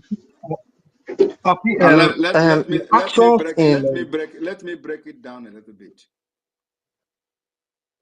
It is our legitimacy. We have the right at this point, with the impunity of Nigeria, to defend ourselves at all costs, using every mechanism available to us. In other words, every measure, all measure necessary. You can imagine where we have started evicting courts, appeal court of the Nigeria terrorist state. They are corrupt courts that have brought anarchy, killings, injustice, insecurity. We are evicting them. So, and I read where somebody said, oh, you are evicting court. Very soon, they will be taking people to northern Nigeria to try. Yes, they have to take them to northern Nigeria to try. And you know what the implication of that? That is what we want them to do. Let them take people from the Biafra land to northern Nigeria to try them, because they cannot have control over Biafra land. That is outright reason for Biafra freedom. It means they have lost it. If they don't know what we're doing. What we're doing is to delegitimize Nigeria. They will never have one single control over anything in Biafra land.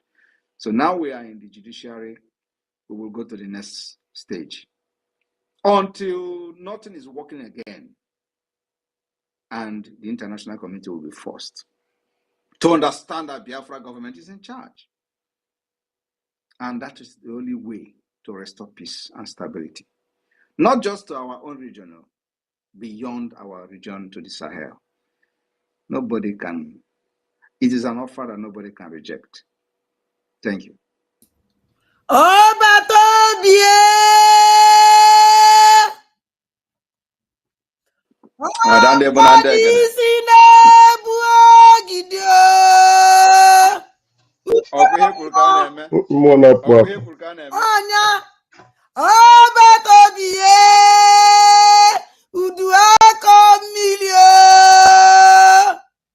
The roadmap will be more clearer after December 2nd. PM, it's me again My speaking. PM, okay, it's me again, all right. Yes, something is disturbing the community around you, around Africa, especially your approach. Given all you are doing, there has been very, very less solicitation for funds from you, especially. Apart from this weekend fundraising that we do, sometimes you skip them. Given the commitment, the logistic, the leaders, the kinetics, we are saying, in fact, that was why the rumor of $500,000 went viral, because this man is doing a lot. Where is this money coming from? Is this donation that we are hearing?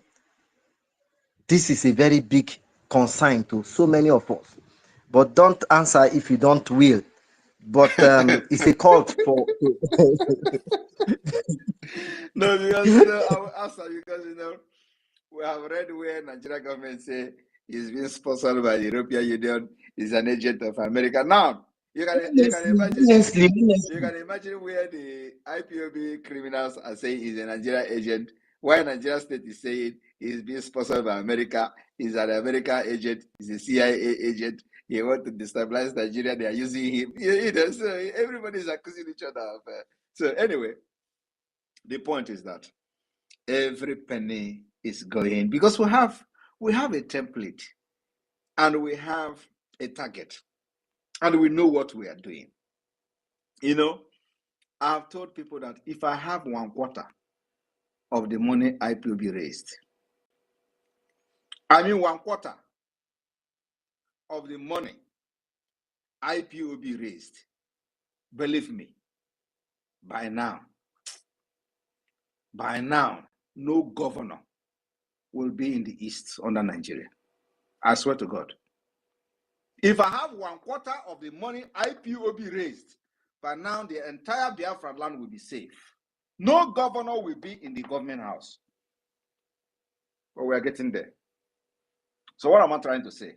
What I'm trying to say is that when you know what you are doing, you put the money, you invest the money into what you are doing because you know the result. You are going to know the outcome. But when you don't know what you are doing, have you seen anything for the past 13 years? Is it when they were paying $80,000 to? Do you know how much we pay to our lobbyists? $10,000. It is in public domain.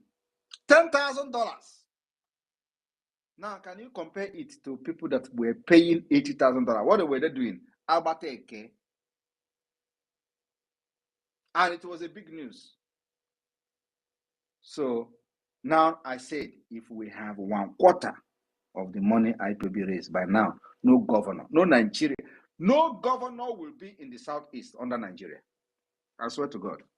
But the time is coming because we are getting there. Our PM.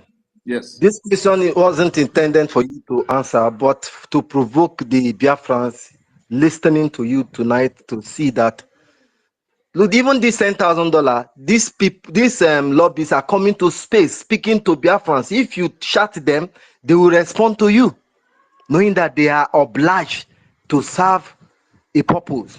But that And beside, do you know what they are saying? They say, what kind of lobbyist is this? I am the one controlling the account. They say, what kind of lobbyist is this? A lobbyist that is coming to respond when he is attacked. They never believe because everything I have done for the past years were all fake, complete fake. I don't want to dwell on that, but if you are a Nigerian and you have lived in Nigeria, you can never think anything good, anything like this, transparent and cordial will ever happen, because you'll be speaking from the mindset of a black Nigerian man. But let it be. You have constantly threatened in some of your broadcasts that you will cut off oil flow from Biafran land going outside Biafran land.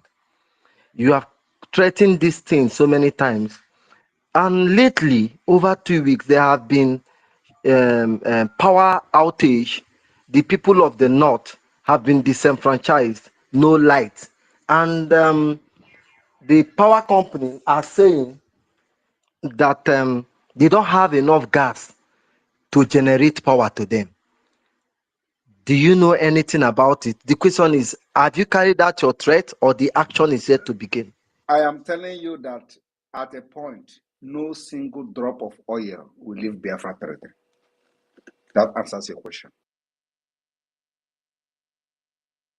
Wow. Thank you, my PM. PM, we lost And Rage last, and and last but Fury, not and the least, last please, but not the least, it's me again. the You last have but not asked the so least, many please, questions. let me ask the last one. This one is not from me. Many Biafrans have been asking, do you have preference on the area you want to protect?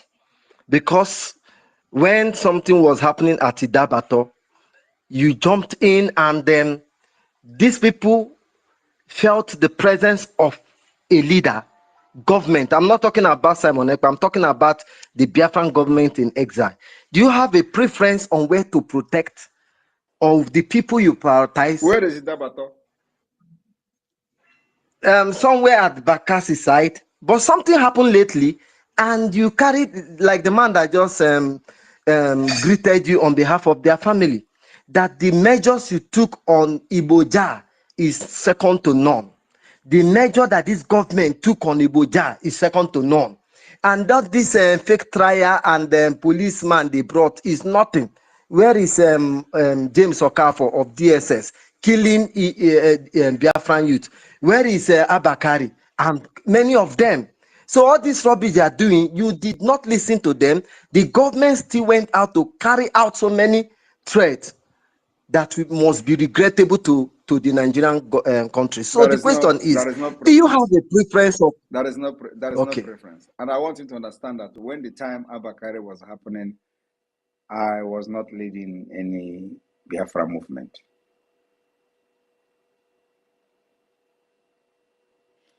And of course, there could be other ones that may have happened, that activities of the government may have somehow made me not to pay attention to. But those ones that my attention was called on, I will always respond.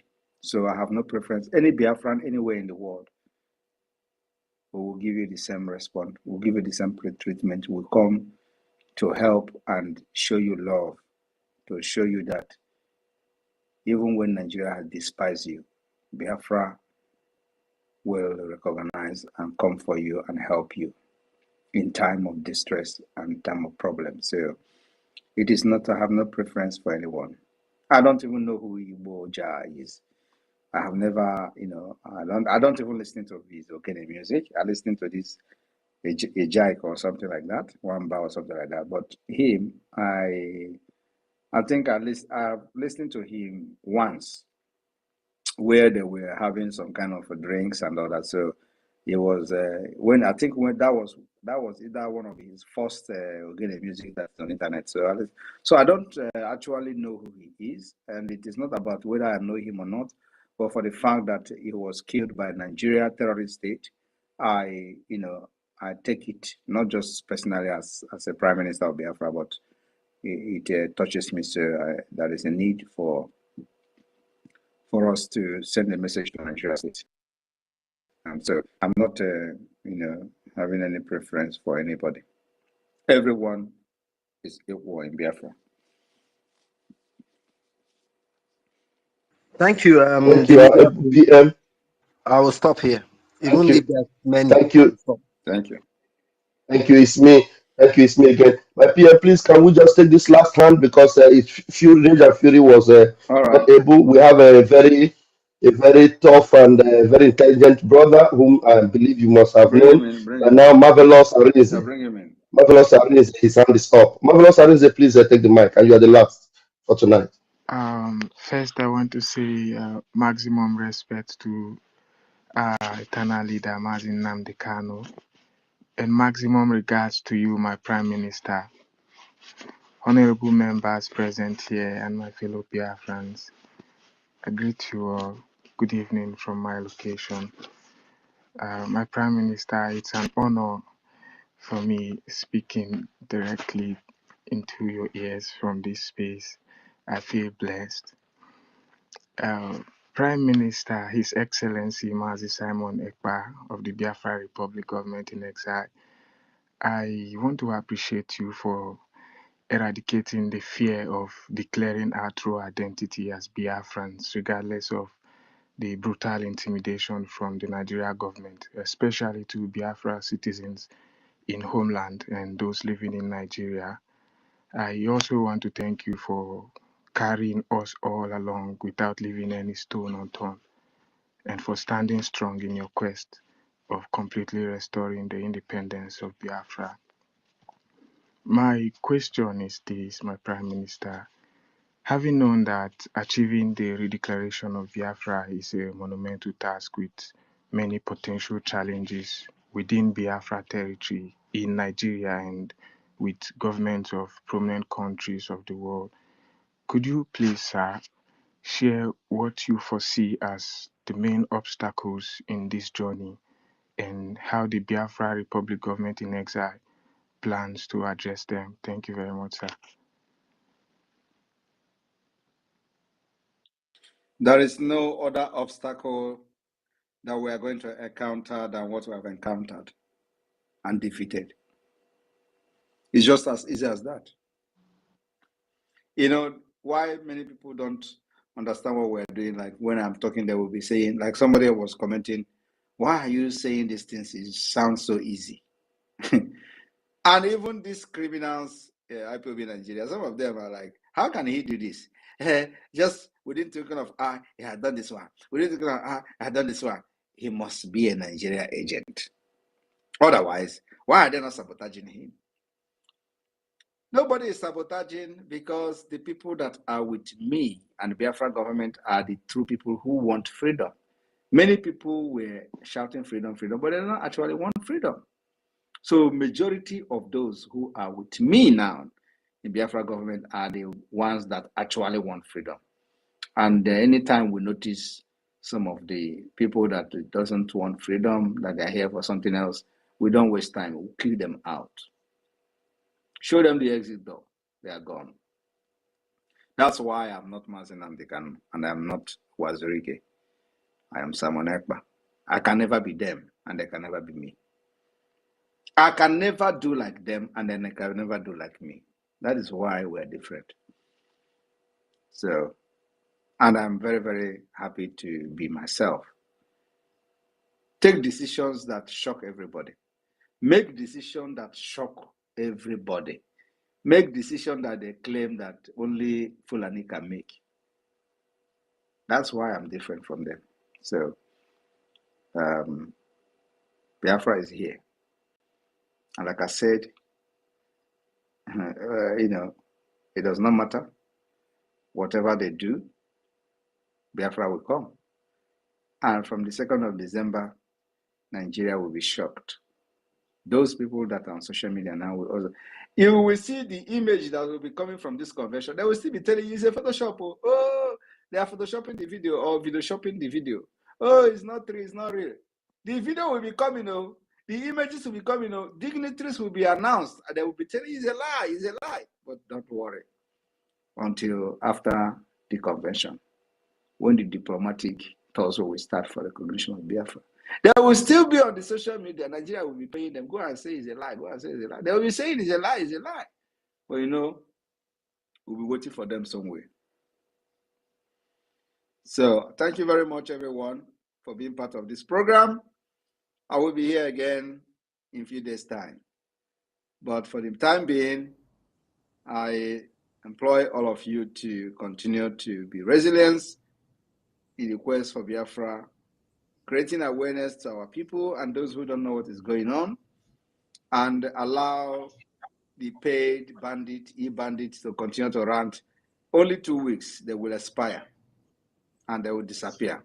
I am telling you the fact, 2 weeks is too much. 2 weeks is even too long. They will disappear. You will not see them again. Because our result will be coming like a shock wave. It is not, we don't do propaganda. Our own is that we are focused and we are looking, we have direction and we have what we want to get. So once we are achieving this result, the result will be sending them to abyss. So I want to thank you, every one of you, the media team. Thank you for hosting. Those that are listening up to this point, I thank you all for being part of this program. May God bless all of you. I continue to stand gidigbam with Ike Pentecost. Yeah! Adande munande gede. Odogu. Okwe kulkane me. Okwe kulkane me. Ihe kulkane me. Jisike. Ushiyan Ponton. I'm greeting you in India before you go. Yeah, John don't cheer ninga ya chegona. Anshu now I'm here Chintonia. Yeah, ya chicken ngiri ngari. Man, she keep cooking no. Ning ya nyo ningiri singing nganya. Nigeria go yera. Yara.